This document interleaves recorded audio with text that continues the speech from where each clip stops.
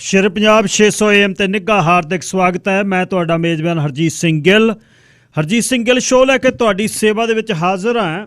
10:17 ਹੋਏ ਨੇ 10:17 ਹੋਏ ਨੇ ਤੇ 7 ਜੂਨ ਦਾ ਦਿਨ ਹੈ, ਵਰ੍ਹਾ 2022 ਦਾ ਮੰਗਲਵਾਰ ਹੈ।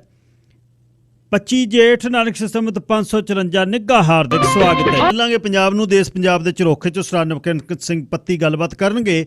ਉਸ ਤੋਂ ਬਾਅਦ 11 ਤੋਂ 12 ਵਜੇ ਤੱਕ ਕੈਨੇਡਾ ਦੇ ਵਿੱਚ ਖਾਸ ਦਿਖਣ ਵਾਲਾ ਭਾਈਚਾਰਾ ਜਿਹੜਾ ਹੈ ਉਹਦੇ ਭਵਿੱਖ ਦੀ ਅੱਜ ਮੈਂ ਗੱਲ ਕਰਨੀ ਹੈ। ਸਾਲ ਹੋ ਗਿਆ ਲੰਡਨ ਦੇ ਵਿੱਚ ਇੱਕ ਪਾਕਿਸਤਾਨ ਦੇ ਪਰਿਵਾਰ, ਮੁਸਲਮਾਨ ਪਰਿਵਾਰ ਜਿਹੜਾ ਉਸ ਦਾ ਮੀਆਂ ਬੀਬੀ, ਧੀ ਤੇ ਮਾਂ ਚਾਰੇ ਦਰੜ ਕੇ ਮਾਰ ਦਿੱਤੇ ਬੰਦੇ ਨੇ। 1 ਸਾਲ ਤੇ ਉਸ ਤੋਂ ਬਾਅਦ ਜਿਹੜੀ ਰਿਪਲੇਸਮੈਂਟ ਥਿਊਰੀ ਹੈ, ਜਿਹੜੀ 2 ਆਪਾਂ ਉਸ 'ਤੇ ਟਾਕ ਸ਼ੋ ਕੀਤੇ ਸੀ ਵੀ ਕਾਰਨ ਕੀ ਹੈ, ਇਹ ਗੱਲਾਂ ਕਿੱਧਰ ਨੂੰ ਚੱਲੀਆਂ ਤੇ ਜਿਹੜੇ ਸਾਡੇ ਸਿੰਬੋਲਿਕ ਜੈਸਚਰਸ ਨੇ, ਲਓ ਜੀ ਸਾਡਾ ਹੈਰੀਟੇਜ ਮੰਥ ਦੇ ਦਿਓ ਜੀ, ਸਾਡਾ ਨਿਸ਼ਾਨ ਸਾਹਿਬ ਚਲਾ ਦਿਓ ਜੀ ਸਿਟੀ ਹਾਲ 'ਤੇ, ਇਹ ਅਸੀਂ ਭਵਿੱਖ ਵਾਲੇ ਪਾਸੇ ਕਿੱਧਰ ਨੂੰ ਚੱਲੇ ਹਾਂ। ਗੈਟੋ ਜਿਹੜਾ ਇਕੱਠਾ ਇੱਕ ਜਗ੍ਹਾ ਰਹਿਣਾ, ਜਿਹੜਾ ਸ਼ੋਅ ਆਫ ਕਰਨ ਦੀ ਇੱਕ ਸਾਡੀ ਆਦਤ ਹੈ, ਉਹ ਸਾਨੂੰ ਕਿੱਥੇ ਖੜਾਏਗੀ ਜਾ ਕੇ। ਇਹਦੇ 'ਤੇ ਮੈਂ ਗੱਲਬਾਤ ਕਰਨੀ ਹੈ। ਇਹਨਾਂ ਦੇਸ਼ਾਂ ਦੇ ਵਿੱਚ ਬਦਲਦੀਆਂ ਚੀਜ਼ਾਂ, ਖਾਸ ਤੌਰ 'ਤੇ ਅਮਰੀਕਾ ਦੇ ਵਿੱਚ, ਜੇ ਚਾਰਲਸਵਿਲ ਦੇ ਵਿੱਚ ਇਹ ਨਾਅਰੇ ਲੱਗ ਸਕਦੇ ਨੇ ਕਿ ਯਹੂਦੀ ਸਾਨੂੰ ਰਿਪਲੇਸ ਨਹੀਂ ਕਰ ਸਕਦੇ, ਜਿਹੜਾ ਦੁਨੀਆ 'ਤੇ ਜਿਨ੍ਹਾਂ ਦੀ ਤਾਕਤ ਹੈ ਅਤੇ ਸਾਰਾ ਕੁਛ ਹੈ, ਵਾਸ਼ਿੰਗਟਨ DC ਤੋਂ ਲੈ ਕੇ ਨਿਊਯਾਰਕ ਦੇ ਗਲਿਆਰਿਆਂ ਦੇ ਵਿੱਚ ਉਹਨਾਂ ਦਾ ਨਾਂ ਚੱਲਦਾ, ਜੇ ਉਹਨਾਂ ਦੇ ਬਾਰੇ ਨਾਅਰੇ ਲੱਗ ਸਕਦੇ ਨੇ ਅਤੇ ਹੋਰ ਜਿਹੜੇ ਭਾਈਚਾਰੇ ਨੇ ਬਹੁਤ ਘੱਟ ਗਿਣਤੀ ਦੇ ਵਿੱਚ, ਉਹ ਉਹਨਾਂ ਦੇ ਭਵਿੱਖ ਦੀ ਗੱਲ, ਆਪਣਾ ਮੁਲਾਂਕਣ, ਇਸ 'ਤੇ ਮੈਂ ਗੱਲਬਾਤ ਕਰਨੀ ਚਾਹੁੰਦਾ। ਅਤੇ ਉਸ ਤੋਂ ਬਾਅਦ ਆਖਰੀ ਘੰਟੇ 'ਚ 12:10 ਤੋਂ ਲੈ ਕੇ 1 ਵਜੇ ਤੱਕ ਉੱਘੇ ਡੌਗ ਬਰੀਡਰ ਅਤੇ ਟ੍ਰੇਨਰ ਸਰਦਾਰ ਕੁਲਦੀਪ ਸਿੰਘ ਤੱਖਰ ਸ਼ਾਮਲ ਹੋਣਗੇ। ਕੱਲ੍ਹ ਕੈਲਗਰੀ ਦੇ ਵਿੱਚ ਇੱਕ 80 ਵਰ੍ਹਿਆਂ ਦੀ ਬਜ਼ੁਰਗ ਸਿਟੀਜ਼ਨ ਨੂੰ ਇੱਕ ਕੁੱਤੇ ਨੇ ਵੱਢ ਕੇ ਮਾਰ ਦਿੱਤਾ, ਉਹਦੇ ਅਟੈਕ ਕਰ ਦਿੱਤਾ। ਗਰਮੀ ਦੇ ਦਿਨਾਂ ਦੇ ਵਿੱਚ ਆਪਾਂ ਬਾਹਰ ਨਿਕਲਦੇ ਹਾਂ, ਸਾਡੇ ਡੌਗਸ ਅਸੀਂ ਲੈ ਕੇ ਚੱਲਦੇ ਹਾਂ। ਡੌਗ ਦੀ ਟ੍ਰੇਨਿੰਗ ਕੀ ਚਾਹੀਦੀ ਹੈ, ਡੌਗ ਦੇ ਕਾਲਰ ਖਾਸ ਕਿਹੋ ਜਿਹੇ ਚਾਹੀਦੇ ਨੇ, ਤੁਹਾਡਾ ਡੌਗ ਵੱਢਦਾ ਉਹਦਾ ਮਜ਼ਲ, ਉਹਦੀ ਮੂਰੀ ਕਿਵੇਂ ਪਾਈ ਜਾ ਸਕਦੀ ਹੈ, ਇਸ 'ਤੇ ਗੱਲਬਾਤ ਹੋਏਗੀ। 604-204-0600 6042040600 ਕੋਸ਼ਿਸ਼ ਕਰਾਂਗਾ ਸਰਦਾਰ ਤੱਖਰ ਵਾਲੀ ਇੰਟਰਵਿਊ ਅਸੀਂ ਲਾਈਵ ਫੇਸਬੁੱਕ 'ਤੇ ਵੀ ਕਰੀਏ ਕਿ ਤੁਸੀਂ ਵੇਖ ਸਕੋ, ਉਹਨਾਂ ਨੂੰ ਵੀ ਵੇਖ ਸਕੋ ਅਤੇ ਸੁਣਦੇ ਰਹਿਣਾ ਸ਼ੇਰ ਪੰਜਾਬ ਤੇ ਸ਼ਾਮਲ ਹੋਣਾ। 604-204-0600 ਲਾਲ ਭੂਸਲੇ ਵਣਾਂ ਤੇ ਉੱਡਦੇ ਪੰਛੀ, ਲਾਲ ਭੂਸਲੇ ਵਣਾਂ ਤੇ ਉੱਡਦੇ ਪੰਛੀ ਕਿਸੇ ਭਰਮ ਦਾ ਸ਼ਿਕਾਰ ਨਹੀਂ ਹੁੰਦੇ। ਸਾਇਆਦਾਰ ਦਰੱਖਤਾਂ ਥੱਲੇ ਚੁੰਗੀਆਂ ਭਰਦੀ ਹਰਨੀ 100 ਫਲਸਫਿਆਂ ਦਾ ਸਾਰ ਹੁੰਦੀ ਹੈ। ਸਕੂਲ ਕਿੱਕਰਾਂ ਦੇ ਵੀ ਹੁੰਦੇ ਨੇ, ਪੜ੍ਹਾਈ ਕਿਰਦੇ ਤੁੱਕਿਆਂ ਦੀ ਵੀ ਹੁੰਦੀ ਹੈ। ਜੰਗਲੀ ਖੇਤਾਂ 'ਚ ਬੈਠੀ ਨਵੀਂ ਬਹੂ ਵਰਗੀ ਧੁੱਪਾਂ ਨੂੰ ਦੇਖਣਾ ਵੀ ਉੱਚ ਵਿੱਦਿਆ ਹੀ ਹੁੰਦਾ ਹੈ। ਨੀਲੀਆਂ ਪਾਕ ਉਚਾਈਆਂ ਹਰ ਸਵਾਲ ਦਾ ਜਵਾਬ ਦਿੰਦੀਆਂ ਨੇ। ਹਵਾ ਕਦੇ ਪੁਰਾਣੀ ਨਹੀਂ ਹੁੰਦੀ, ਚੰਨ ਕਦੇ ਮੈਲਾ ਨਹੀਂ ਹੁੰਦਾ। ਮਲਿਆਂ ਨੂੰ ਰੇਤਾ ਹੀ ਚਾਹੀਦਾ ਹੁੰਦਾ ਹੈ। ਪੱਥਰਾਂ ਦੀ ਗਤੀ ਢਲਾਨਾਂ 'ਤੇ ਹੀ ਬਣਦੀ ਹੈ। ਕੱਚੀਆਂ ਪਗਡੰਡੀਆਂ ਨੂੰ ਬੜੇ ਰਹੱਸ ਪਤਾ ਹੁੰਦੇ ਨੇ। ਧਰਤੀ ਕੱਖਾਂ ਦਾ ਬੜਾ ਮੋਹ ਕਰਦੀ ਹੈ। ਮੱਖੀਆਂ ਭੌਰਿਆਂ ਦੀ ਆਵਾਜ਼ ਨਾਲ ਗੂੰਜਦੀਆਂ ਅੰਗੂਰਾਂ ਦੀਆਂ ਸ਼ਾਹ ਸਬਜ਼ ਬੇਲਾਂ ਵਿਨ ਵਰਕਿਆਂ ਦੀਆਂ ਆਜ਼ਾਦ ਕਿਤਾਬਾਂ ਹੁੰਦੀਆਂ ਨੇ। ਆਜ਼ਾਦ ਕਿਤਾਬਾਂ। ਰਾਣੀ ਤੱਤ 'ਚ ਹਰਮਨਜੀਤ ਲਿਖਦਾ ਸਾਰਿਆਂ ਦਾ ਧੰਨਵਾਦ ਹੈ। ਸਾਹਮਣੇ ਸਟੂਡੀਓ 'ਚ TV ਚੱਲ ਰਿਹਾ ਹੁੰਦਾ ਹੈ ਕਿ ਲਾਈਵ ਕੋਈ ਅਸੀਂ ਖੜੇ ਪੈਰ ਕੋਈ ਬ੍ਰੇਕਿੰਗ ਨਿਊਜ਼। ਬ੍ਰਿਟਿਸ਼ ਕੋਲੰਬੀਆ ਦੇ chief medical officer doctor Jatinder ਵੈਦਵਾਨ ਬੋਲ ਰਹੇ ਨੇ। ਸਿਰ 'ਤੇ ਨੀਲੀ ਦਸਤਾਰ ਆ, ਚਿੱਟੀ 50 ਹੈ ਅਤੇ ਪਰ ਕਿੰਨਾ ਵਧੀਆ ਹੁੰਦਾ ਕਿ ਜਤਿੰਦਰ ਅਤੇ ਵੈਦਵਾਨ ਦੇ ਵਿੱਚ ਕਿਤੇ ਸਿੰਘ ਲਿਖਿਆ ਹੁੰਦਾ। ਅਸੀਂ ਸਿੰਘ ਅਤੇ ਕੌਰ ਮੂਲੋਂ ਹੀ ਕੱਢਤਾ। ਸਿਰ 'ਤੇ ਦਸਤਾਰਾਂ ਹੈਗੀਆਂ, ਸਿਰ 'ਤੇ ਚੁੰਨੀਆਂ ਵੀ ਹੈਗੀਆਂ, ਪਰ ਕੌਰ ਅਤੇ ਸਿੰਘ ਵਿੱਚੋਂ ਖਤਮ। Sandy Gill, Harry Brar, Tom Gill, ਜੈਰੀ ਬਰਾੜ, ਕਿੱਧਰ ਨੂੰ ਜਾਵਾਂਗੇ? ਮੁੜਨਾ ਪੈਣਾ। ਕਿੱਲੀ ਦੇ ਨਾਲ ਜਿਹੜੇ ਦਾਣੇ ਰਹਿਣਗੇ ਉਹ ਬਚ ਜਾਣਗੇ, ਨਹੀਂ ਤਾਂ ਫਿਰ ਚੱਕੀ ਆ ਜਿਹੜੀ ਉਹ ਪੀਹ ਦਿੰਦੀ ਹੈ। ਸਰ ਨਮਕੀਨ ਸਿੰਘ ਪੱਤੀ ਨਾਲ ਗੱਲਬਾਤ ਕਰਦੇ ਹਾਂ। ਪੰਜਾਬ 'ਚ ਬਰਨਾਲੇ ਬੈਠੇ ਨੇ ਸਰ ਨਮਕੀਨ ਸਿੰਘ ਜੀ, ਸਵਾਗਤ, ਸਤਿ ਸ੍ਰੀ ਅਕਾਲ। ਸ਼ੁਕਰੀਆ ਗਿੱਲ ਸਾਹਿਬ ਜੀ। ਸਭ ਤੋਂ ਪਹਿਲਾਂ ਤੁਹਾਨੂੰ ਅਤੇ ਸ਼ੇਰੇ ਪੰਜਾਬ ਰੇਡੀਓ ਸੁਣ ਰਹੇ ਸਾਰੇ ਹੀ ਸਰੋਤਿਆਂ ਨੂੰ ਮੇਰੇ ਵੱਲੋਂ ਵੀ ਪਿਆਰ ਭਰੀ ਸਤਿ ਸ੍ਰੀ ਅਕਾਲ ਜੀ। ਜੀ ਗਿੱਲ ਸਾਹਿਬ, ਵਿਜੀਲੈਂਸ ਵਾਲਿਆਂ ਨੂੰ ਫਿਰ ਧਰਮਸੋਤ ਨੇ ਕਿਹਾ ਹੋਊ ਨਾ ਮਾਰ ਜ਼ਾਲਮਾਂ ਵੇ ਪੇਕੇ ਤੱਤੜੀ ਦੇ ਦੂਰ, ਠੁਮਕਾ ਵੀ ਲੱਗਿਆ ਹੋਊ। ਜੀ ਗਿੱਲ ਸਾਹਿਬ, ਸਾਧੂ ਸਿੰਘ ਧਰਮਸੋਤ ਕਹਿੰਦੇ 3 ਦਿਨ ਪਹਿਲਾਂ ਜਦੋਂ ਬੀਜੇਪੀ ਦੇ ਵਿੱਚ ਵੱਡੀ ਗਿਣਤੀ ਕਾਂਗਰਸੀ ਗਏ, ਇਹ ਵੀ ਜਾਣ ਨੂੰ ਕਰਤਾ ਸੀ। ਇਹਨੇ ਵੀ ਕਹਿੰਦੇ ਸੁਨੀਲ ਜਾਖੜ ਨਾਲ ਗੱਲ ਕੀਤੀ ਸੀ ਵੀ ਇੱਧਰ ਇੱਕ ਵਾਸ਼ਿੰਗ ਮਸ਼ੀਨ ਹੈਗੀ ਆ, ਮੈਨੂੰ ਵੀ ਨਿਗਾਹ ਦਿਓ ਉਹਦੇ ਚ ਦੀ। ਕਹਿੰਦੇ ਬੀਜੇਪੀ ਵਾਲਿਆਂ ਨੂੰ ਹੁਣ ਤਾਂ ਬੈਠੇ ਆ, ਸੈਂਟਰ ਦੀਆਂ ਏਜੰਸੀਆਂ ਉਹਨਾਂ ਨੂੰ ਸਾਰਾ ਪਤਾ। ਉਹ ਕਹਿੰਦੇ ਇਹਦਾ ਤਾਂ ਬਸ ਥੋੜੇ ਘੰਟਿਆਂ ਦਾ ਹੀ ਖੇਡ ਹੈ, ਜੇ ਬੀਜੇਪੀ ਚ ਲੈ ਲਿਆ ਨਾਲ ਬੀਜੇਪੀ ਦੀ ਬਦਨਾਮੀ ਕਰਾਊ। ਉਹਨਾਂ ਨੇ ਲਿਆ ਨਹੀਂ। ਹੁਣ ਬਹੁਤ ਸਾਰੇ ਲੋਕ ਕਹਿ ਰਹੇ ਆ ਕਿ ਜੇ ਬੀਜੇਪੀ ਚ ਵਗ ਜਾਂਦਾ, ਪਰ ਉਹਨਾਂ ਨੇ ਲਿਆ ਨਹੀਂ ਕਿਉਂਕਿ ਗਿੱਲ ਸਾਹਿਬ ਭਗਵੰਤ ਮਾਨ ਕੁਛ ਦਿਨ ਪਹਿਲਾਂ ਮੀਡੀਆ ਦੇ ਵਿੱਚ ਹੀ ਕਹਿ ਗਏ ਸੀ ਕਿ ਸਾਧੂ ਧਰਮਸੋਤ ਤਾਂ ਫੜਿਆ ਸਮਝੋ। ਤਾਂ ਅਸਲ ਦੇ ਵਿੱਚ ਜਦੋਂ ਸਾਧੂ ਸਿੰਘ ਧਰਮਸੋਤ ਮੰਤਰੀ ਸੀ, ਕੈਪਟਨ ਅਮਰਿੰਦਰ ਸਿੰਘ ਹੋਰਾਂ ਦਾ ਕਾਰਜਕਾਲ ਸੀ, ਉਹ ਤਾਂ ਇਹ ਸਾਰੇ ਹੀ ਕੈਪਟਨ ਪੰਜਾਬ ਨਹੀਂ ਸੀ ਵੜਦਾ, ਕੈਪਟਨ ਅਮਰਿੰਦਰ ਸਿੰਘ ਸਿੱਧਵਾਂ ਵਾਲੇ ਫਾਰਮ ਹਾਊਸ ਚੋਂ ਨਹੀਂ ਸੀ ਨਿਕਲਦਾ, ਇਹ ਸਾਰੇ ਮੁੱਖ ਮੰਤਰੀ ਸਮਝਦੇ ਸੀ ਆਪਦੇ ਆਪ। ਔਰ ਸਾਰਿਆਂ ਨੇ ਆਪਦੇ ਮਨ ਦੀਆਂ ਚਲਾਈਆਂ ਨੇ 4.5 ਸਾਲ ਬਾਅਦ ਚ ਕਹਿਣ ਨੂੰ ਇਹਨਾਂ ਨੇ ਸਾਰਾ ਕੁਛ ਕੈਪਟਨ ਦੇ ਗੱਲ ਬੇਸ਼ੱਕ ਦੀ ਪਾ ਦਿੱਤਾ। ਤਾਂ ਉਸ ਸਮੇਂ ਦੌਰਾਨ ਇਹਦੇ ਕੋਲੇ 2 ਵੱਡੇ ਮਹਿਕਮੇ ਸੀ, ਇੱਕ ਸਮਾਜਿਕ ਸੁਰੱਖਿਆ ਦਾ ਤੇ ਦੂਜਾ ਜੰਗਲਾਤ ਦਾ। ਗਿੱਲ ਸਾਹਿਬ ਕਰੋੜਾਂ ਰੁਪਏ ਦਾ ਘਪਲਾ ਤਾਂ ਜਿਹੜਾ ਉਹ ਦਲਿਤ ਵਿਦਿਆਰਥੀਆਂ ਦੀ ਸਕਾਲਰਸ਼ਿਪ ਦੇ ਮਸਲੇ ਦੇ ਵਿੱਚ ਹੋਇਆਗਾ, ਉਹ ਕੇਸ ਤਾਂ ਜੇ ਛੇੜਿਆ ਹੀ ਨਹੀਂ ਭਗਵੰਤ ਮਾਨ ਸਰਕਾਰ ਨੇ। ਇਹਨਾਂ ਨੇ ਤਾਂ ਇੱਕ ਹੋਇਆ ਇਹ ਗਿੱਲ ਸਾਹਿਬ ਗੱਲ ਹਾਸੀ ਵਾਲੀ ਹੋਈ ਆ, ਇੱਕ ਠੇਕੇਦਾਰ ਦੀ ਡਾਇਰੀ ਹੱਥ ਲੱਗ ਗਈ। ਉਹ ਠੇਕੇਦਾਰ ਵੀ ਇਹੋ ਜਿਹਾ, ਉਹ ਡਾਇਰੀ 'ਚ ਸਾਰਾ ਕੁਛ ਹੀ ਲਿਖੀ ਜਾਂਦਾ ਸੀ ਵੀ ਮੈਂ 1000 ਰੁਪਇਆ ਫਲਾਨੇ ਨੂੰ ਰਿਸ਼ਵਤ ਦਿੱਤੀ, 100 ਰੁਪਇਆ ਫਲਾਨੇ ਨੂੰ ਦਿੱਤਾ, ਫਲਾਨੇ ਥਾਂ ਤੋਂ ਮੈਂ 10 ਦਰਖਤ ਵੱਢੇ, ਉੱਥੇ ਮੈਂ ਇੰਨੇ 1000 ਰੁਪਇਆ ਫਲਾਨੇ ਨੂੰ ਰਿਸ਼ਵਤ ਦਿੱਤੀ। ਉਹ ਡਾਇਰੀ 'ਚ ਸਾਰਾ ਕੁਛ ਹੀ ਲਿਖੀ ਜਾਂਦਾ ਸੀ ਆਪਦੀ।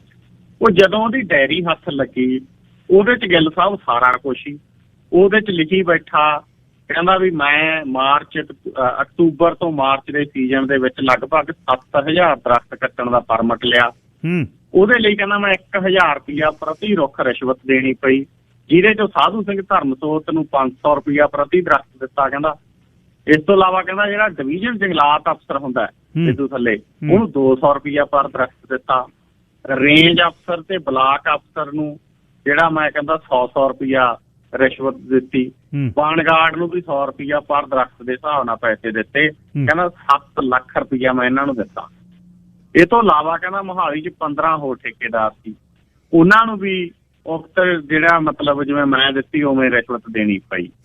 ਤਾਂ ਉਹਨੇ ਗਿੱਲ ਸਾਹਿਬ ਸਾਰੀ ਕਹਾਣੀ ਖੋਲਤੀ। ਉਦੋਂ ਬਾਅਦ ਉਹਨੇ ਇਹ ਵੀ ਦੱਸਿਆ ਵੀ ਮੈਂ ਸਾਧੂ ਸਿੰਘ ਧਰਮਸੋਤ ਨੂੰ ਫਲਾਨੇ ਬੰਦੇ ਰਾਹੀਂ ਪੈਸੇ ਪਹੁੰਚਾਏ। ਇਹ ਹੈਗਾ ਇੱਕ ਤਾਂ ਪੱਤਰਕਾਰ ਆ, ਇਹ ਉਦੋਂ ਮੀਡੀਆ ਸਲਾਹਕਾਰ ਲੱਗਿਆ ਹੋਇਆ ਸੀ, ਇਹਦਾ ਕਮਲਪ੍ਰੀਤ ਸਿੰਘ ਕਮਲ ਖੰਨੇ ਦਾ।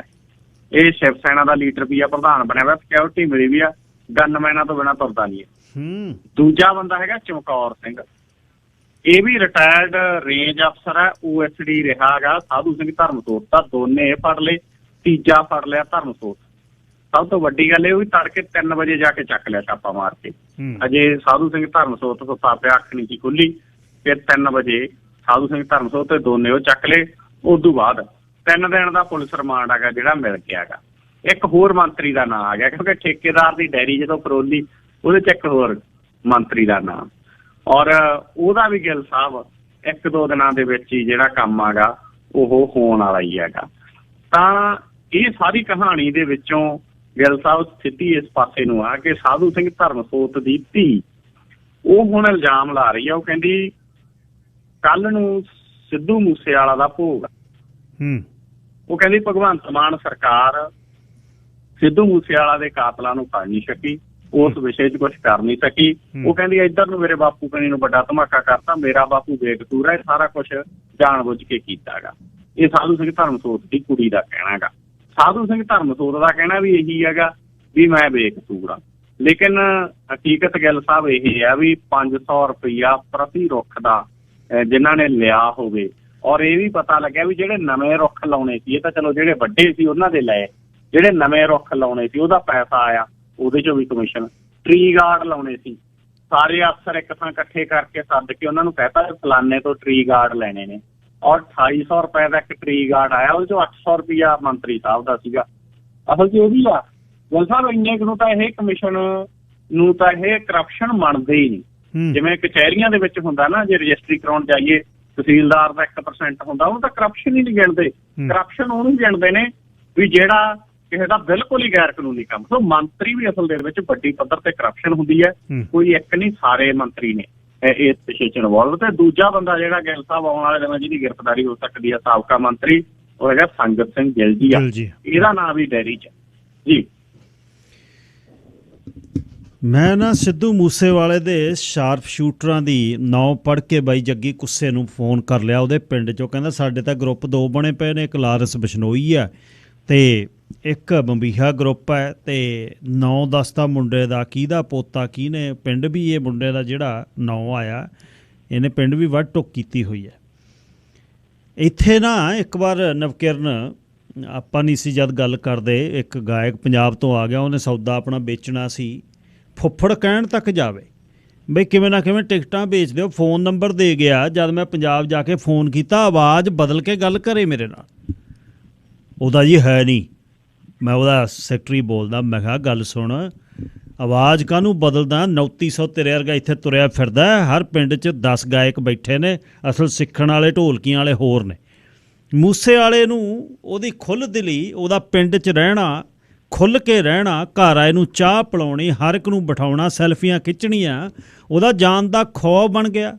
ਆ ਕੇਕੜਾ ਜਿਹੜਾ ਫੜਿਆ ਕਾਲਿਆਂ ਵਾਲੀ ਤੋਂ, ਉਹੀ ਲੈ ਗਿਆ ਨਾ ਉਹਦੇ ਨਾਲ ਚਾਹ ਪੀ ਕੇ, ਅਤੇ ਉਹਨੂੰ ਪੌਣਾ ਘੰਟਾ ਬਹਿ ਕੇ ਜਾਂ ਸਾਹਮਣੇ ਥਾਰ 'ਚ ਬਹਿ ਕੇ, ਅੱਗੇ ਵੀ ਉਹਦੀਆਂ ਵੀਡੀਓ 'ਚ ਬਹੁਤ ਦੇਖ ਕੇ ਗੱਲਾਂ ਕਰਦਾ ਕਰਦਾ ਗੱਡੀ 'ਚ ਬਹਿ ਜਾਂਦਾ, ਫਰਕ ਨਹੀਂ ਸੀ। ਅਤੇ ਸ਼ਾਰਪ ਸ਼ੂਟਰਾਂ ਦੇ ਜਿਨ੍ਹਾਂ ਦੇ ਨਾਂ ਲਏ ਨੇ, ਇਹ ਵੈਸੇ ਹੀ ਕਹਾਣੀ ਹੈ, ਜਿਹਦੇ ਹੱਥ 'ਚ ਫੜਦੀ ਹੈ, ਜਦ ਫੜੀ ਹੁੰਦੀ ਆ ਉਹ ਚੱਲਦੀ ਹੋਈ ਹੈ।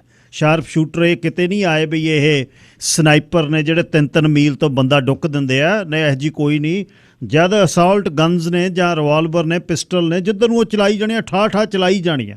ਉਈਓ ਇਹਨਾਂ ਨੂੰ ਇਹ ਗਿੱਦੜਾਂ ਦਾ ਸਮਾਨ ਜਿਹੜਾ ਪਹਾੜੀ ਚੜ੍ਹਾਈ ਬੈਠੇ ਨੇ, ਸ਼ਾਰਪ ਸ਼ੂਟਰ ਕਹਿ ਕੇ। ਮੈਂ ਜਦ ਸਾਰੀ ਕਹਾਣੀ ਪੜ੍ਹ ਰਿਹਾ ਸੀ ਮੁੰਡੇ ਦੀ, ਸਿੱਧੂ ਦੀ, ਬਈ ਯਾਰ ਘਰੇ ਮਹਿਮਾਨ ਨਵਾਜ਼ੀ ਕਰਨੀਓ ਜਾਨ ਦਾ ਖੌਅ ਬਣ ਗਈ।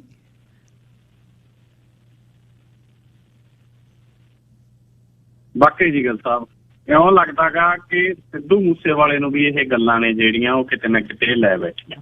ਕਿਉਂਕਿ ਹੁਣ ਜਿਹੜੀ ਪੁਲਿਸ ਦੱਸ ਰਹੀ ਹੈ, ਦੇਖੋ 29 ਮਈ ਨੂੰ ਸ਼ਾਮ ਨੂੰ ਉਹਦਾ ਕਤਲ ਹੁੰਦਾ, ਕੱਲ ਨੂੰ ਭੋਗ ਹੈ, ਔਰ ਅਜੇ ਤੱਕ ਗਿੱਲ ਸਾਹਿਬ ਪੁਲਿਸ ਆ ਜਿਹੜੇ ਸਾਰੇ ਦੋਸ਼ੀਆਂ ਨੂੰ ਫੜ ਨਹੀਂ ਸਕੀ।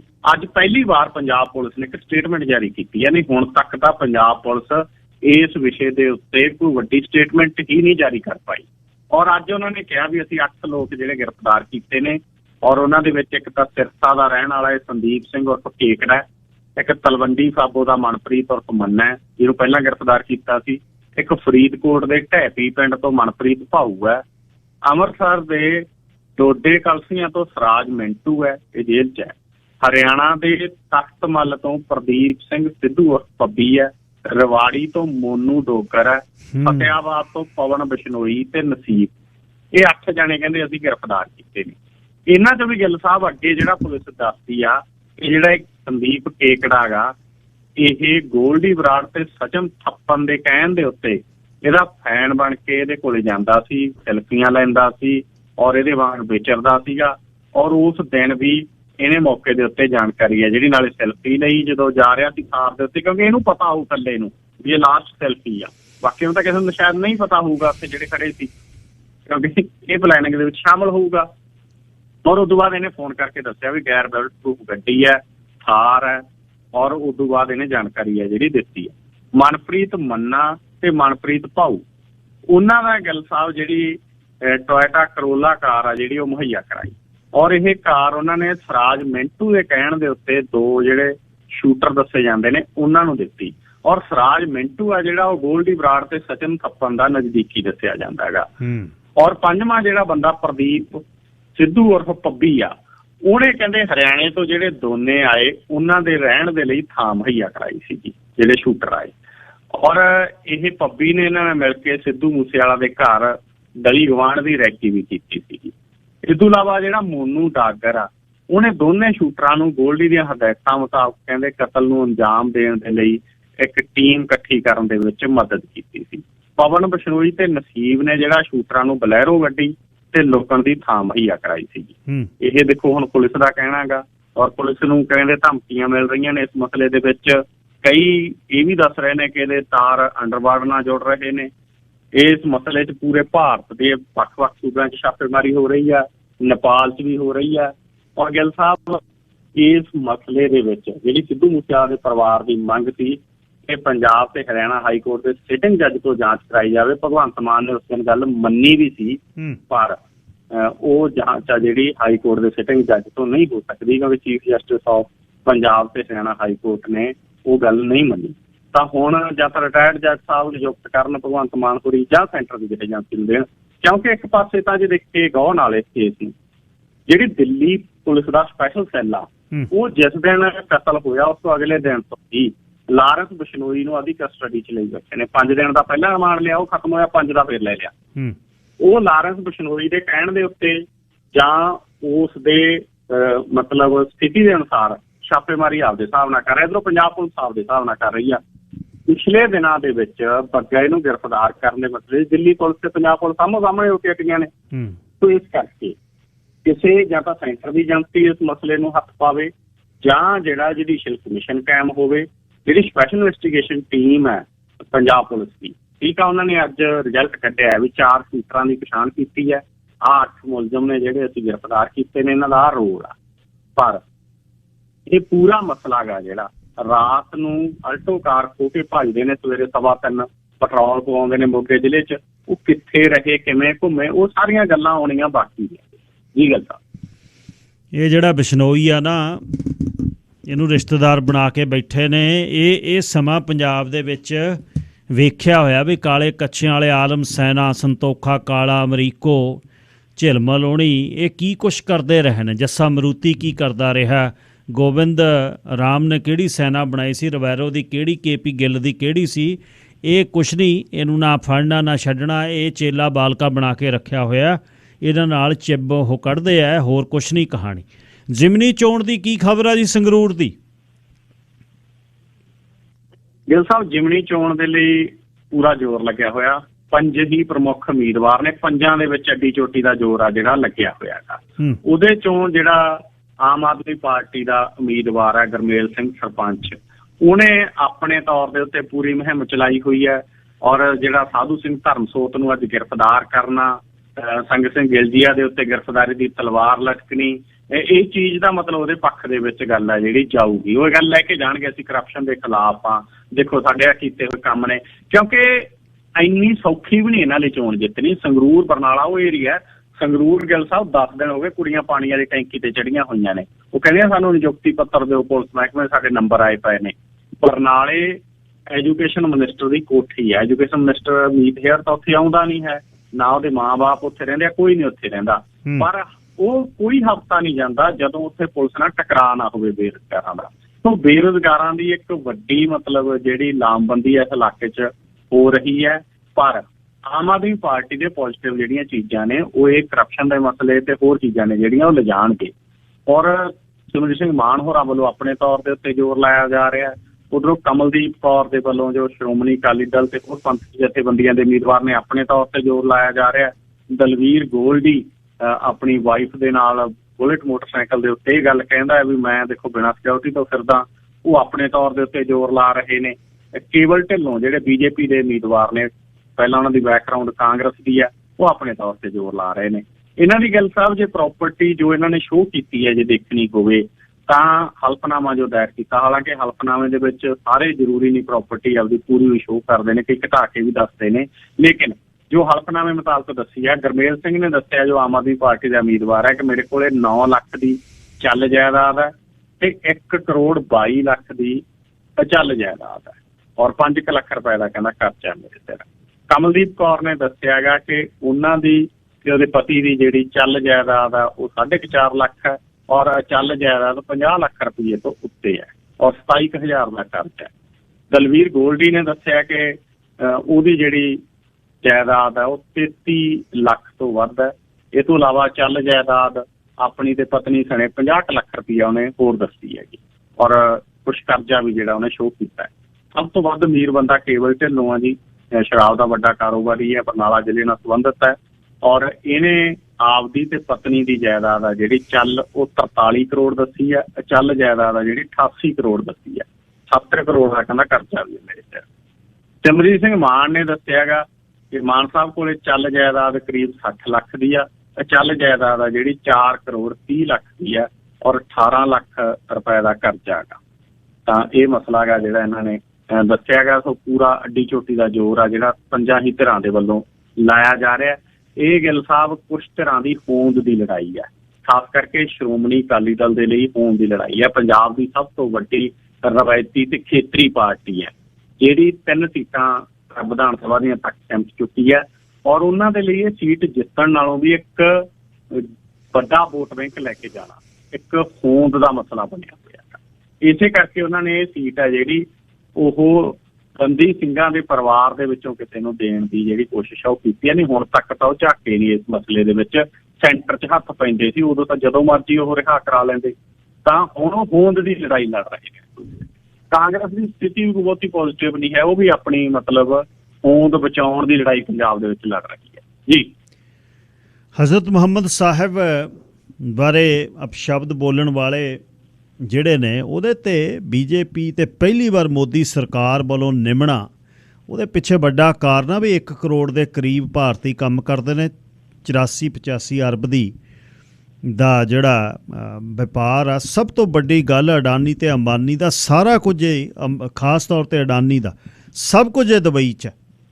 ਅੰਬਾਨੀ ਆ ਜਿਹੜਾ ਉਹ ਬਹੁਤ ਵੱਡੀ ਇੱਕ ਡੀਲ ਸਾਊਦੀ ਅਰਬ ਦੀ ਸਭ ਤੋਂ ਵੱਡੀ ਤੇਲ ਕੰਪਨੀ ਨਾਲ ਕਰ ਰਿਹਾ, ਅਤੇ ਇਹਦੇ ਕਰਕੇ ਬੈਕਫੁੱਟ 'ਤੇ ਜਾਣਾ ਪਿਆ, ਫਸਟ ਟਾਈਮ ਹੋਇਆ। ਅਤੇ ਇਹਦੇ ਬਾਰੇ ਹੋਰ ਕੀ ਖਬਰ ਹੈ ਜਿਹੜੀ ਤੁਸੀਂ ਦੇਣੀ ਚਾਹੁੰਦੇ ਹੋ?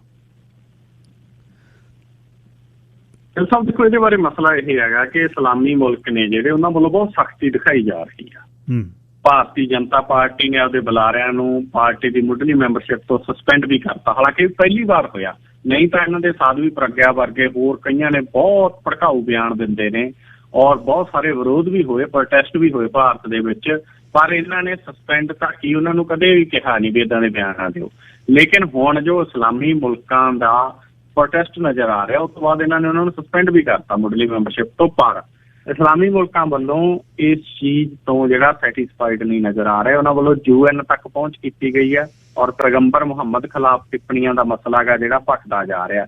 Pakistan, Afghanistan, Saudi Arab, Bahrain ਸਖਤ ਆਲੋਚਨਾ ਕਰ ਰਹੇ ਨੇ। ਪੱਛਮੀ ਏਸ਼ੀਆਈ ਤੇ ਖਾੜੀ ਮੁਲਕ ਨੇ ਜਿਹੜੇ ਉਹ ਭਾਰਤ ਖਿਲਾਫ ਵੱਡੇ ਰੋਹ ਦਾ ਪ੍ਰਗਟਾਵਾ ਕਰ ਰਹੇ ਨੇ। ਬਹੁਤ ਸਾਰੇ ਥਾਵਾਂ ਤੇ ਭਾਰਤੀ ਸਮਾਨ ਆ ਜਿਹੜਾ ਉਹ ਵੇਚਣ ਤੋਂ ਸੁਪਰ ਸਟੋਰ ਆ ਜਿਹੜੇ ਮਾਰਕੀਟ ਨੇ ਉਹ ਇਨਕਾਰ ਕਰ ਰਹੇ ਨੇ। ਔਰ ਇੱਥੇ ਵੀ ਗੱਲ ਤਾਂ ਮੁਸਲਮਾਨ ਭਾਈਚਾਰਾ ਗਾ ਜਿਹੜਾ ਭਾਰਤ ਦੇ ਵਿੱਚ ਵੀ ਪ੍ਰੋਟੈਸਟ ਸ਼ੁਰੂ ਕਰ ਰਿਹਾ।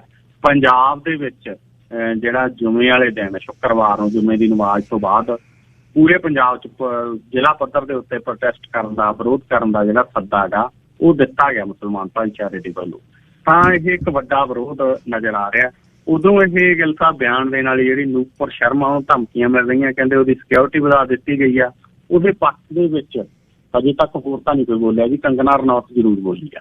ਕੰਗਨਾ ਰਣੌਤ ਨੇ ਉਹਦਾ ਪੱਖ ਕਿਤੇ ਨਾ ਕਿਤੇ ਪੂਰਾ ਨਜ਼ਰ ਆਇਆਗਾ। ਤਾਂ ਇਹ ਮਸਲਾ ਬਹੁਤ ਭਖਿਆ ਹੋਇਆ ਜੀ। ਅੱਛਾ ਜੀ, ਗਨੀਵ ਕੌਰ ਮਜੀਠੀਆ ਨੇ ਕਿਹਾ ਵੀ ਬਿਕਰਮਜੀਤ ਸਿੰਘ ਮਜੀਠੀਏ ਨੂੰ ਜੇਲ੍ਹ ਦੇ ਵਿੱਚ ਜਾਨ ਤੋਂ ਖਤਰਾ ਜੀ, ਜਾਨ ਦਾ ਖਤਰਾ। ਇਹਨਾਂ ਨੇ ਨਾ ਅਸਲ ਦੇ ਵਿੱਚ ਜੀ ਉਹ ਕਹਿੰਦੇ ਬਹੁਤ ਖਤਰਾ ਗਾ ਇਹ, ਉਹ ਕਹਿੰਦੇ ਵੱਡਾ ਮਸਲਾ ਬਣ ਚੁੱਕਿਆ। ਦਰਅਸਲ ਮਸਲਾ ਇਹ ਹੋਇਆ ਕਿ ਜਿਹੜਾ ਹਰਪ੍ਰੀਤ ਸਿੰਘ ਸਿੱਧੂ ਆ, ਹਰਪ੍ਰੀਤ ਸਿੰਘ ਸਿੱਧੂ ਪਿਛਲੇ ਸਮੇਂ ਦੇ ਵਿੱਚ ਕੈਪਟਨ ਅਮਰਿੰਦਰ ਸਿੰਘ ਦੀ ਸਰਕਾਰ ਵੇਲੇ ਨਾਇਡ ਹੋ ਕੇ ਅਮਰੀਕਾ ਵੀ ਚਲਿਆ ਗਿਆ ਸੀ, ਔਰ ਉਹ ਹੁਣ ਇਸ ਵਕਤ ਭਗਵੰਤ ਮਾਨ ਹੋਰਾਂ ਦੀ ਸਰਕਾਰ ਨੇ ਉਹਨੂੰ ADGP ਜੇਲਾਂ ਲਾ ਦਿੱਤਾ ਹੈ, ਔਰ ਜੇਲਾਂ ਦਾ ਜਿਹੜਾ ਕੰਮ ਆ ਉਹਦੇ ਅੰਦਰ ਆ ਗਿਆ। ਹਰਪ੍ਰੀਤ ਸਿੱਧੂ ਉਹੀ ਬੰਦਾ ਹੈਗਾ ਜਿਹੜਾ ਸਪੈਸ਼ਲ ਟਾਸਕ ਫੋਰਸ ਦੇ ਵਿੱਚ ਸੀ, ਸਪੈਸ਼ਲ ਇਨਵੈਸਟੀਗੇਸ਼ਨ ਟੀਮਾਂ ਦੇ ਵਿੱਚ ਰਿਹਾ। ਔਰ ਇਹ ਦੱਸਿਆ ਜਾਂਦਾ ਕਿ ਮਜੀਠੀਆ ਜੇ ਅੱਜ ਭਗਵੰਤ ਮਾਨ ਹੋਰਾਂ ਦੀ ਸਰਕਾਰ ਦੇ ਸਮੇਂ ਜੇਲ੍ਹ ਦੇ ਵਿੱਚ ਗਿਆ ਗਾ, ਤਾਂ ਕਿਤੇ ਨਾ ਕਿਤੇ ਇਹ ਸਾਰੀ ਕਹਾਣੀ ਹੈ ਜਿਹੜੀ ਹਰਪ੍ਰੀਤ ਸਿੰਘ ਸਿੱਧੂ ਨੇ ਪਹਿਲਾਂ ਹੀ ਕਿਤੇ ਨਾ ਕਿਤੇ ਜਿਹੜੀ ਆ ਬੁਣਤੀ ਸੀ। ਔਰ ਇਹ ਰਿਸ਼ਤੇਦਾਰ ਵੀ ਦੱਸਿਆ ਜਾਂਦਾ ਇਹਨਾਂ ਦਾ ਪੁਰਾਣਾ, ਤੇ ਆਪਸ ਵਿੱਚ ਇਹਨਾਂ ਦੀ ਬਣਦੀ ਨਹੀਂ। ਹੁਣ ਅਕਾਲੀ ਦਲ ਦੇ ਆਗੂ ਗਿੱਲ ਸਾਹਿਬ ਇਹ ਕਹਿ ਰਹੇ ਨੇ, ਗਨੀਵ ਕੌਰ ਮਜੀਠਾ ਨੇ ਤਾਂ ਚਿੱਠੀ ਵੀ ਲਿਖਤੀ ਭਗਵੰਤ ਮਾਨ ਹੋਰਾਂ ਨੂੰ ਕਿ ਮਜੀਠੀਆ ਨੂੰ ਜਿਹੜਾ ਗਾ ਜੇਲ੍ਹ ਦੇ ਵਿੱਚ ਗੰਭੀਰ ਖਤਰਾ ਗਾ। ਔਰ ਇਹ ਵੀ ਅਕਾਲੀ ਦਲ ਦੇ ਬੁਲਾਰੇ ਡਾਕਟਰ ਦਲਜੀਤ ਚੀਮਾ, ਮਹੇਸ਼ਿੰਦਰ ਸਿੰਘ ਗਰੇਵਾਲ, ਉਹਨਾਂ ਨੇ ਕਿਹਾ ਗਾ ਕਿ ਵਿਕਰਮਜੀਤ ਸਿੰਘ ਮਜੀਠੀਆ ਦੀ ਜਾਨ ਨੂੰ ਜੇਲ੍ਹ ਦੇ ਵਿੱਚ ਇਸ ਕਰਕੇ ਵੀ ਖਤਰਾ ਕਿ DGP ਜਿਹੜੇ ਨੇ ਹਰਪ੍ਰੀਤ ਸਿੱਧੂ, ਉਹਨਾਂ ਦੀ ਨਿਯੁਕਤੀ ਮਜੀਠੀਆ ਨੂੰ ਇੱਕ ਹੋਰ ਝੂਠੇ ਕੇਸ 'ਚ ਫਸਾਉਣ ਦੇ ਲਈ ਕੀਤੀ ਗਈ ਆ। ਔਰ ਗਨੀਵ ਕੌਰ ਮਜੀਠਾ ਦੇ ਵੱਲੋਂ DGP ਪੰਜਾਬ ਤੇ ਮੁੱਖ ਮੰਤਰੀ ਪੰਜਾਬ ਨੂੰ ਪੱਤਰ ਭੇਜ ਕੇ ਕਿਹਾ ਗਿਆ ਗਾ ਕਿ ਹਰਪ੍ਰੀਤ ਸਿੱਧੂ ਨੂੰ ADGP ਜੇਲ੍ਹਾਂ ਦੇ ਅਹੁਦੇ ਤੋਂ ਤੁਰੰਤ ਹਟਾਇਆ ਜਾਵੇ। ਉਹਨਾਂ ਖਦਸ਼ਾ ਪ੍ਰਗਟਾਇਆ ਗਾ ਕਿ ਹਰਪ੍ਰੀਤ ਸਿੱਧੂ ਦੀ ਨਿਯੁਕਤੀ ਇਸ ਵਾਸਤੇ ਕੀਤੀ ਗਈ ਆ ਕਿ ਮਜੀਠੀਆ ਤੇ ਝੂਠੀ ਬਰਾਮਦਗੀ ਪਾਈ ਜਾ ਸਕੇ। ਔਰ ਗਿੱਲ ਸਾਹਿਬ ਹੁਣ ਇਹ ਮਸਲਾ ਜਿਹੜਾ ਇਸ ਰੂਪ ਦੇ ਵਿੱਚ ਸਾਹਮਣੇ ਆ ਰਿਹਾ। ਔਰ ਅਕਾਲੀ ਆਗੂ ਹੁਣ ਕਹਿੰਦੇ ਨੇ ਕਿ ਮਜੀਠੀਆ ਤੇ ਹਰਪ੍ਰੀਤ ਸਿੱਧੂ ਦੇ ਪਰਿਵਾਰਾਂ 'ਚ ਕਾਫੀ ਦੁਸ਼ਮਣੀ ਬਣੀ ਹੋਈ ਆ। ਔਰ ਸਿੱਧੂ ਸਾਬਕਾ ਮੰਤਰੀਆਂ ਕਿਹੜਾ ਕੱਢਣ ਵਾਸਤੇ ਆਪਣੇ ਸਰਕਾਰੀ ਅਹੁਦੇ ਦੀ ਦੁਰਵਰਤੋਂ ਕਰ ਰਿਹਾ ਕਹਿੰਦੇ। ਹੁਣ ਇਹ ਤਾਂ ਰਿਸ਼ਤੇਦਾਰ ਜਾਣਦੇ ਨੇ ਜੀ ਉਹਨਾਂ ਦੇ, ਜਾਂ ਕੀ ਮਸਲਾ ਉਹਨਾਂ ਦਾ ਪਰਸਨਲ ਹੈ ਕਿ ਨਹੀਂ ਹੈ। ਦੇਖੋ ਇੱਥੇ ਤਾਂ ਜੋ ਮਸਲਾ ਗਾ ਉਹ ਮਸਲਾ ਅਸੂਲੀ ਨਜ਼ਰ ਆ ਰਿਹਾ ਜੀ। ਅਖੀਰ ਦੇ ਵਿੱਚ ਇਹ ਦੱਸਿਓ ਜੀ ਕਿ ਮੰਤਰੀ ਮੰਡਲ ਦੀ ਮੀਟਿੰਗ ਪੰਜਾਬ ਸਰਕਾਰ ਦੀ ਹੋਈ, ਫੇਰ ਕਹਿੰਦੇ ਫੇਰ ਭਲਕੇ ਹੋਣੀ ਆ, ਰੌਲਾ ਕੀ ਹੈ?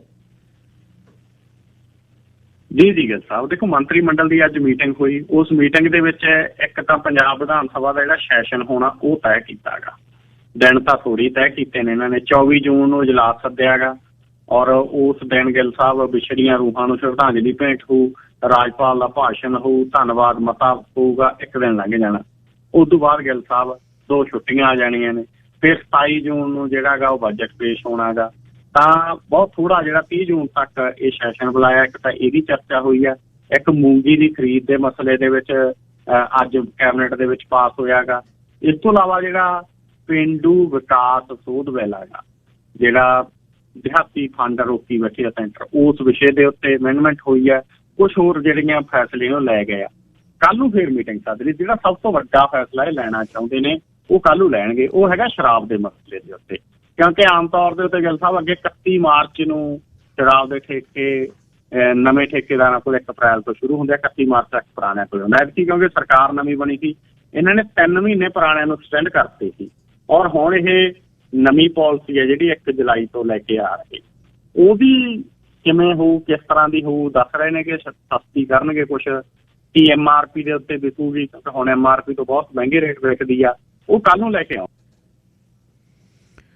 ਧੰਨਵਾਦ ਜੀ। ਤੇ ਕੱਲ੍ਹ ਸਵੇਰੇ ਫੇਰ ਇਸੇ ਸਮਾਂ ਤੁਹਾਡੇ ਨਾਲ ਜਾਣਕਾਰੀ ਸਾਂਝੀ ਕਰਾਂਗੇ। ਤੇ ਸਰ ਨਮਕਿਨ ਸਿੰਘ ਪੱਤੀ ਪੰਜਾਬ ਤੋਂ ਗੱਲਬਾਤ। ਭਾਰਤ ਦੇ ਵਿੱਚ ਜਿਹੜਾ BJP ਦੇ 2 ਸਪੋਕਸਪਰਸਨ ਵੱਲੋਂ ਹਜ਼ਰਤ ਸਾਹਿਬ ਦੇ ਬਾਰੇ ਜਿਹੜਾ ਬੋਲਿਆ ਗਿਆ, ਉਹ ਜਿਹੜਾ ਉਸ ਦੇ ਲਈ ਵੱਡੀ ਇੱਕ ਮੁਸ਼ਕਲ ਭਾਰਤ ਨੂੰ ਆ ਰਹੀ ਹੈ।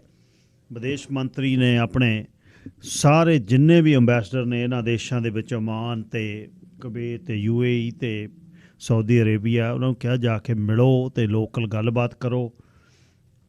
ਇਹ ਗਿਣਤੀ ਹੁਣ ਜਿਹੜੀ ਵੱਧ ਰਹੀ ਹੈ। ਤੁਰਕੀ ਨੇ ਵੀ ਗੱਲ ਕੀਤੀ ਆ, ਜਾਰਡਨ ਨੇ ਵੀ, ਲੀਬੀਆ ਨੇ, ਈਰਾਨ ਨੇ, ਅਫਗਾਨਿਸਤਾਨ ਨੇ, ਪਾਕਿਸਤਾਨ ਨੇ, ਮਾਲਦੀਵਜ਼ ਨੇ, ਇੰਡੋਨੇਸ਼ੀਆ ਨੇ, ਤੇ ਬਾਕੀ ਜਿਹੜੇ 6 ਅਰਬ ਦੇ ਦੇਸ਼ ਨੇ ਉਹਨਾਂ ਤਾਂ ਹੈ। ਵੱਡੀ ਗੱਲ ਜਿਹੜੀ ਇਹਦੇ 'ਚ ਉਹ ਇਹ ਹੈ ਕਿ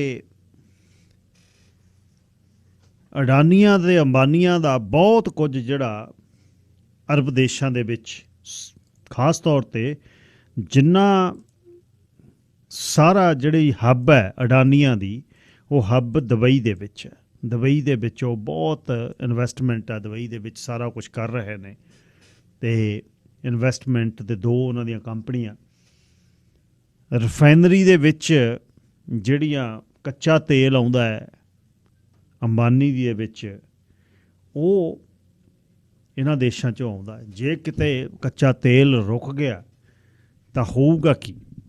ਪਹਿਲੀ ਵਾਰ ਜ਼ਿੰਦਗੀ ਦੇ ਵਿੱਚ ਜਾਂ ਆਪਣੇ ਕਾਰਜਕਾਲ ਦੇ ਵਿੱਚ ਸਮੇਂ ਪ੍ਰਧਾਨ ਮੰਤਰੀ ਮੋਦੀ ਜਿਹੜੇ ਨੇ ਕੋਈ ਗਲਤੀ ਜਾਂ ਬੈਕਫੁੱਟ 'ਤੇ ਜਾਂ ਕੋਈ ਸ਼ਬਦ ਜਿਹੜੇ ਨੇ ਉਹ ਇਸ ਦੇ ਵਿੱਚ ਉਹਨਾਂ ਨੇ ਬੋਲਣ ਦਾ ਯਤਨ ਕੀਤਾ। ਪਰ ਇਹ ਹੁਣ ਨਹੀਂ ਸ਼ੁਰੂ ਹੋਈ, ਇਹ ਚੱਲ ਰਹੀ ਹੈ, ਬਹੁਤ ਚਿਰਾਂ ਦੀ ਚੱਲ ਰਹੀ ਹੈ। ਅਤੇ ਹੁਣ ਇਸ ਦੇ ਬਾਰੇ ਜਿਹੜੀਆਂ ਗੱਲਾਂ ਸਾਹਮਣੇ ਆਈਆਂ ਨੇ ਅਤੇ ਇਹਨਾਂ ਦੇਸ਼ਾਂ ਨੇ ਖੈਰ ਪਹਿਲਾਂ ਜਿਹੜਾ ਕੁਝ ਹੋ ਰਿਹਾ ਸੀ ਭਾਰਤ ਦੇ ਵਿੱਚ ਮੁਸਲਮਾਨਾਂ ਦੇ ਖਿਲਾਫ ਇੱਕ ਪੂਰਾ ਜਿਹੜਾ ਸਿਲਸਿਲੇਵਾਰ ਤਰੀਕੇ ਦੇ ਨਾਲ ਸਿਟੀਜ਼ਨਸ਼ਿਪ ਦੀ ਜਾਂ ਉਹਨਾਂ ਦੀ ਗੱਲ ਜਾਂ ਘਰ ਉਹਨਾਂ ਦੇ ਢਾਉਣ ਦੀ ਗੱਲ ਅਤੇ ਬੁਲਡੋਜ਼ਰਾਂ ਦੀ ਗੱਲ, ਵੋਟਾਂ ਯੂਪੀ ਦੀਆਂ ਯੋਗੀ ਬੁਲਡੋਜ਼ਰ ਦਿਖਾ ਕੇ ਜਿੱਤ ਗਿਆ। ਹੁਣ ਬੁਲਡੋਜ਼ਰ ਨੇ ਜਿਹੜੇ ਹੁਣ ਕਿੱਥੇ ਨੇ, ਲਾਗੇ ਨਾ ਗਰਾਜ ਦੇ ਵਿੱਚ ਕਿਤੇ। ਹੁਣ ਗਲਫ ਕਾਰਪੋਰੇਸ਼ਨ ਕੌਂਸਲ GCC ਵੱਲੋਂ ਇਹ ਇਸ ਚੀਜ਼ ਦਾ ਬੜਾ ਪਹਿਰਾ ਦਿੱਤਾ ਜਾ ਰਿਹਾ। ਇਹ ਸੌਖੀ ਗੱਲ ਨਹੀਂ। ਇੱਕ ਅਜਿਹਾ ਇਹ ਧਰਮ ਹੈ ਜਾਂ ਸਿੱਖ ਧਰਮ ਦੇ ਜਿਹੜੇ ਨਬੀ ਨੇ, ਵਲੀ ਨੇ ਜਿਹੜੇ, ਜਾਂ ਹਜ਼ਰਤ ਸਾਹਿਬ ਨੇ, ਪੈਗੰਬਰ ਨੇ ਜਿਹੜੇ, ਇਹ ਨਹੀਂ ਕਹਿਣ ਦਿੰਦੇ, ਨਾ ਇਹ ਫੋਟੋਆਂ ਬਣਾਉਣ ਦੇਣ, ਨਾ ਇਹ ਕੁਰਾਨ ਸ਼ਰੀਫ ਦੇ ਬਾਰੇ ਕੁਛ ਸ਼ਬਦ ਬੋਲਣ ਦੇਣ। ਅਤੇ ਤੁਸੀਂ ਵੇਖਿਓ ਚਾਰਲੀ ਹਿਬਡੋ ਨੇ ਕੀ ਕੀਤਾ ਸੀ ਫਰਾਂਸ ਦੇ ਵਿੱਚ, ਅਤੇ ਹਸ਼ਰ ਕੀ ਹੋਇਆ ਬਾਅਦ 'ਚ ਉਹਦਾ। ਇਹ ਇਸ ਗੱਲ ਦੀ ਜਿਹੜੀ ਸਦੀਆਂ ਪੁਰਾਣੇ ਇਸ ਧਰਮ ਦੇ ਵਿੱਚ ਇਸ ਗੱਲ 'ਤੇ ਉਹ ਸਹੀ ਨੇ ਕਿ ਕੋਈ ਫੋਟੋ ਨਹੀਂ ਬਣਾ ਸਕਦਾ ਹਜ਼ਰਤ ਸਾਹਿਬ ਦੀ, ਕੋਈ ਕੁਰਾਨ ਸ਼ਰੀਫ ਦੇ ਬਾਰੇ ਨਹੀਂ ਕੋਈ ਗੱਲ ਕਰ ਸਕਦਾ, ਕੋਈ ਨਵੀ ਵਲੀਆਂ ਦੇ ਬਾਰੇ ਨਹੀਂ ਕਰ ਸਕਦਾ। ਥਲੜੀ ਉੱਪਰਲੀ ਥੱਲੇ ਇਸ ਤਰ੍ਹਾਂ ਪਹਿਰਾ ਧਰਮ 'ਤੇ ਦਿੱਤਾ ਜਾਂਦਾ ਹੈ। ਸੋ ਇਹ ਹੁਣ ਇਹ ਮਾਮਲਾ ਜਿਹੜਾ ਹੈ ਇਹ ਖੜ ਨਹੀਂ ਰਿਹਾ। ਨਹੀਂ ਕਿੱਥੇ BJP ਜਾਂ ਸੰਘ ਪਰਿਵਾਰ ਕਿੱਥੇ ਮੁੜਦਾ ਇਸ ਗੱਲ ਤੋਂ, ਪਰ ਹੁਣ ਜਦ ਦੇਖਿਆ ਕਿ ਇਹਨਾਂ ਬਿਨਾਂ ਤਾਂ 1 ਕਰੋੜ ਭਾਰਤੀ ਕੰਮ ਕਰਦਾ ਹੈ 6 ਦੇਸ਼ਾਂ 'ਚ, 80-90 ਅਰਬ ਦਾ ਵਪਾਰ ਆ ਸਾਲ ਦਾ, ਇਹ ਤਾਂ ਪੱਟੇ ਜਾਵਾਂਗੇ ਜਮਾਂ ਹੀ। ਇਸ ਗੱਲ 'ਤੇ ਆ ਕੇ ਹੁਣ ਜਿਹੜੀ ਸਰਕਾਰ ਜਿਹੜੀ ਤੇ ਇਸ ਗੱਲ 'ਤੇ ਖੜੀ ਆ। ਨਹੀਂ ਸਪੋਕਸ ਪਰਸਨ ਦੀ ਕੀ ਜ਼ਰੂਰਤ ਹੈ ਜੇ ਉਹਦੀਆਂ ਗਾਈਡਲਾਈਨਸ ਤੋਂ ਉੱਪਰ ਜਾ ਕੇ ਕਿੱਥੇ ਉਹ ਗੱਲ ਕਰ ਲੂਗਾ। ਉਹ ਤਾਂ ਇੱਕ ਮਾਊਥ ਪੀਸ ਹੈ, ਉਹ ਤਾਂ ਮਾਈਕ ਹੈ, ਭੌਂਪੂ ਹੈ ਜਿਹੜਾ ਵਿੱਚ ਦੀ ਬੋਲਦਾ। ਉਹਦੀ ਕੀ ਜ਼ਰੂਰਤ ਹੈ ਨੂਪੁਰ ਦੀ ਜਾਂ ਜਿੰਦਲ ਦੀ ਜੇ ਇਸ ਤਰ੍ਹਾਂ ਬੋਲ ਦੇਵੇ, ਜਦ ਗਾਈਡਲਾਈਨ ਦਿੱਤੀਆਂ ਹੋਈਆਂ ਨੇ ਅਗਲੇ ਬੋਲ ਕੇ ਗਾਂਹ ਜਾਂਦੇ ਨੇ। ਪੰਗਾ ਪਿਆ ਹੋਇਆ ਹੁਣ ਚੈੱਕ ਰਿਪਬਲਿਕ ਦੇ ਵਿੱਚ ਜੈ ਸ਼ੰਕਰ ਵਿਦੇਸ਼ ਮੰਤਰੀ ਬੈਠੇ ਸੀ ਅਤੇ ਉਹਨਾਂ ਨੂੰ ਰਾਤ ਕਹਿੰਦੇ ਜਿਸ ਦਿਨ ਇਹ ਗੱਲ ਹੋਈ ਆ ਉਸ ਦਿਨ ਸਾਰੀ ਰਾਤ ਟੋਜ਼ 'ਤੇ ਰਹੀ ਗੱਲ, ਦਿੱਲੀ ਅਤੇ ਅਡਾਨੀ ਅਤੇ ਅੰਬਾਨੀ ਅਤੇ ਵਿਦੇਸ਼ ਮੰਤਰੀ ਅਤੇ ਸਾਂਭੋ। ਪਰ ਇਸ ਗੱਲ ਨੂੰ ਸਾਂਭਣਾ ਔਖਾ ਹੋ ਰਿਹਾ। ਖਬਰਾਂ ਸੁਣਾ ਕੇ ਵਾਪਸ ਆਉਣਾ ਜੀ, ਗੱਲਾਂ ਕਰਦੇ ਹਾਂ 1-2 ਖਬਰਾਂ ਤੁਹਾਡੇ ਨਾਲ ਸਾਂਝੀਆਂ ਕਰਕੇ। ਫਿਰ ਖਾਸ ਦਿਖਣ ਵਾਲੇ ਲੋਕਾਂ ਦਾ ਕੈਨੇਡਾ ਜਿਵੇਂ ਘੱਟ ਗਿਣਤੀ ਤਾਂ ਨਹੀਂ ਕਹਿੰਦਾ, ਘੱਟ ਗਿਣਤੀ ਕੋਈ ਵੀ ਨਹੀਂ ਹੈ, ਘੱਟ ਗਿਣਤੀ ਸਾਰੇ ਹੀ ਹੈ। ਵੱਧ ਗਿਣਤੀ ਤਾਂ ਉਹ ਨੇ ਜਿਨ੍ਹਾਂ ਦਾ ਦੇਸ਼ ਹੈ, ਜਿਨ੍ਹਾਂ ਨੂੰ ਮੂਲ ਵਾਸੀ ਕਿਹਾ ਜਾਂਦਾ।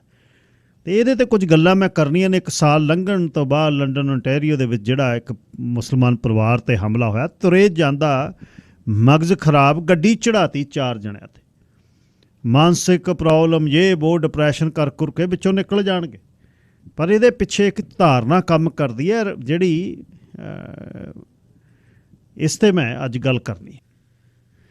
6 ਜੂਨ ਨੂੰ ਪਿਛਲੇ ਸਾਲ ਪਰਿਵਾਰ ਸੜਕ 'ਤੇ ਤੁਰਿਆ ਜਾਂਦਾ ਹੈ, ਨਾਲ ਬਜ਼ੁਰਗ ਮਾਤਾ ਹੈ, ਮੀਆਂ ਬੀਬੀ ਨੇ, ਨਾਲ ਇੱਕ ਧੀ ਹੈ, ਨਾਲ ਇੱਕ ਪੁੱਤ ਹੈ। 5 ਜਣਿਆਂ 'ਤੇ ਇੱਕ ਬਦਮਗਜ਼ ਜਿਹਦਾ ਦਿਮਾਗ ਕੰਮ ਨਹੀਂ ਕਰਦਾ, ਜਿਹੜਾ ਸਾੜੇ ਦੇ ਵਿੱਚ ਸੀ, ਉਸਨੇ ਤੁਰੇ ਜਾਂਦੇ ਬੰਦਿਆਂ 'ਤੇ ਇਹਨਾਂ 'ਤੇ ਗੱਡੀ ਚੜ੍ਹਾ ਕੇ 4 ਟੱਬਰ ਦੇ ਜੀ ਮਾਰ ਦਿੱਤੇ। ਇੱਕ ਜਵਾਕ ਜ਼ਖਮੀ ਹੋ ਗਿਆ, ਇੱਕ ਬੱਚਾ ਰਹਿ ਗਿਆ। ਯਮਨਾ ਅਫਜ਼ਲ 15 ਵਰ੍ਹਿਆਂ ਦੀ ਬੇਟੀ, ਉਸ ਦੀ ਮਾਤਾ ਮਦੀਹਾ ਸਲਮਾਨ 44, ਸਲਮਾਨ ਅਫਜ਼ਲ 46, ਮਾਤਾ ਉਹਨਾਂ ਦੀ ਤਲਤ ਅਫਜ਼ਲ 74 ਵਰ੍ਹਿਆਂ ਦੀ। ਇਹ 21 ਵਰ੍ਹਿਆਂ ਦੇ ਹੁਣੇ ਟਰਾਇਲ ਜਿਹੜੀ ਅਗਲੇ ਸਾਲ ਸਤੰਬਰ 'ਚ ਚੱਲਣੀ ਹੈ। ਅੱਛਾ, ਇਹ ਹੁਣ ਜਵਾਕ ਇਹਦੇ ਵਿੱਚ ਜਿਹੜਾ ਉਹ ਬਚ ਗਿਆ। ਇਹ ਐਡੀ ਵੱਡੀ ਮੁਸ਼ਕਲ ਹੈ ਜਿਸ ਨੂੰ ਅਸੀਂ ਵੱਧ ਗਿਣਤੀ 'ਚ ਆਪਣੇ ਪਿੰਡਾਂ 'ਚ, ਇੱਥੇ ਕਸਬਿਆਂ 'ਚ, ਗੈਟੋ 'ਚ ਰਹਿੰਦੇ ਨਾ, ਅਸੀਂ ਜਿਹੜਾ ਹੈ ਉਹ ਇਹਨੂੰ ਮਨਫੀ ਕਰ ਰਹੇ ਹਾਂ ਆਪਣੀ ਸੋਚ ਦੇ ਵਿੱਚ। ਰਾਦਰ ਜੇ ਤੁਸੀਂ ਅਮਰੀਕਾ ਵਾਲੇ ਪਾਸੇ ਮੈਸ ਸ਼ੂਟਿੰਗ ਜਿਹੜੀਆਂ ਹੋਈਆਂ ਨੇ, ਜਿਹੜੀਆਂ ਘੱਟ ਗਿਣਤੀਆਂ 'ਚ ਹੋਈਆਂ ਨੇ, ਚਾਹੇ ਸਿਆਹ ਰੰਗ ਦੇ ਬੰਦਿਆਂ 'ਤੇ ਜਾਂ ਫਿਰ ਮੈਕਸੀਕਨ ਮੂਲ ਦੇ ਯਹੂਦੀਆਂ ਦੇ ਖਿਲਾਫ ਨਾਅਰੇ, ਜਾਂ ਉਹ ਕ੍ਰੀਕ ਦੇ ਵਿੱਚ ਸਿੱਖਾਂ ਦਾ ਕਤਲ, ਅਤੇ ਜਿਹੜੀ ਰਿਪਲੇਸਮੈਂਟ ਥਿਊਰੀ ਫਰਾਂਸ ਦੇ ਇੱਕ ਲੇਖਕ ਨੇ 2012 ਦੇ ਵਿੱਚ ਲਿਖਿਆ, ਬਦਲੀ ਦਾ ਸਿਧਾਂਤ, ਜਿਹਦੇ ਵਿੱਚ ਉਹ ਕਹਿੰਦਾ ਪਹਿਲਾਂ ਅਸੀਂ ਇੱਥੇ ਸੀ, ਹੁਣ ਇਹ ਬਾਕੀ ਆ ਗਏ ਅਤੇ ਅਸੀਂ ਘੱਟ ਗਿਣਤੀ 'ਚ ਹੋ ਰਹੇ ਹਾਂ ਅਤੇ ਸਾਨੂੰ ਟੇਕ ਓਵਰ ਕਰ ਰਹੇ ਨੇ। ਉਹ ਬਦਲੀ ਦੇ ਸਿਧਾਂਤ 'ਤੇ ਉਹਨੇ ਗੱਲ ਕੀਤੀ, ਜਿਹੜੀ ਬਫਲੋ ਦੇ ਵਿੱਚ ਅਫਰੀਕਨ ਅਮਰੀਕਨ, ਦੇਖੋ ਜ਼ੁਲਮ ਦੀ ਇੰਤਹਾ ਕਿੰਨੀ ਆ, ਜਿਹੜੇ ਆਪ ਲੈ ਕੇ ਆਏ, ਜਿਨ੍ਹਾਂ ਨੂੰ ਬੰਨ੍ਹ ਕੇ ਲਿਆਏ, ਜਦ ਪਹਿਲਾਂ ਮੰਡੀਆਂ ਦੇ ਵਿੱਚ ਬੱਕਰਿਆਂ ਵਾਂਗੂ ਬਿਠਾ ਕੇ ਵੇਚੇ, ਉਹਨਾਂ ਦੇ ਗੋਡੇ ਤੇ ਗਿੱਟੇ ਟੋਹ ਕੇ ਵੇਚੇ ਉਹ, ਅਤੇ ਉਹਨਾਂ ਦੇ ਸੰਗਲੀਆਂ ਪੈਰਾਂ ਨੂੰ ਪਾ ਕੇ, ਸੰਗਲ ਪੈਰਾਂ 'ਚ ਪਾ ਕੇ ਕੰਮ ਕਰਾਉਂਦੇ ਰਹੇ। ਇੱਕ ਚੌਲਾਂ ਦੀ ਕੌਲੀ ਰਾਤ ਨੂੰ ਬੋਲ ਦੇ ਕੇ ਅਤੇ ਬੀਨਸ ਦੇ ਕੇ ਅਤੇ ਉਹਨਾਂ ਨੂੰ ਕਰਦੇ ਰਹੇ। ਉਹਨਾਂ ਦੀ ਹੁਣ ਪੀੜ੍ਹੀ ਅੱਗੇ ਹਾਲੀਵੁੱਡ ਦੇ ਵਿੱਚ, ਸਪੋਰਟਸ ਦੇ ਵਿੱਚ ਟੇਕ ਓਵਰ ਕਰ ਗਈ। ਉਹਨਾਂ ਦੇ ਵਿੱਚੋਂ ਬਰਾਕ ਓਬਾਮਾ ਰਾਸ਼ਟਰਪਤੀ ਬਣਿਆ, ਹਾਲਾਂਕਿ ਉਹ ਆਪਣੇ ਆਪ ਨੂੰ ਤਾਂ ਮੰਨਦਾ ਨਹੀਂ ਸੀ, ਕਿਉਂਕਿ ਇੱਕ ਮਾਪੇ ਉਹਨਾਂ ਦੇ ਵਿੱਚੋਂ ਗੋਰੇ, ਮਦਰ ਉਹਦੀ ਹੈ। ਅਤੇ ਇਹ 180 ਸਫ਼ਿਆਂ ਦਾ ਮੈਨੀਫੈਸਟੋ ਜਿਹਨੇ ਬਫਲੋ ਗੋਲੀ ਚਲਾਈ ਹੈ, ਸਿਰਫ ਅਤੇ ਸਿਰਫ ਰਿਪਲੇਸਮੈਂਟ ਥਿਊਰੀ 'ਤੇ। ਉਹ ਕਹਿੰਦਾ ਵੱਡਿਆਂ ਇਕੱਠਾਂ ਦੇ ਵਿੱਚ, ਮਾਰਚਾਂ ਦੇ ਵਿੱਚ ਯਹੂਦੀਆਂ ਨੂੰ ਕਿਹਾ ਜਾ ਰਿਹਾ, ਤੁਸੀਂ ਸਾਨੂੰ ਬਦਲ ਨਹੀਂ ਸਕਦੇ, ਯਹੂਦੀ ਸਾਨੂੰ ਟੇਕ ਓਵਰ ਨਹੀਂ ਕਰ ਸਕਦੇ। ਯਹੂਦੀ ਉਹ ਕੌਮ ਹੈ ਜਿਨ੍ਹਾਂ ਦਾ 60 ਲੱਖ ਦਾ ਕਤਲ ਹੈ ਅਤੇ ਉਹਨਾਂ ਦਾ ਆਪਣਾ ਦੇਸ਼ ਹੈ, ਅਤੇ ਦੁਨੀਆ ਦੇ ਵਿੱਚ ਵੱਡਿਆਂ ਅਹੁਦਿਆਂ 'ਤੇ ਪੜ੍ਹਾਈ ਵਾਲੇ ਪਾਸਿਓਂ ਇਨਾਮ ਉਹਨਾਂ ਦਾ ਮੀਡੀਆ ਦੇ ਵਿੱਚ, ਉਹਨਾਂ ਦਾ ਥਿੰਕ ਟੈਂਕ, ਉਹਨਾਂ ਦਾ ਗੱਲ ਕੀ ਹਰ ਜਗ੍ਹਾ ਲੌਬੀ ਹੈ। ਉਹਨਾਂ ਨੂੰ ਕਿਹਾ ਜਾ ਰਿਹਾ ਹੈ ਅਮਰੀਕਾ ਦੇ ਵਿੱਚ, ਸਾਡੇ ਹੁਣ ਇਸ ਕੈਨੇਡਾ ਦੇ ਵਿੱਚ ਬਦਲਦੇ ਹਾਲਾਤਾਂ 'ਤੇ ਨਿਗਾਹ ਮਾਰਨ ਦੀ ਲੋੜ ਹੈ। ਸਾਰੇ ਓਨਟਾਰੀਓ ਦੇ ਵਿੱਚ ਵਿਜ਼ਲਸ ਜਿਹੜੇ ਹੋ ਰਹੇ ਨੇ, ਮੋਮਬੱਤੀਆਂ ਜਗਾਈਆਂ ਜਾ ਰਹੀਆਂ ਨੇ ਜੂਨ ਦੇ ਮਹੀਨੇ, ਇਸ ਗੱਲ ਦਾ ਡਰ, ਤੁਸੀਂ ਇਹ ਦੇਖੋ, ਆਪਣੇ ਆਪ ਨੂੰ ਜਸਟੀਫਾਈ ਕਰਨ ਦੀ ਲੋੜ ਪੈ ਰਹੀ ਹੈ ਕਿ ਆਪਾਂ ਸਾਰੇ ਬਰਾਬਰ ਹੈ, ਦੇਸ਼ ਜਿਹੜਾ ਇਮੀਗਰੈਂਟਸ ਦਾ ਦੇਸ਼ ਹੈ। ਵੈਲਥਮੈਨ ਵਰਗੇ 21 ਵਰ੍ਹਿਆਂ ਦੇ ਜਿਹੜੇ ਨੇ, ਉਹ 4 ਜੀਆਂ ਨੂੰ ਮਾਰ ਕਰਦੇ ਨੇ, ਕਿਉਂਕਿ ਉਹ ਟਰੈਡੀਸ਼ਨਲ ਡਰੈਸ ਦੇ ਵਿੱਚ ਜਾ ਰਹੇ ਸੀ, ਕੁੜਤੇ ਜਿਹੜੇ ਉਹਨਾਂ ਨੇ ਸਲਵਾਰ ਕਮੀਜ਼ ਆਪਣੇ ਪਾਏ ਹੋਏ ਸੀ, ਸਿਰ ਢਕੇ ਹੋਏ ਸੀ, ਚੁੰਨੀਆਂ ਲਈਆਂ ਹੋਈਆਂ ਸੀ, ਮਾਰ ਕੱਤੇ। ਕਿਤੇ ਸਰੀ ਦੇ ਇਕੱਠ ਤੋਂ ਬਾਅਦ ਪ੍ਰੈਸ਼ਰ ਕੁੱਕਰ ਦੀ ਗੱਲ ਹੁੰਦੀ ਹੈ। 2019 ਸਰਦਾਰ ਸੁਖਦੀਪ ਸਿੰਘ ਬਰਨਾਲਾ ਨੇ ਬਹੁਤ ਵਧੀਆ ਲੇਖ ਲਿਖਿਆ ਵੀ ਕੈਨੇਡਾ ਦੇ ਬਦਲਦੇ ਮਾਹੌਲ ਬਾਰੇ ਵਕਤ ਵਿਚਾਰੇ ਸੋ ਬੰਦਾ ਹੋਏ। ਉਹ ਕਹਿੰਦੇ ਬਹੁਤ ਹਾਲਾਤ ਬਰੀਕ ਮੋੜ ਲੈ ਰਹੇ ਨੇ। ਸਰੀ ਨਗਰ ਕੀਰਤਨ 'ਚ ਲੱਖਾਂ ਦਾ ਇਕੱਠ ਅਤੇ ਗਲੋਬਲ BC ਦੀ ਖਬਰ ਦੇ ਥੱਲੇ ਸ਼ਖਸ ਦਾ ਇੱਕ ਕਮੈਂਟ ਨਫ਼ਰਤ ਭਰਿਆ ਕਿ ਅੱਜ ਪ੍ਰੈਸ਼ਰ ਕੁੱਕਰ ਦੀ ਜ਼ਰੂਰਤ ਸੀ, ਮੈਂ ਮਿਸ ਕਰ ਗਿਆ। ਅਮਰੀਕਾ, ਕੈਨੇਡਾ ਦੇ ਵਿੱਚ ਆਪਣੀ ਪਛਾਣ ਦੀ ਗੱਲ ਕਰਦੇ ਲੋਕ, ਨੇਟਿਵ ਅਮਰੀਕਨ, ਨੇਟਿਵ ਕੈਨੇਡੀਅਨ, ਆਪਣੇ ਆਪ ਨੂੰ ਨੇਟਿਵ ਕਹਿੰਦੇ ਨੇ, ਉਹ ਐਬਰੀਜਨਲ ਨਹੀਂ। ਅਤੇ ਘੱਟ ਗਿਣਤੀਆਂ ਦਾ, ਖਾਸ ਦਿਖਣ ਵਾਲੇ ਲੋਕਾਂ ਦਾ ਇਸ ਗੁਲਾਮੀ 'ਚੋਂ ਨਿਕਲ ਕੇ ਆਪਣੇ ਆਪ ਨੂੰ ਵਧੀਆ ਦਿਖਾਉਣਾ, ਚਾਹੇ ਉਹਨਾਂ ਦਾ ਰਹਿਣਾ ਸਹਿਣਾ, ਘਰ-ਬਾਰ, ਕਾਰਾਂ, ਗੱਡੀਆਂ, ਉਹ ਇਸ ਸੁਪੀਰੀਅਰ ਦਿਖਣ ਵਾਲੀ ਮਾਨਸਿਕਤਾ ਦੇ ਵਿੱਚ ਜਿਹੜੀ ਗੱਲ ਚੱਲਣੀ ਆ, ਉਹ ਹੋਰ ਖਰਾਬ ਕਰੂ। ਇਹ ਹੈਰੀਟੇਜ ਮੰਥ ਜੀ, ਸਾਡਾ ਨਿਸ਼ਾਨ ਸਾਹਿਬ ਝੁਲਾਤਾ ਜੀ, ਇਹਨਾਂ ਚੀਜ਼ਾਂ ਦੇ ਵਿੱਚ ਜਿੱਥੇ ਪੂਰੀ ਦੀ ਪੂਰੀ ਰਾਜਨੀਤੀ ਹੋ ਰਹੀ ਹੈ, ਪੋਲੀਟੀਕਲ ਬੰਦੇ ਉਸ ਗੱਲ ਦਾ ਗੋਗਾ ਗਾਉਣੋਂ ਨਹੀਂ ਹਟਦੇ, ਅਸੀਂ ਹੈਰੀਟੇਜ ਮੰਥ ਮਨਾ ਲਿਆ, ਇਹ ਮਨਾ ਲਿਆ। ਇਹ ਤੁਹਾਨੂੰ ਕਿਸੇ ਹੋਰ ਪਾਸੇ ਨੂੰ ਲੈ ਕੇ, ਖਿਜਬਾਜੀ ਵਾਲੇ ਪਾਸੇ ਨੂੰ ਗੱਲ ਚੱਲੂ। ਬਾਅਦ ਦੂਜੀਆਂ ਕੌਮਾਂ 'ਚ ਖਿਜ ਤਾਂ ਨਹੀਂ ਇਹਦੇ ਬਾਰੇ, ਈਰਖਾ ਤਾਂ ਨਹੀਂ ਇਹਦੇ ਬਾਰੇ। ਸਾਨੂੰ ਜਿਹੜੇ ਇਹਨਾਂ ਦੇਸ਼ਾਂ ਦੇ ਵਿੱਚ ਸਾਡੇ ਸਥਾਨ ਬਣੇ ਨੇ, ਗੁਰਦੁਆਰਾ ਸਾਹਿਬਾਨ ਬਣੇ ਨੇ, ਮਸਜਿਦਾਂ ਬਣੀਆਂ ਨੇ, ਮੰਦਰ ਬਣੇ ਨੇ, ਉਹਨਾਂ ਦੇ ਵਿੱਚ ਆਪਣੇ ਧਰਮ ਦੇ ਨਿਸ਼ਾਨ ਜਿਹੜੇ ਲਹਿਰਾਉਂਦੇ ਨੇ, ਇੱਦੋਂ ਉੱਪਰ ਕੋਈ ਖਾਸ ਕਰਨ ਦੀ ਨਹੀਂ ਲੋੜ ਹੁੰਦੀ। ਜਾਂ ਜਿਹੜੀਆਂ ਸੰਸਥਾਵਾਂ ਨੇ ਸੇਵਾ ਦੇ ਉੱਪਰ, ਕਿਸੇ ਨੂੰ 2 ਥੈਲੀਆਂ ਚੌਲਾਂ ਦੀਆਂ ਦੇ ਕੇ ਜਾਂ ਦਾਲਾਂ ਦੀ ਇੱਕ ਥੈਲੀ ਦੇ ਕੇ ਫੋਟੋਆਂ ਖਿਚਾ ਕੇ, ਰਾਜਨੀਤੀ ਵਾਲਾ ਜਿਹੜਾ ਇੱਕ ਕਹਾਣੀ ਆ, ਜਿਹੜੀ ਉਹ ਰਿਕੋਗਨਾਈਜੇਸ਼ਨ ਆ, ਜਿਹੜੀ ਭਾਲਣੀ ਆ, ਇਹ ਹੋਰ ਪਾਸੇ ਨੂੰ ਜਾ ਸਕਦੀ ਹੈ।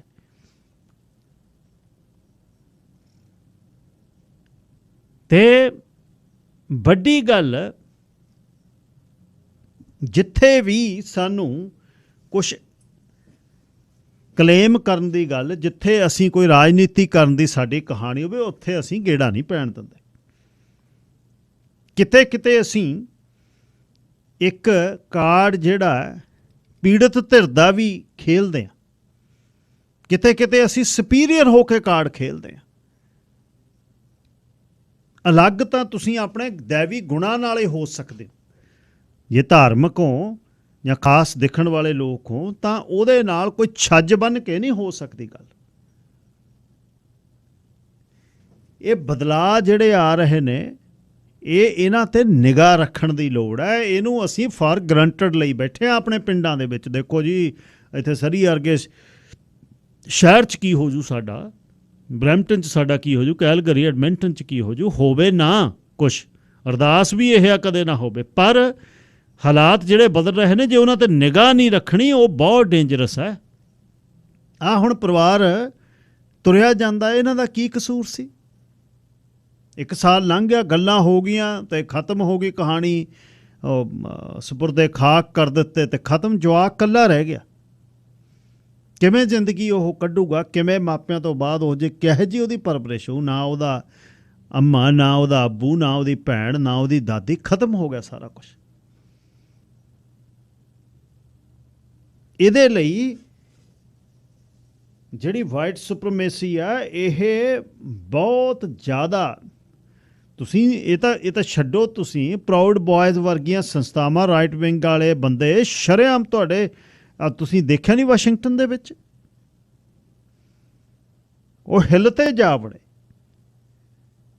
ਉਹ ਉਹਨਾਂ ਦੀ ਪਾਰਲੀਮੈਂਟ ਦੇ ਵਿੱਚ ਜਾ ਵੜੇ ਤੇ ਉਹਨਾਂ ਦੀ ਸਪੀਕਰਾਂ ਦੀਆਂ ਕੁਰਸੀਆਂ ਤੇ ਬੈਠੇ। ਕੱਲ੍ਹ ਦੀ ਬਹੁਤ ਵੱਡੀ ਖਬਰ ਸੀ, ਮਾਈਕ ਪੈਂਸ ਨੂੰ ਦੇ ਚੀਫ ਆਫ ਸਟਾਫ ਨੇ ਸੀਕਰਟ ਸਰਵਿਸਿਜ਼ ਦੇ ਬੰਦੇ ਨੂੰ, ਸੀਕਰਟ ਸਰਵਿਸ ਦੇ ਮੈਨੇਜਰ ਨੂੰ ਸੱਦ ਕੇ ਕਿਹਾ ਵੀ ਮੇਰੇ ਬੌਸ ਨੂੰ ਖਤਰਾ ਹੈ। ਟਰੰਪ ਦੇ ਸਮਰਥਕਾਂ ਵੱਲੋਂ ਮਾਈਕ ਪੈਂਸ ਨੂੰ ਖਤਰਾ ਹੈ। ਕੱਲ੍ਹ ਆਹ ਖਬਰ ਸੀ। ਤੇ ਤੁਸੀਂ, ਮੈਂ, ਅਸੀਂ ਕੌਣ ਹੈ?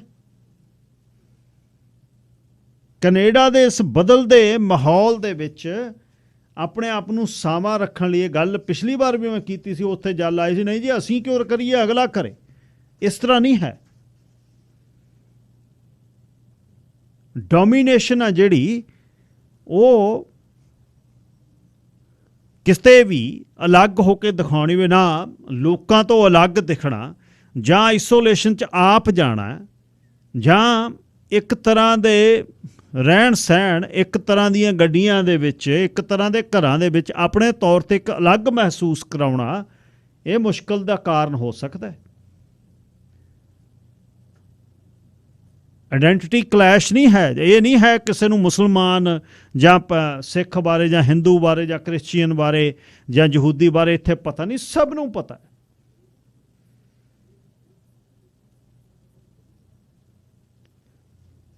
ਸੋ ਕੁਛ ਉਸ ਦੇਸ਼ ਦੇ ਵਿੱਚ ਜਿਹਦੇ ਤੁਸੀਂ ਆਏ ਹੋ, ਉਹਦੀਆਂ ਕਦਰਾਂ ਕੀਮਤਾਂ ਨੂੰ ਵੀ ਸਿਰ ਮੱਥੇ ਲਿਖਣੇ ਦਾ। ਇਹਨਾਂ ਦੇ ਝੰਡੇ ਜਿਹੜੇ ਝੂਲਦੇ ਨੇ, ਉਹ ਝੂਲਦੇ ਵਧੀਆ ਲੱਗਦੇ ਆ। ਸਾਡੇ ਝੰਡੇ ਨਾਲ ਝੁਲਾ ਕੇ ਕੋਈ ਅਸੀਂ ਬਾਹਲੇ ਵੱਡੇ ਨਹੀਂ ਹੋ ਸਕਦੇ। ਸਾਡੀ ਆਸਥਾ, ਸਾਡੇ ਧਰਮ ਦੀ ਜਿੱਥੇ ਜਗ੍ਹਾ ਹੈ, ਉੱਥੇ ਸਾਡੇ ਨਿਸ਼ਾਨ ਝੂਲਦੇ ਰਹਿਣ, ਬਹੁਤ ਵੱਡੀ ਗੱਲ ਹੈ। ਬਹੁਤ ਸਤਿਕਾਰ ਹੈ ਉਸ ਗੱਲ ਦਾ। ਜੇ ਅਸੀਂ ਕਹੀਏ ਇਸ ਰਾਜਨੀਤੀ ਦੇ ਚੱਕਰ 'ਚ ਪਾ ਕੇ ਵੀ ਮੈਂ ਆਹ ਬਹੁਤ ਕਰ ਦਿੱਤਾ, ਮੈਂ ਇੱਥੋਂ ਆਹ ਕਰ ਦਿੱਤਾ, ਮੈਂ ਇੱਥੋਂ ਕੁਛ ਨਹੀਂ ਹੋਣ ਲੱਗਿਆ, ਇਹਦੇ ਨਾਲ ਬਹੁਤ ਵੱਡੀ ਮੁਸ਼ਕਲ 'ਚ ਕਈ ਵਾਰ ਭਾਈਚਾਰਾ ਉਹ ਪੈ ਸਕਦਾ ਜਿਹੜਾ ਰਚੇ ਮਿਚੇ ਨਾ। ਰਚੇ ਮਿਚਣ ਦਾ ਇਹ ਨਹੀਂ ਹੈ ਵੀ ਤੁਸੀਂ ਆਪਣੀ ਖਸਲਤ ਖਤਮ ਕਰਨੀ ਹੈ, ਆਪਣੀ ਆਇਡੈਂਟੀਟੀ ਖਤਮ ਕਰਨੀ ਹੈ, ਨਹੀਂ, ਉਹ ਨਹੀਂ ਕਰਨ ਨੂੰ ਕਹਿ ਰਿਹਾ ਕੋਈ। ਪਰ ਇੱਕ ਜਿਹੜਾ ਦਿਮਾਗ ਦੇ ਵਿੱਚ ਕੀੜਾ ਸਦਾ ਚੱਲਦਾ ਹੁੰਦਾ, ਜਿਹੜਾ ਸਾਡਾ ਵੀ ਪੰਜਾਬ 'ਚ ਚੱਲਦਾ ਹੈ, ਬਾਹਰੋਂ ਆਏ ਨੂੰ ਜਦ ਅਸੀਂ ਵੱਧਦਾ ਫੁੱਲਦਾ ਵੇਖਦੇ ਹਾਂ, ਇੱਕ ਥਾਟ ਪ੍ਰੋਸੈਸ ਆ। ਮੈਂ ਉਸ ਦਿਨ ਵੀ ਕਿਹਾ ਸੀ, ਦਰਵਾਜ਼ੇ ਜੱਟ ਬੈਠੇ ਹੁਣ ਸੋ ਕਾਲਜ, ਜਿਹਨਾਂ ਦਾ ਸਵੇਰ ਤੋਂ ਛਿੱਟੀਆਂ ਦੀ ਭੱਟੀ ਸਿੱਟਣ ਤੋਂ ਲੈ ਕੇ ਬਿਸਤਰਾ ਵਿਛਾਉਣ ਤੱਕ ਰਾਮੂ ਹੀ ਕੰਮ ਕਰਦਾ, ਤੇ ਰਾਮੂ ਕਾਰ ਮੁਖਤਿਆਰ ਆ ਕਰਦਾ। ਤੇ ਉਹ ਜੇ ਕੋਲ ਦੀ ਕੋਈ ਸਾਈਕਲ ਲੰਘ ਕੇ ਪਿੰਡ ਦਾ ਲੰਘੇ, ਤੇ ਉਹ ਮੋਟਰਸਾਈਕਲ ਲੰਘੇ ਤਾਂ ਦਰਵਾਜ਼ੇ ਬੈਠੇ ਜਦੇ ਕਹਿੰਦੇ ਆ ਕੱਲ੍ਹ ਹੈ, ਇਹ ਸਾਲਾ ਮੋਟਰਸਾਈਕਲ ਲਈ ਜਾਂਦਾ, ਕਹਿੰਦੇ ਵੀ ਉਹ ਹੈ। ਇਸੇ ਤਰ੍ਹਾਂ ਹੀ ਤੁਸੀਂ ਜਿੱਥੇ ਆ ਕੇ ਚਾਹੇ ਇੱਥੇ ਦਾ ਸਿਧਾਂਤ, ਚਾਹੇ ਇੱਥੇ ਦਾ ਕਾਨੂੰਨ, ਚਾਹੇ ਇਸ ਦੀ ਖੁੱਲ੍ਹਦਿਲੀ, ਹਰ ਇੱਕ ਚੀਜ਼ ਦੀ ਇਜਾਜ਼ਤ ਦਿੰਦੀ ਹੈ, ਸਿਸਟਮ ਇਨ ਪਲੇਸ ਹੈ। ਪਰ ਇਹ ਸਮਝਿਓ ਕਿ ਤੁਹਾਡੀ ਗਿਣਤੀ ਕਰਕੇ ਰਿਲੈਕਸੇਸ਼ਨਸ ਨੇ ਵੀ ਚੱਲ ਇਹਨਾਂ ਦੇ 2 MP ਲੈ ਲਓ, 2 MLA ਲੈ ਲਓ, 2 ਕੌਂਸਲਰ ਲੈ ਲਓ। ਨਹੀਂ, ਇਹੀ ਦੇਸ਼ ਹੈ, ਇਹੀ BC ਹੈ, ਇਹੀ ਸਰੀ ਹੈ।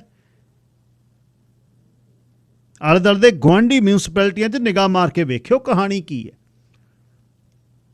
ਕਿਹੋ ਜਿਹੇ ਘਰ ਬਣਦੇ ਆ, ਕਿਹੋ ਜਿਹੇ ਬਣ ਦਿੰਦੇ ਆ, ਕਿਹੜੇ ਕਾਇਦੇ ਕਾਨੂੰਨ ਨੇ।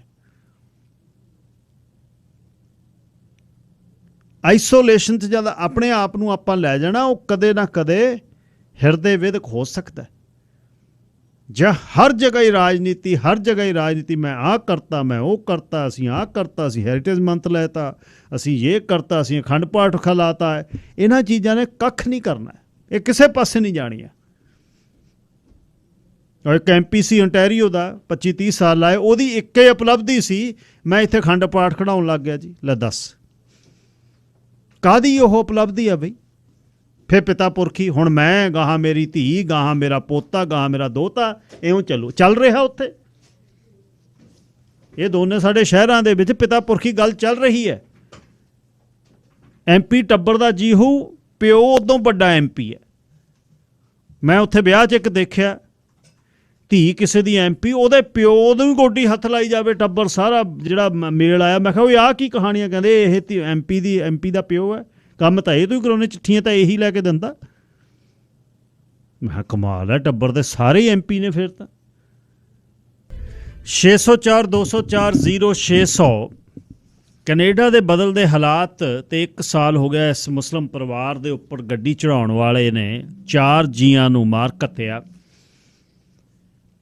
ਖਾਸ ਤੌਰ 'ਤੇ ਦਿਖਣ ਵਾਲੇ, ਅਲੱਗ ਦਿਖਣ ਵਾਲੇ ਭਾਈਚਾਰੇ ਦੇ ਸੰਬੰਧੀ ਤੁਸੀਂ ਜਿਹੜੀ ਕੀ ਗੱਲ ਕਰਨੀ ਚਾਹੁੰਦੇ ਹੋ?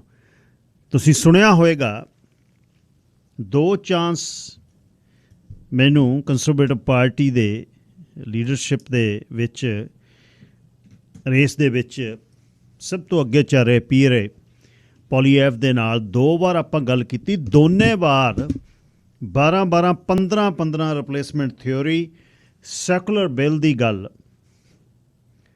ਮੈਂ ਉੱਤੇ ਕਰਦਾ ਰਿਹਾ ਵੀ ਮੈਨੂੰ ਇਹਦੇ ਤੋਂ ਸੜੇ ਹੋਏ ਆਂਡਿਆਂ ਦੀ ਸਮੈਲ ਆਉਂਦੀ ਹੈ। ਇਹ ਕਦੇ ਵੀ ਹਵਾ ਕੁਬੈਕ ਵਾਲੇ ਪਾਸਿਓਂ ਬਾਕੀ ਕੈਨੇਡਾ ਵਾਲੇ ਪਾਸੇ ਨੂੰ ਵਗ ਸਕਦੀ ਹੈ। ਇਹ ਰਿਪਲੇਸਮੈਂਟ ਥਿਓਰੀ ਦੀ ਗੱਲ ਜਿਹੜੀ ਬਹੁਤ ਅਨਨੋਨ ਸੀ ਕੈਨੇਡਾ ਦੇ ਵਿੱਚ, ਇਸ ਦੀ ਗੱਲ ਸ਼ੁਰੂ ਹੋ ਰਹੀ ਹੈ, ਜਿਹਦੇ ਤਹਿਤ ਰੈਨੋ ਦੀ ਇਸ ਕਿਤਾਬ ਤੇ ਫਰਾਂਸੀਸੀ ਮੂਲ ਦਾ ਬੰਦਾ ਤੇ ਕੁਬੈਕ ਦੇ ਵਿੱਚ ਸੈਕੂਲਰ ਲਾ ਇੱਕ ਕਲੀਅਰ ਸ਼ਰੇਆਮ ਜਿਹੜਾ ਹੈ ਇੱਕ ਧੱਕਾ ਹੈ ਕਿ ਤੁਸੀਂ ਸਿੱਖ, ਹਿੰਦੂ, ਮੁਸਲਿਮ ਗਲ ਦੇ ਵਿੱਚ ਕੋਈ ਮਾਲਾ ਜਾਂ ਕੋਈ ਧੋਤੀ ਟੋਪੀ ਜਾਂ ਫਿਰ ਹਜ਼ਾਬ, ਬੁਰਕਾ, ਸਿਰ 'ਤੇ ਦਸਤਾਰ, ਇਹ ਪਹਿਨ ਕੇ ਤੁਸੀਂ ਸਰਕਾਰੀ ਨੌਕਰੀ ਨਹੀਂ ਕਰ ਸਕਦੇ। ਇਸੇ ਕੈਨੇਡਾ ਦੇ ਵਿੱਚ ਜਿੱਥੇ ਸਾਡੇ ਹੈਰੀਟੇਜ ਮੰਥ, ਸਾਡੇ ਨਿਸ਼ਾਨ ਸਾਹਿਬ, ਸਾਡੇ ਅਖੰਡ ਪਾਠ, ਸਾਡੇ ਵੱਡੇ ਮੰਦਰਾਂ ਦੇ ਵਿੱਚ ਪ੍ਰਧਾਨ ਮੰਤਰੀ ਹਾਰਪਰ ਉਦਘਾਟਨ ਕਰ ਗਿਆ ਸੀ ਸਭ ਤੋਂ ਵੱਡੇ ਮੰਦਰ ਦਾ ਜਿਹੜਾ ਬਣਿਆ ਬਰੈਂਪਟਨ ਦੇ ਵਿੱਚ। ਮਸਜਿਦਾਂ ਦੇ ਵਿੱਚ ਅਕਸਰ ਆਉਣਾ, ਆਪ ਟਰੂਡੋ ਹੋਣੀ ਤੁਰੇ ਫਿਰਦੇ ਆ ਲੰਡਨ ontario ਦੇ ਵਿੱਚ। ਪਰ ਜਦ ਸੈਕੂਲਰ ਬਿੱਲ ਦੀ ਗੱਲ ਆਉਂਦੀ ਆ, ਸਾਰੇ ਭੱਜਦੇ ਆ ਉਹਦੇ 'ਤੇ। ਦੋਨੇ ਜਗਮੀਤ ਸਿੰਘ ਤੇ ਦੋਨੇ ਟਰੂਡੋ ਉਹਨਾਂ ਨੇ ਕਿਹਾ ਜੀ ਇਹ ਕੋਰਟ ਦੇ ਵਿੱਚ ਮਾਮਲਾ, ਇਹਦੇ 'ਚ ਅਸੀਂ ਕੁਛ ਨਹੀਂ ਕਰ ਸਕਦੇ, ਉਹ ਤਾਂ ਖਤਮ ਹੈ ਕਹਾਣੀ। ਪੋਲੀਐਵ ਉਹਨਾਂ ਨੂੰ ਮੈਂ ਮੁੜ ਕੇ ਪਿਛਲੀ ਇੰਟਰਵਿਊ 'ਚ ਪੁੱਛਿਆ, ਉਹ ਕਹਿੰਦਾ ਮੈਂ ਇਹਦਾ ਵਿਰੋਧ 'ਚ, ਮੈਂ ਵਿਰੋਧ 'ਚ। ਪਰ ਵਿਰੋਧ ਦੇ ਵਿੱਚ ਐਕਸ਼ਨ ਪਲਾਨ ਕੀ ਹੈ? ਅਗਲੀ ਵਾਰ ਜਦ ਕਿਤੇ ਚਾਂਸ ਮਿਲਿਆ ਪੁੱਛਣਾ ਇਹ ਆ ਵੀ ਐਕਸ਼ਨ ਪਲਾਨ ਕੀ ਹੋ? ਵਿਰੋਧ ਦੀ ਕਿਹੜੀ ਗੱਲ ਹੈ? ਮੈਂ ਮੇਰੇ ਤੋਂ ਕਹਾ ਲਓ ਵਿਰੋਧ, ਕਿਉਂਕਿ ਲੀਡਰਸ਼ਿਪ ਰੇਸ 'ਚ ਉਹਨਾਂ ਦਾ ਲੀਡਰ ਬਣਨਾ ਲਗਭਗ ਤੈਅ ਹੈ। 3-3.5 ਲੱਖ ਦੀ ਮੈਂਬਰਸ਼ਿਪ ਕੱਲੇ ਮਿਸਟਰ ਪੋਲੀਐਵ ਨੇ ਸਾਈਨ ਕੀਤੀ। ਪਿਛਲੀ ਵਾਰ 2.5 ਲੱਖ ਦੇ ਕਰੀਬ 4 ਨੇ ਕੀਤੀ, ਜਾ ਰਿਹਾ ਉਹਨੂੰ ਟੂਲ ਨਹੀਂ ਬਣੇ। ਪੈਟਰਿਕ ਬਰਾਊਨ ਦਾ ਇੱਕ ਮੇਨ ਬੰਦਾ MP, ਉਹਨੇ ਪੋਲੀਐਵ ਨੂੰ ਇੰਡੋਰਸ ਕਰ ਦਿੱਤਾ। ਮੈਨੂੰ ਲੱਗਦਾ ਛੇਤੀ ਪੈਟਰਿਕ ਬਰਾਊਨ ਹੋਣੀ ਵਾਪਸ ਜਾ ਕੇ ਆਪਣੀ ਦੁਬਾਰਾ ਮੇਅਰ ਦੀ ਚੋਣ ਲੜਨ ਵਾਲੀ ਕਹਾਣੀ ਜਿਹੜੀ ਹੈ ਛੇਤੀ ਹੋਊਗੀ, ਛੇਤੀ।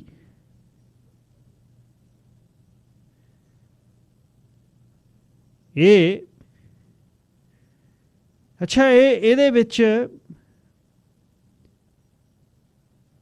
ਹੁਣ ਜਿਹੜੀ ਮੈਂ ਤੁਹਾਡੇ ਨਾਲ ਗੱਲ ਕਰਨੀ ਚਾਹੁੰਦਾ ਹੈ ਕਿ ਲੰਡਨ ਅੰਟੈਰੀਓ ਦੇ ਵਿੱਚ ਮੁਸਲਮਾਨ ਪਰਿਵਾਰ ਦਾ ਜਿਹੜਾ ਕਤਲ, ਕਿਉਂਕਿ 4 ਫਸਟ ਡਿਗਰੀ ਮਰਡਰ ਦੇ ਚਾਰਜਰ ਲੱਗੇ ਨੇ ਬੈਲਟਮੈਨ 'ਤੇ, ਇਹਦੇ ਬਾਰੇ ਤੁਸੀਂ ਕੀ ਕਹਿਣਾ ਚਾਹੁੰਦੇ ਹੋ? 604 204 0600 ਕੈਨੇਡਾ ਦੇ ਵਿੱਚ ਹਾਲਾਤ ਜਿਹੜੇ ਨੇ ਬਦਲਦੇ ਤੁਸੀਂ ਮਹਿਸੂਸ ਕਰ ਰਹੇ ਹੋ? ਜੇ ਕਰ ਰਹੇ ਹੋ ਤਾਂ ਸਾਡੇ ਕੋਲ ਧਿਆਨ ਗੋਚਰ ਚੀਜ਼ਾਂ ਹੈ ਜਿਹੜੀਆਂ ਆਪਾਂ ਡਿਸਕਸ ਕਰ ਸਕਦੇ ਹਾਂ ਆਪਸ ਵਿੱਚ, ਵੀ ਆਹ ਚੀਜ਼ ਦਾ ਖਿਆਲ ਰੱਖਿਆ ਜਾਏ, ਆਹ ਚੀਜ਼ ਦਾ ਖਿਆਲ ਰੱਖਿਆ, ਆਹ ਚੀਜ਼ ਦਾ ਖਿਆਲ ਰੱਖਿਆ ਜਾਵੇ।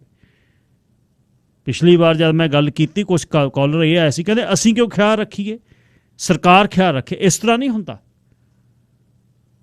ਸਵੇਰੇ ਆਪਾਂ ਘਰੋਂ ਨਿਕਲਦੇ ਹਾਂ ਅਤੇ ਸ਼ਹਿਰ ਦੀ ਸਰਕਾਰ ਕਹਿੰਦੀ ਆ ਵੀ ਸਾਲ ਦੇ ਵਿੱਚ 4 ਵੱਡੀਆਂ ਆਈਟਮਾਂ ਸਾਨੂੰ ਦੱਸ ਦਿਓ, ਘਰੋਂ ਲੈ ਜਾਵਾਂਗੇ ਚੱਕ ਕੇ। ਪਰ ਟੁੱਟੇ ਹੋਏ ਸੋਫੇ, ਜਿਹੜੇ ਬੈਠੇ ਹੋਏ ਜਿਹੜੇ ਗੱਦੇ ਨੇ, ਉਹ ਸਿੱਟ ਜਾਂਦੇ ਨੇ ਘਾਹ 'ਤੇ, ਮਖਮਲੀ ਘਾਹ 'ਤੇ। ਬਾਹਰਲੇ ਬੰਨੇ ਸਵੇਰੇ ਨਿਕਲੋ ਅਤੇ ਉੱਪਰੋਂ ਪੈ ਜਾਂਦਾ ਮੀਂਹ, ਅਤੇ ਉਹ 7 ਕੁਆਂਟਲ ਦਾ ਹੁੰਦਾ, ਚੱਕ ਨਹੀਂ ਹੁੰਦਾ ਉਹ। ਇਸ ਤਰ੍ਹਾਂ ਬੰਦੇ ਨਹੀਂ ਸਾਰਾ ਕੁਛ ਕਰ ਸਕਦੇ, ਸਰਕਾਰਾਂ ਨਹੀਂ ਕਰ ਸਕਦੀਆਂ। ਸਾਡੀ ਜ਼ਿੰਮੇਵਾਰੀ ਕੀ ਹੈ? ਕਿੱਥੇ ਕਿੱਥੇ ਸਰਕਾਰ ਜਾਊ? ਜਦ ਤੁਸੀਂ ਇਕੱਠ 'ਚ ਰਹਿਣਾ, ਸਾਡਾ ਕੁਛ ਹੈ ਜਿਹੜਾ ਅਸੀਂ ਕਰਨਾ। 6042040600 ਕੈਨੇਡਾ ਦੇ ਬਦਲਦੇ ਮਾਹੌਲ ਬਾਰੇ ਵਕਤ ਵਿਚਾਰੇ ਸੋ ਬੰਦਾ ਹੋਏ, ਬਹੁਤ ਵਧੀਆ ਖੁੱਲ੍ਹ ਕੇ ਸਰ ਸੁਖਦੀਪ ਸਿੰਘ ਬਰਨਾਲੇ ਉਹਨਾਂ ਨੇ ਲਿਖਿਆ ਸੀ, ਜਿਹਦੇ 'ਚ ਅਲੱਗ-ਅਲੱਗ ਉਹਨਾਂ ਨੇ ਇਸ ਰਿਕੋਗਨਾਈਜ਼ ਦਾ ਕੰਮ ਅਤੇ ਉਸ ਤੋਂ ਬਾਅਦ ਸੇਵਾ ਦੇ ਨਾਂ ਥੱਲੇ ਆਪਣੀ ਪ੍ਰਮੋਸ਼ਨ, ਅਲੱਗ-ਅਲੱਗ ਚੀਜ਼ਾਂ ਦਾ ਦਰਸਾਉਣਾ ਕਿ ਹੁਣ ਅਸੀਂ ਹੁਣ ਅਸੀਂ ਜਾਂ ਬਦਲਦੇ ਜਿਹੜਾ ਮਿਲਿਆ ਹੋਇਆ ਕੁਛ ਹੱਕ ਜਿਹੜੇ ਖਾਸ ਤੌਰ 'ਤੇ ਮਿਲ ਗਏ, ਉਹਨਾਂ ਦੀ ਦੁਰਵਰਤੋਂ ਕਰਨੀ। ਉਹਨਾਂ ਦੀ ਜਿਵੇਂ ਦੁਰਵਰਤੋਂ ਦੀ ਇੱਕ ਦਮਾ ਸੁਨੇਹਾ ਤੁਹਾਨੂੰ, ਮੋਟਰਸਾਈਕਲ ਦਸਤਾਰ ਬੰਨ੍ਹ ਕੇ ਚਲਾਉਣ ਦੀ ਪਰਮਿਸ਼ਨ ਮਿਲੀ ਹੋਈ ਹੈ ਨਾ ਵੱਡਿਆਂ ਸੂਬਿਆਂ 'ਚ, ਪਰ ਪਟਕੀਆਂ ਬੰਨ੍ਹ ਕੇ ਚਲਾਉਣ ਦੀ ਨਹੀਂ ਮਿਲੀ ਹੋਈ। ਬੰਨ੍ਹ ਕੇ 3.5 ਮੀਟਰ ਦਾ ਗੋਲ ਜਾਂ ਕੰਨਾਂ ਤੋਂ ਉੱਪਰ ਪਾਂਡਿਆਂ ਵਾਂਗੂ ਅਤੇ ਮੋਟਰਸਾਈਕਲ ਚੱਕੀ ਫਿਰੋ ਤੁਸੀਂ। ਇਸ ਤਰ੍ਹਾਂ ਨਹੀਂ ਮਿਲਦੀ, ਇਸ ਤਰ੍ਹਾਂ ਨਹੀਂ, ਇਹ ਪਰਮਿਸ਼ਨ ਨਹੀਂ ਹੈ, ਉਹ ਧੱਕਾ ਹੈ। ਜਿਸ ਦਿਨ ਉਹਨਾਂ ਨੇ ਰੋਕ ਕੇ ਮੋਟਰਸਾਈਕਲ ਇੰਚੀ ਟੇਪ ਲਾ ਕੇ ਦਸਤਾਰ ਮਿਲਣ ਦੀ ਗੱਲ ਕੀਤੀ, ਦੂਜੇ ਦਿਨ ਅਸੀਂ ਕਹਿਣਾ ਇਹ ਨਸਲਵਾਦੀ ਹੈ, ਨਸਲਵਾਦੀ ਹੈ, ਨਸਲਵਾਦੀ ਹੈ। ਦਸਤਾਰ ਮਤਲਬ ਦਸਤਾਰ ਹੈ ਜਿਹਦੀ 7 ਗਜ਼ 7.5 ਗਜ਼ 6 ਲੜਾਂ ਦੀ ਦਸਤਾਰ, ਜਿਹਦੀ ਪਰਮਿਸ਼ਨ ਹੈ। ਚਲੋ ਅਨਸ਼ੋਰਨ ਹੇਅਰ ਦੀ ਤਾਂ ਗੱਲ, ਅਸੀਂ ਉਹਨਾਂ ਨੇ ਅਨਸ਼ੋਰਨ ਹੇਅਰ ਕਿਹਾ, ਅਸੀਂ ਦਾੜੀ, ਇੱਕ ਗਰੁੱਪ ਆ ਜਿਹੜਾ ਉਹ ਕਹਿੰਦੇ ਸਾਬਤ ਸੂਰਤ ਸਿੱਖਾਂ ਨੂੰ ਇਹ ਪਰਮਿਸ਼ਨ ਮਿਲਣੀ ਚਾਹੀਦੀ ਹੈ, ਪਰ ICBC ਨੇ ਅਨਸ਼ੋਰਨ ਹੇਅਰ ਲਿਖਿਆ। ਅਨਸ਼ੋਰਨ ਹੇਅਰ ਇਹ ਆ ਵੀ ਅੱਜ ਜੇ ਤੁਸੀਂ ਨਹੀਂ ਦਾੜੀ ਸ਼ੇਵ ਕੀਤੀ, ਕੱਲ੍ਹ ਨੂੰ ਅੱਧਾ ਇੰਚ ਦੇ 2 mm ਬਾਲ ਬਾਹਰ ਆ ਗਏ, ਉਹ ਅਨਸ਼ੋਰਨ ਹੇਅਰ ਹੈ। ਇਸ ਗੱਲ ਦੀ ਗੱਲ ਹੋਈ, ਇਹ ਤਾਂ ਡਿਸਕਸ਼ਨ ਵੀ ਬਹੁਤ ਵਾਰ ਹੋਈ ਹੈ। ਐਨੀਵੇਜ਼ ਇਹਨੂੰ ਮੈਂ ਛੱਡ ਦਿਆਂ, ਪਰ ਦਸਤਾਰ ਦਾ ਮਤਲਬ ਦਸਤਾਰ ਹੈ, ਪਟਕੀ ਨਹੀਂ ਹੈ। ਹਰ ਰੋਜ਼ ਘੱਟੋ ਘੱਟ ਤੁਸੀਂ ਜੇ 10 ਮੋਟਰਸਾਈਕਲ ਜਿਹਦੇ ਸਿੱਖ ਚਲਾਉਂਦੇ ਦੇਖੋ, ਉਹ 'ਚ 7 ਦੇ ਉਹ ਪਟਕੀਆਂ ਬੰਨੀਆਂ ਹੋਈਆਂ ਨੇ, ਕੰਨ ਨੰਗੇ। ਅਤੇ ਜਿੱਦਣ ਉਹਨਾਂ ਨੇ ਘੇਰ ਕੇ ਫਿਰ ਵੀਡੀਓ ਦੂਜੇ ਨੇ ਬਣਾ ਕੇ, ਦੇਖੋ ਜੀ police racist racist racist racist. So ਇਹ ਇੱਕ ਬ੍ਰੇਕਿੰਗ ਨਿਊਜ਼ ਲੈ ਕੇ ਆਏ ਨੇ ਸਮੀਰ ਕੌਸ਼ਲ ਜੀ। ਕੌਸ਼ਲ ਜੀ ਸਵਾਗਤ। ਗਿੱਲ ਸਾਹਿਬ ਬਹੁਤ ਬਹੁਤ ਧੰਨਵਾਦ। ਗਿੱਲ ਸਾਹਿਬ ਇਹ ਬੜੀ ਇੰਪੋਰਟੈਂਟ ਇਨਫੋਰਮੇਸ਼ਨ ਹੈ, ਖਾਸ ਤੌਰ 'ਤੇ ਸਾਡੇ ਇਮੀਗ੍ਰੈਂਟ ਭਾਈਚਾਰੇ ਵਾਸਤੇ ਜੀ। ਇਮੀਗ੍ਰੇਸ਼ਨ ਦੇ ਵਿੱਚ ਬਹੁਤ ਵੱਡੀ ਤਬਦੀਲੀ ਹੋਈ ਹੈ। ਅੱਛਾ, ਹੁਣੇ ਖਬਰ ਆਈ ਹੈ IRCC ਦੇ ਵੱਲੋਂ, ਜਿਹੜੀ ਇਮੀਗ੍ਰੇਸ਼ਨ ਆਪਣਾ ਰਿਫਿਊਜੀ ਹੈਗੀ ਹੈ, ਉਹਨਾਂ ਵੱਲੋਂ ਸਾਡੇ ਜਿਹੜੇ ਮਿਨਿਸਟਰ ਨੇ ਇਮੀਗ੍ਰੇਸ਼ਨ, ਰਿਫਿਊਜੀ ਤੇ ਸਿਟੀਜ਼ਨਸ਼ਿਪ ਦੇ, ਆਨਰੇਬਲ ਸ਼ੌਨ ਫਰੇਜ਼ਰ, ਉਹਨਾਂ ਦੇ ਹਵਾਲੇ ਤੋਂ ਖਬਰ ਆਈ ਹੈ ਕਿ ਸੁਪਰ ਵੀਜ਼ਾ ਦੇ ਵਿੱਚ ਚੇਂਜ ਹੋਇਆ। ਸੁਪਰ ਵੀਜ਼ਾ ਦੇ ਵਿੱਚ ਹੁਣ ਲੋਕ ਪਹਿਲੇ ਜਿਹੜੇ 10 ਸਾਲ ਦਾ ਵੀਜ਼ਾ ਮਿਲਦਾ ਸੀ ਉਹਦੇ ਵਿੱਚ 2 ਸਾਲ ਦੀ ਸਟੇ ਰੱਖਦੇ ਸੀ ਜੀ। ਹੁਣ ਲੋਕ 5 ਸਾਲ ਆਪਣੇ ਮਦਰ ਫਾਦਰ ਜਾਂ ਜਿਹੜੇ ਪੇਰੈਂਟਸ ਔਰ ਗ੍ਰੈਂਡ ਪੇਰੈਂਟਸ ਨੇ ਉਹਨਾਂ ਦੀ ਸਟੇ ਹੋ ਸਕਦੀ ਹੈ। ਸੁਪਰ ਵੀਜ਼ੇ ਦੇ ਵਿੱਚ ਇਕੱਠਾ 5 ਸਾਲ ਦਾ ਸਟੇ ਰੱਖ ਸਕਦੇ ਆ ਔਰ ਕੁਝ ਕੰਡੀਸ਼ਨਸ ਦੇ ਵਿੱਚ 2 ਸਾਲ ਸਟੇ ਵਧਾਈ ਜਾ ਸਕਦੀ ਹੈ। ਸੋ ਕੁੱਲ ਮਿਲਾ ਕੇ ਹੁਣ 7 ਸਾਲ ਵਾਸਤੇ ਜਿਹੜੇ ਮਾਪੇ ਜਾਂ ਜਿਹੜੇ ਗ੍ਰੈਂਡ ਪੇਰੈਂਟਸ ਨੇ ਉਹ ਹੁਣ ਸਟੇ ਰੱਖ ਸਕਦੇ ਆ। ਇਹ ਨਵੀਂ ਜਾਣਕਾਰੀ ਜਿਹੜੀ ਆਈ ਹੈ। ਸੋ ਬੇਸਿਕਲੀ ਵੀ ਇਮੀਗ੍ਰੇਸ਼ਨ ਨਾ ਮੰਨਿਓ, ਵਿਜ਼ਿਟ ਵੀਜ਼ੇ ਤੇ ਰਹੀ ਚੱਲੋ, ਇਹੀ ਗੱਲ ਹੋ ਗਈ। ਸੁਪਰ ਵੀਜ਼ਾ, ਹਾਂ ਸੁਪਰ ਵੀਜ਼ੇ ਤੇ ਰਹੀ ਚਲੋ। ਮਤਲਬ ਜਿਹੜਾ ਫੈਮਿਲੀ ਰੀਯੂਨਾਈਟ ਵਾਲਾ ਪ੍ਰੋਗਰਾਮ ਸੀ ਉਹਨੂੰ ਇਹਨਾਂ ਨੇ ਕੋਈ ਗੱਲ ਨਹੀਂ ਉਹਦੇ ਬਾਰੇ ਕੀਤੀ, ਪਰ ਸੁਪਰ ਵੀਜ਼ੇ ਦੀ ਮਿਆਦ ਜਿਹੜੀ ਹੈ ਉਹ ਵਧਾ ਦਿੱਤੀ ਕਿ ਸੁਪਰ ਵੀਜ਼ੇ ਦੇ ਵੱਲ ਲੋਕ ਜ਼ਿਆਦਾ ਉਤਸ਼ਾਹਿਤ ਹੋਣ। 2 ਸਾਲ ਤੋਂ 5 ਸਾਲ ਕਰ ਦਿੱਤੀ, ਕੁਝ ਚਾਂਸਾਂ 'ਚ 7 ਸਾਲ ਵੀ ਰਹਿ ਸਕਦੇ, ਕੁਝ ਕੰਡੀਸ਼ਨ 7 ਸਾਲ ਵੀ ਰਹਿ ਸਕਦੇ ਹੋ।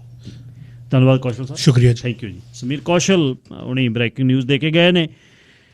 ਲਓ ਜੀ, ਇਹਦੇ ਤੇ ਚਲੋ ਇੱਕ ਵਿਸ਼ਾ ਇੱਕ ਹੋਰ ਹੈ ਇਹ, ਪਰ ਇਹਨੂੰ ਵੀ ਬਦਲਦੇ ਹਾਲਾਤਾਂ ਦੇ ਵਿੱਚ ਲੈ ਸਕਦੇ ਹੋ ਤੁਸੀਂ।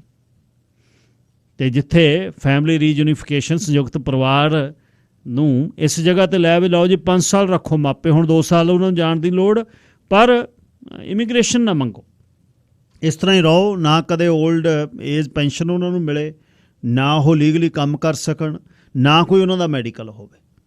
ਸੋ ਇਹ ਜਿਹੜੀ ਮੈਂ ਗੱਲ ਲੰਡਨ ਓਨਟਾਰੀਓ ਦੀ ਤੁਹਾਡੇ ਨਾਲ ਕਰ ਰਿਹਾ ਸੀ, ਉਸ ਦੇ ਬਾਰੇ ਤੁਸੀਂ ਕੋਈ ਗੱਲ ਕਰਨੀ ਚਾਹੋ ਤਾਂ 604 204 600 ਜਿਹ 'ਚ 4 ਮੁਸਲਮਾਨ ਪਰਿਵਾਰ ਦੇ ਜੀ ਜਿਹੜੇ ਨੇ ਉਹਨਾਂ 'ਤੇ ਗੱਡੀ ਚੜ੍ਹਾ ਦਿੱਤੀ ਸੀ। 21 ਸਾਲਾਂ ਦੇ ਇੱਕ ਮੁੰਡੇ ਨੇ ਜਿਸ ਦੇ ਦੀਆਂ ਚਾਰਜਸ ਜਿਹੜੇ ਨੇ ਉਹ ਫਸਟ ਡਿਗਰੀ ਮਰਡਰ ਦੇ ਨੇ। 4 ਸਤੰਬਰ 5 2023 ਨੂੰ 12 ਹਫ਼ਤਿਆਂ ਦੀ ਟਰਾਇਲ ਸ਼ੁਰੂ ਹੋਣੀ ਆ ਅਗਲੇ ਸਾਲ ਸਤੰਬਰ ਦੇ ਵਿੱਚ, ਹਾਲੇ ਸਵਾ ਸਾਲ ਪਿਆ। ਅਤੇ ਇਹ ਸਲਮਾਨ ਅਫਜ਼ਲ, ਮਦੀਹਾ ਸਲਮਾਨ, ਉਸ ਤੋਂ ਬਾਅਦ ਯਮਨਾ ਅਤੇ ਉਸ ਤੋਂ ਬਾਅਦ ਉਹਨਾਂ ਦੀ ਮਾਤਾ ਤਲਤ ਅਫਜ਼ਲ। ਇੱਕ ਮੁੰਡਾ ਜ਼ਖਮੀ ਜਿਹੜਾ ਸੀ ਉਹ ਠੀਕ ਆ ਹੁਣ, ਪਰ ਮਾਪੇ ਜਿਹੜੇ ਨੇ ਸਾਰੇ ਤੁਰ ਗਏ। 604 204 0600 ਮੈਨੂੰ ਪਤਾ ਹੈ ਸੰਵੇਦਨਸ਼ੀਲ ਮਸਲਾ ਹੈ, ਅਤੇ ਸਾਡਾ ਜਿਹੜਾ ਹੈ ਜਿੱਥੇ ਪਕੜ ਹੈ ਉਹ ਸਿੱਧੇ ਜਿਹੇ ਮਸਲੇ ਨੇ, ਕੁਝ ਮਸਲੇ ਇਹੋ ਜਿਹੇ ਨੇ ਜਿਨ੍ਹਾਂ 'ਤੇ ਅਸੀਂ ਗੱਲ ਕਰਨੀ ਨਹੀਂ ਚਾਹੁੰਦੇ, ਪਰ ਸਾਹਮਣੇ ਕੁਝ ਚੀਜ਼ਾਂ ਨੇ ਜਿਹਦੇ 'ਤੇ ਸਾਨੂੰ ਵਿਚਾਰ ਕਰਨ ਦੀ ਲੋੜ ਹੈ। ਕਈ ਵਾਰ ਫਿਰ ਲੇਟ ਹੋ ਜਾਂਦੀ ਹੈ ਗੱਲ।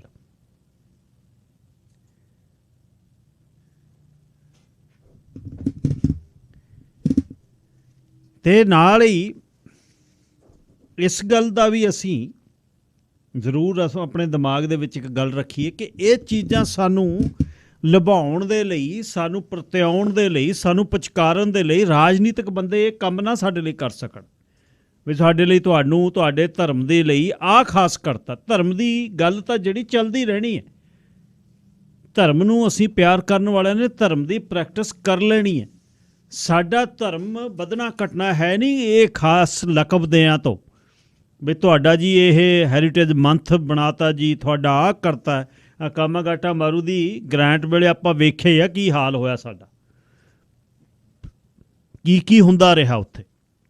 ਪਰਿਵਾਰ ਜਿਹੜੇ ਸੀ ਉਹ ਜਿਹੜੀ ਗੱਲ ਕਹਿ ਰਹੇ ਸੀ ਉਹ ਉਸ ਗੱਲ ਤੋਂ ਉੱਪਰਲੇ ਬੰਨੇ ਗੱਲ ਹੋਰ ਚੱਲ ਰਹੀ ਸੀ। ਪਰਿਵਾਰ ਤਾਂ ਕਹਿੰਦੇ ਸਾਨੂੰ ਲੋੜ ਨਹੀਂ ਹੈ ਕੁਛ, ਜਥੇਬੰਦੀਆਂ ਕਹਿੰਦੇ ਲਿਆ ਦਿਓ, ਕੱਢੋ ਮਿਲੀਅਨ ਖੰਡ ਇੱਧਰ ਵੰਡੀਏ। ਜੇਸਨ ਕੈਨੀਓ ਜਦ ਪੈਸੇ ਵੰਡਦਾ ਫਿਰਦਾ ਸੀ, ਕੋਈ ਕਿਤੇ ਕਦੇ ਕੋਈ ਕਿਤੇ। ਸੋ ਕੈਨੇਡਾ ਦੇ ਵਿੱਚ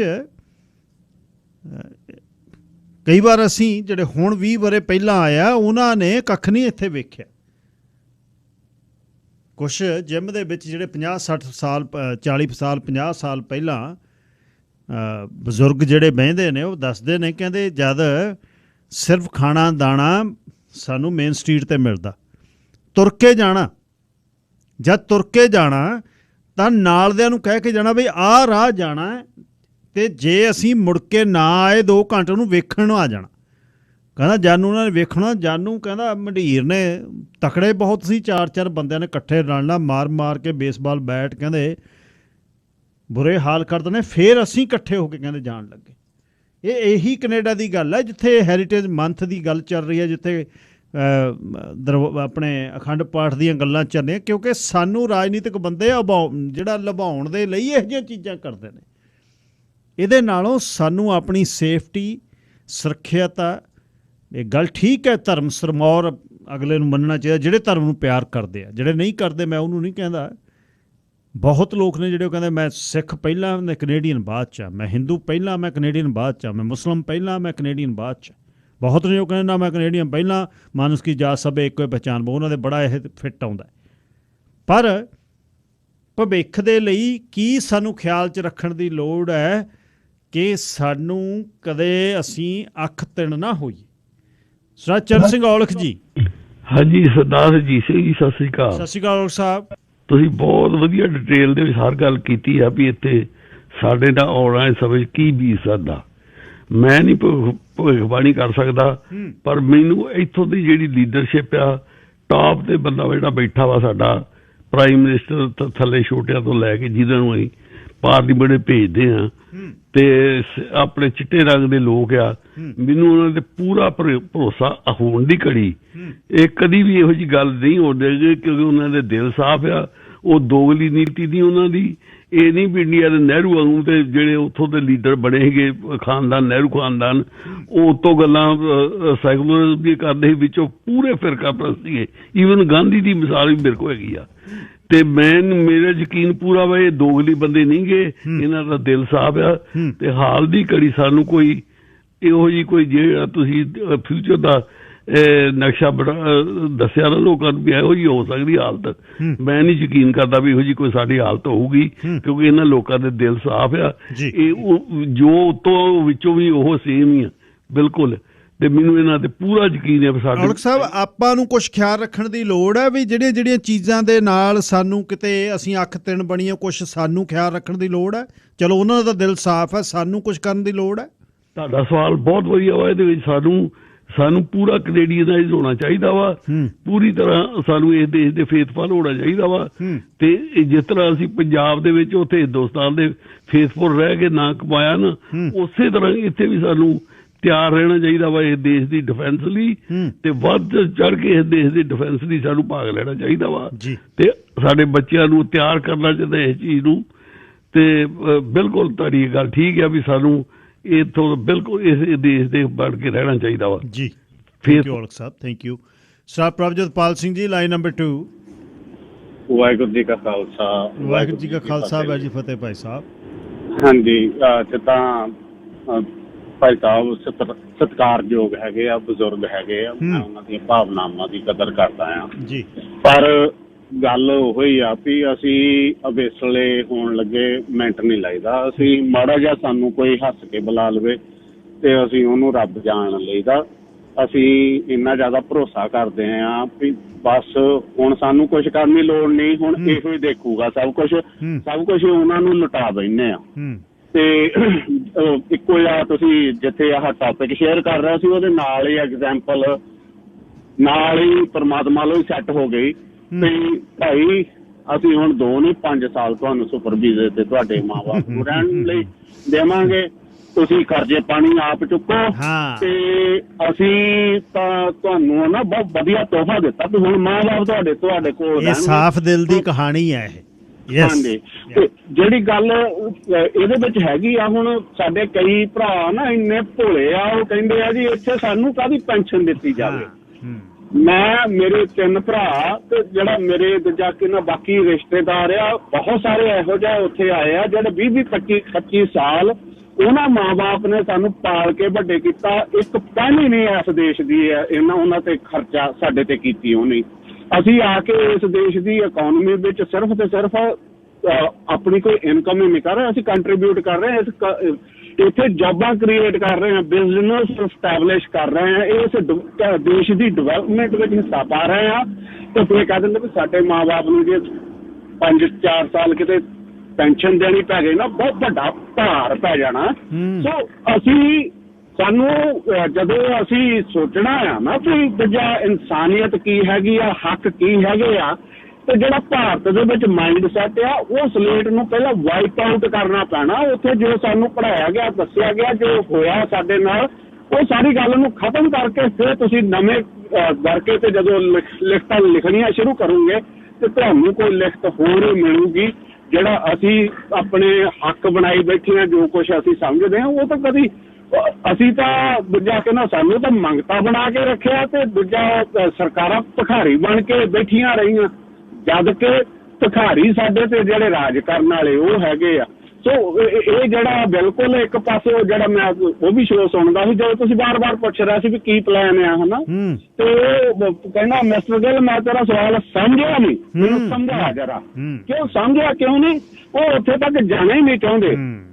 ਮੈਂ ਪੀਸੀ ਦੇ ਜਿਹੜੇ ਸਰਕਾਰ ਦੇ ਵਿੱਚ ਜਿਹੜਾ ਕੋਈ ਸਾਡੇ ਪੱਖ ਦੀ ਗੱਲ ਕਰੂਗਾ ਮੈਂ ਉਹਨਾਂ ਦੀ ਸਪੋਰਟ ਕਰੂੰਗਾ ਜੀ, ਪਰ ਜਿੱਥੇ ਸਾਡੇ ਨਾਲ ਧੋਖਾ ਹੁੰਦਾ ਹੈ, ਜਿੱਥੇ ਸਾਨੂੰ ਗੁਰੂ ਘਰ ਦੇ ਬਾਹਰ ਖੜੇ ਕਰਕੇ ਤਾਂ ਹਿੰਦੁਸਤਾਨ ਦਾ ਪ੍ਰਧਾਨ ਮੰਤਰੀ ਉਹਨੂੰ ਇੱਕ ਦੂਜਾ ਬਾਦਸ਼ਾਹ ਦੀ ਤਰ੍ਹਾਂ ਅੰਦਰ ਲੈ ਕੇ ਗਏ ਤੇ ਸਾਨੂੰ ਉੱਥੇ ਫਿਰ ਜਿੱਦਾਂ ਭਿਖਾਰੀਆਂ ਨੂੰ ਗੁਰਦੁਆਰੇ ਸਾਡੇ ਦੇ ਬਾਹਰ ਖੜਾ ਕੀਤਾ, ਸਾਨੂੰ ਇਹ ਦੇਖਣਾ ਪੈਣਾ ਆ ਵੀ ਕੌਣ ਸਾਡੇ ਨਾਲ ਕੀ ਕਰ ਰਿਹਾ। ਭਾਵੇਂ ਦੀ ਲਿਬਰਲ ਆ ਤੇ ਭਾਵੇਂ ਦੀ ਪੀਸੀ ਆ, ਬੇਸ਼ੱਕ ਕੋਈ ਵੀ ਹੈਗਾ ਆ, ਬੇਸ਼ੱਕ ਜਗਮੀਤ ਸਿੰਘ ਐਨਡੀਪੀ ਦਾ ਹੈ, ਜੇ ਸਾਡੇ ਹੱਕ 'ਚ ਨਹੀਂ ਖੜਦਾ ਤੇ ਸਾਡਾ ਨਹੀਂ ਹੈਗਾ। ਵਾਹਿਗੁਰੂ ਜੀ ਖਾਲਸਾ ਵਾਹਿਗੁਰੂ ਜੀ ਫਤਿਹ ਜੀ। ਵਾਹਿਗੁਰੂ ਜੀ ਖਾਲਸਾ ਵਾਹਿਗੁਰੂ ਜੀ ਫਤਿਹ। ਖਬਰਾਂ ਸੁਣਾਉਣ ਤੋਂ ਬਾਅਦ ਇਸ ਨੂੰ ਮੈਂ ਸਮ ਅਪ ਕਰੂੰਗਾ, ਉਸ ਤੋਂ ਬਾਅਦ ਖਾਸ ਅੱਜ ਗੱਲਬਾਤ ਚੱਲਣੀ ਆ ਜਿਹੜੇ ਜਿਨ੍ਹਾਂ ਦੇ ਡੌਗ ਘਰੇ ਨੇ। 86 ਵਰ੍ਹਿਆਂ ਦੀ ਇੱਕ ਮਾਤਾ ਕੈਲਗਰੀ ਦੇ ਵਿੱਚ ਯਾਰਡ 'ਚ ਕੰਮ ਕਰਦੀ, ਗੁਆਂਢੀਆਂ ਦੇ 3 ਕੁੱਤਿਆਂ ਨੇ ਆ ਕੇ ਢਾਲੀ ਤੇ ਮਾਰਤੀ। ਇਸ 'ਤੇ ਗੱਲ ਕਰਨੀ ਹੈ। ਗਰਮੀ ਦਾ ਸਮਾਂ ਹੈ, ਬਾਹਰ ਤੁਸੀਂ ਤੁਰਨਾ ਫਿਰਨਾ ਹੈ, ਬਾਹਰ ਯਾਰਡ 'ਚ ਕੰਮ ਕਰਨਾ ਹੈ। ਡੌਗ ਓਨਰਸ ਨੂੰ ਕੀ ਖਾਸ ਖਿਆਲ ਰੱਖਣ ਦੀ ਲੋੜ ਹੈ? ਉੱਘੇ ਡੌਗ ਬਰੀਡਰ ਤੇ ਟ੍ਰੇਨਰ ਸਰ ਕੁਲਦੀਪ ਸਿੰਘ ਤੱਖਰ ਸ਼ਾਮਲ ਹੋਣਗੇ। ਇਹ ਡੌਗ ਬਰੀਡਰ ਤੇ ਟ੍ਰੇਨਰ ਜਿਨ੍ਹਾਂ ਜਿਹੜੇ ਭਾਈਚਾਰੇ ਦੇ ਇਕੱਲੇ ਹੀ ਸਾਡੇ ਭਾਈਚਾਰੇ ਦੇ ਵਿੱਚੋਂ ਸਨ, ਜਿਨ੍ਹਾਂ ਨੇ ਕੈਨੇਡਾ ਦੇ ਵਿੱਚ ਲਾਅ ਐਨਫੋਰਸਮੈਂਟ ਲਈ ਡੌਗਸ ਜਿਹੜੇ ਨੇ ਉਹ ਟ੍ਰੇਨ ਕੀਤੇ, ਭਾਰਤ ਜਾ ਕੇ ਵੀ ਟ੍ਰੇਨਿੰਗ ਦਿੱਤੀ 1.5 ਸਾਲ, ਅਤੇ ਸਭ ਤੋਂ ਵਧੀਆ ਡੌਗਸ ਉਹਨਾਂ ਦੇ ਕੋਲ ਜਰਮਨ ਸ਼ੈਫਰਡ, ਜਿਹੜੇ ਕਾਲੇ ਚਿੱਟੇ, ਖਾਸ ਤੌਰ 'ਤੇ ਜਿਹੜੇ ਰੌਟਵੈਲਰ ਜਰਮਨ ਤੋਂ ਲੈ ਕੇ ਆਉਂਦੇ ਨੇ ਉਹ, ਅਤੇ ਬਹੁਤ ਤਜਰਬਾ।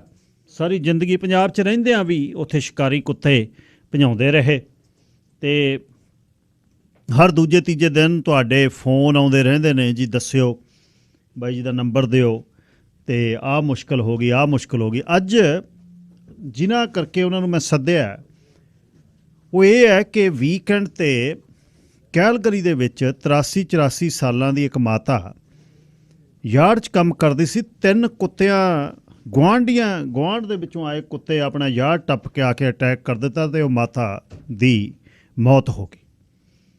ਅੱਧਾ ਘੰਟਾ ਐਂਬੂਲੈਂਸ ਨਾ ਆ ਸਕੀ ਅਤੇ ਅਖੀਰ ਉਹ ਚੋਕ ਹੋ ਕੇ ਉਸ ਦੀ ਮੌਤ ਹੋ ਗਈ।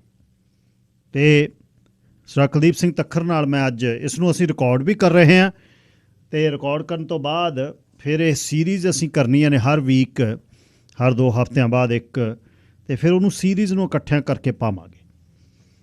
ਗੱਲਬਾਤ ਕਰਨ ਤੋਂ ਪਹਿਲਾਂ ਦੱਸਦਾ ਕਿ ਕਪਿਲ ਸ਼ਰਮਾ ਦਾ ਸ਼ੋਅ ਜਿਹੜਾ 25 ਜੂਨ ਨੂੰ ਹੋ ਰਿਹਾ ਹੈ, ਝੱਜ ਪ੍ਰੋਡਕਸ਼ਨ, ਜੈਸ ਸਾਨੀ ਅਤੇ ਅਰੋੜਾ ਇਮੀਗ੍ਰੇਸ਼ਨ ਵੱਲੋਂ ਇਹ ਸ਼ੋਅ ਤੁਹਾਡੇ ਲਈ ਲੈ ਕੇ ਆ ਰਹੇ ਨੇ, ਅਤੇ ਟਿਕਟਾਂ ਮਿਲ ਰਹੀਆਂ ਨੇ, ਵਿਕ ਰਹੀਆਂ ਨੇ ਹੁਣ 778-539-6700 'ਤੇ ਸੈਮ ਝੱਜ ਨਾਲ ਗੱਲਬਾਤ ਕਰ ਲਿਓ। 7785396700 B for you Surrey, Prince video Abbotsford, ਅਤੇ ਯੂਨਿਟ 397 8148 128 ਸਟਰੀਟ ਸਰੀ ਦੇ ਵਿੱਚੋਂ ਤੁਸੀਂ ਇਹ ਟਿਕਟਸ ਖਰੀਦ ਸਕਦੇ ਹੋ। Kapil Sharma show. Coastal Pacific express CPX trucking ਨੂੰ ਓਨਰ ਆਪਰੇਟਰ ਚਾਹੀਦੇ ਨੇ, $2.25 ਮੀਲ ਦੇ ਟੀਮ ਨੂੰ 33,000 ਤੱਕ ਤੁਸੀਂ ਕਮਾ ਸਕਦੇ ਹੋ, 20,000 ਤੱਕ ਤੁਸੀਂ ਕਮਾ ਸਕਦੇ ਹੋ ਜੇ ਇਕੱਲੇ ਚੱਲਦੇ ਹੋ। $1.5 ਮਾਈਲ ਦੇ ਇਕੱਲਿਆਂ ਨੂੰ ਨੇ, 12,000 ਸਾਈਨਿੰਗ ਬੋਨਸ ਆ, $1,000 $1,000 ਰੈਫਰਲ ਬੋਨਸ ਆ। ਰਣਜੀਤਾ ਦੱਤਾ ਨਾਲ 604-803-4349 'ਤੇ ਗੱਲਬਾਤ ਕਰਿਓ, ਅਤੇ ਜਾਂ ਜਸਿੰਟਾ ਦਿਓਲ ਨਾਲ 604-358-8455 ਵਾਕ-ਇਨ ਇੰਟਰਵਿਊਜ਼ ਵੀ ਤੁਸੀਂ ਲੈ ਸਕਦੇ। Parminder Singh Thind think insurance $1 million round table ਦਾ ਅਵਾਰਡ ਮਿਲਿਆ, ਟਾਪ ਆਫ ਦਾ ਟੇਬਲ। ਇਸ ਅਵਾਰਡ ਸੈਰੇਮਨੀ ਦੇ ਵਿੱਚ ਬਹੁਤ ਵੱਡੀ ਇਹ ਸੈਰੇਮਨੀ ਹੁੰਦੀ ਹੈ, ਅਗਲੇ ਮਹੀਨੇ ਹੋਣੀ ਹੈ। ਪਰਮਿੰਦਰ ਸਿੰਘ ਥਿੰਦ ਭਾਈਚਾਰੇ ਦੇ ਕੁਝ ਕੁ ਐਡਵਾਈਜ਼ਰ ਦੇ ਵਿੱਚੋਂ ਨੇ। ਜਿਹੜਾ ਇਸ ਦਾ ਮੈਂਬਰ ਬਣਨਾ ਅਲੱਗ ਗੱਲ ਹੈ, ਪਰ ਇਹ ਇਨਾਮ ਜਿੱਤਣਾ ਅਲੱਗ ਗੱਲ ਹੈ। Life insurance, critical illness, mortgage, super visa, disability ਦੀ insurance. 604-828-7213 thinkinsurance.ca। Parminder Singh Thind programme ਦੇ ਸਪਾਂਸਰ ਨੇ। ਸੋਲ ਕੌਂਸਲ ਵਕੀਲ ਵਿਰਕ ਦੀ ਇਹ ਵਕੀਲਾਂ ਦੀ ਵੱਡੀ ਫਰਮ, ਜਿੱਥੇ estate planning, corporate services, conflict coaching, 604 330 7655 ਸੋਲ ਕੌਂਸਲ ਤੁਹਾਨੂੰ ਸਿਖਾ ਦੇਣਗੇ ਬਿਜ਼ਨਸ ਕਿਵੇਂ ਕਰਨਾ, ਕਾਗਜ਼ ਪੱਤਰ ਦਾ ਕੀ ਖਿਆਲ ਰੱਖਣਾ ਤੇ ਝਗੜਿਆਂ ਤੋਂ ਦੇ ਵਿੱਚ ਪੈਣ ਤੋਂ ਪਹਿਲਾਂ ਲਿਖਤ ਪੜ੍ਹਤ ਕਿਵੇਂ ਕਰਨੀ ਹੈ। 604 330 7655 ਸਰ ਕੁਲਦੀਪ ਸਿੰਘ ਤੱਖਰ ਮੇਰੇ ਨਾਲ ਨੇ, ਗੱਲਬਾਤ ਕਰਦੇ ਹਾਂ ਉਹਨਾਂ ਦੇ ਨਾਲ। ਡੌਗਸ ਦੇ ਬਾਰੇ ਸਵਾਲ ਤੁਹਾਡੇ ਬਹੁਤ ਇਕੱਠੇ ਹੋਏ ਨੇ। ਬੇਸਿਕਲੀ ਅੱਜ ਜਿਹੜੀ ਉਹਨਾਂ ਦੀ ਗੱਲ ਮੈਂ ਉਹਨਾਂ ਨਾਲ ਕਰਨੀ ਆ ਉਹ ਇਹ ਹੈ ਵੀ ਗਰਮੀਆਂ ਦੇ ਵਿੱਚ ਜਾਂ ਮੌਸਮ ਖੁੱਲ੍ਹਦਾ ਹੈ, ਅਸੀਂ ਤੁਰਦੇ ਫਿਰਦੇ ਹਾਂ, ਡੌਗਸ ਅਸੀਂ ਆਪਣੇ ਘਰ ਦੇ ਵਿੱਚ ਆਪਾਂ ਰੱਖਦੇ ਹਾਂ, ਆਪਣੇ ਯਾਰਡ 'ਚ ਆਪਣੇ ਨਾਲ ਫਿਰਦੇ ਨੇ ਅਤੇ ਘਰਾਂ ਦੇ ਵਿੱਚ ਫੈਂਸ ਹੈ ਨਹੀਂ, ਫਰੰਟ ਕਿਤੇ ਗੇਟ ਹੈ ਨਹੀਂ, ਸਡਨ ਡੌਗ ਦਰਾਂ ਮੂਹਰੇ ਲੰਘਦੇ ਡੌਗ ਦੇ ਉੱਪਰ ਵੇਖ ਕੇ ਅਟੈਕ ਮੋਡ 'ਚ ਆ ਜਾਂਦੇ ਨੇ, ਜਾਂ ਕੋਈ ਬੰਦਾ ਇਹੋ ਜਿਹਾ ਲੱਗਦਾ ਜਿਹੜਾ ਉਹਨੂੰ ਸਨਿਪ ਕਰਦਾ, ਉਹਨਾਂ ਨੂੰ ਠੀਕ ਨਹੀਂ ਲੱਗਦਾ, ਉਹਦੇ 'ਤੇ ਅਟੈਕ ਕਰ ਦਿੰਦੇ ਨੇ।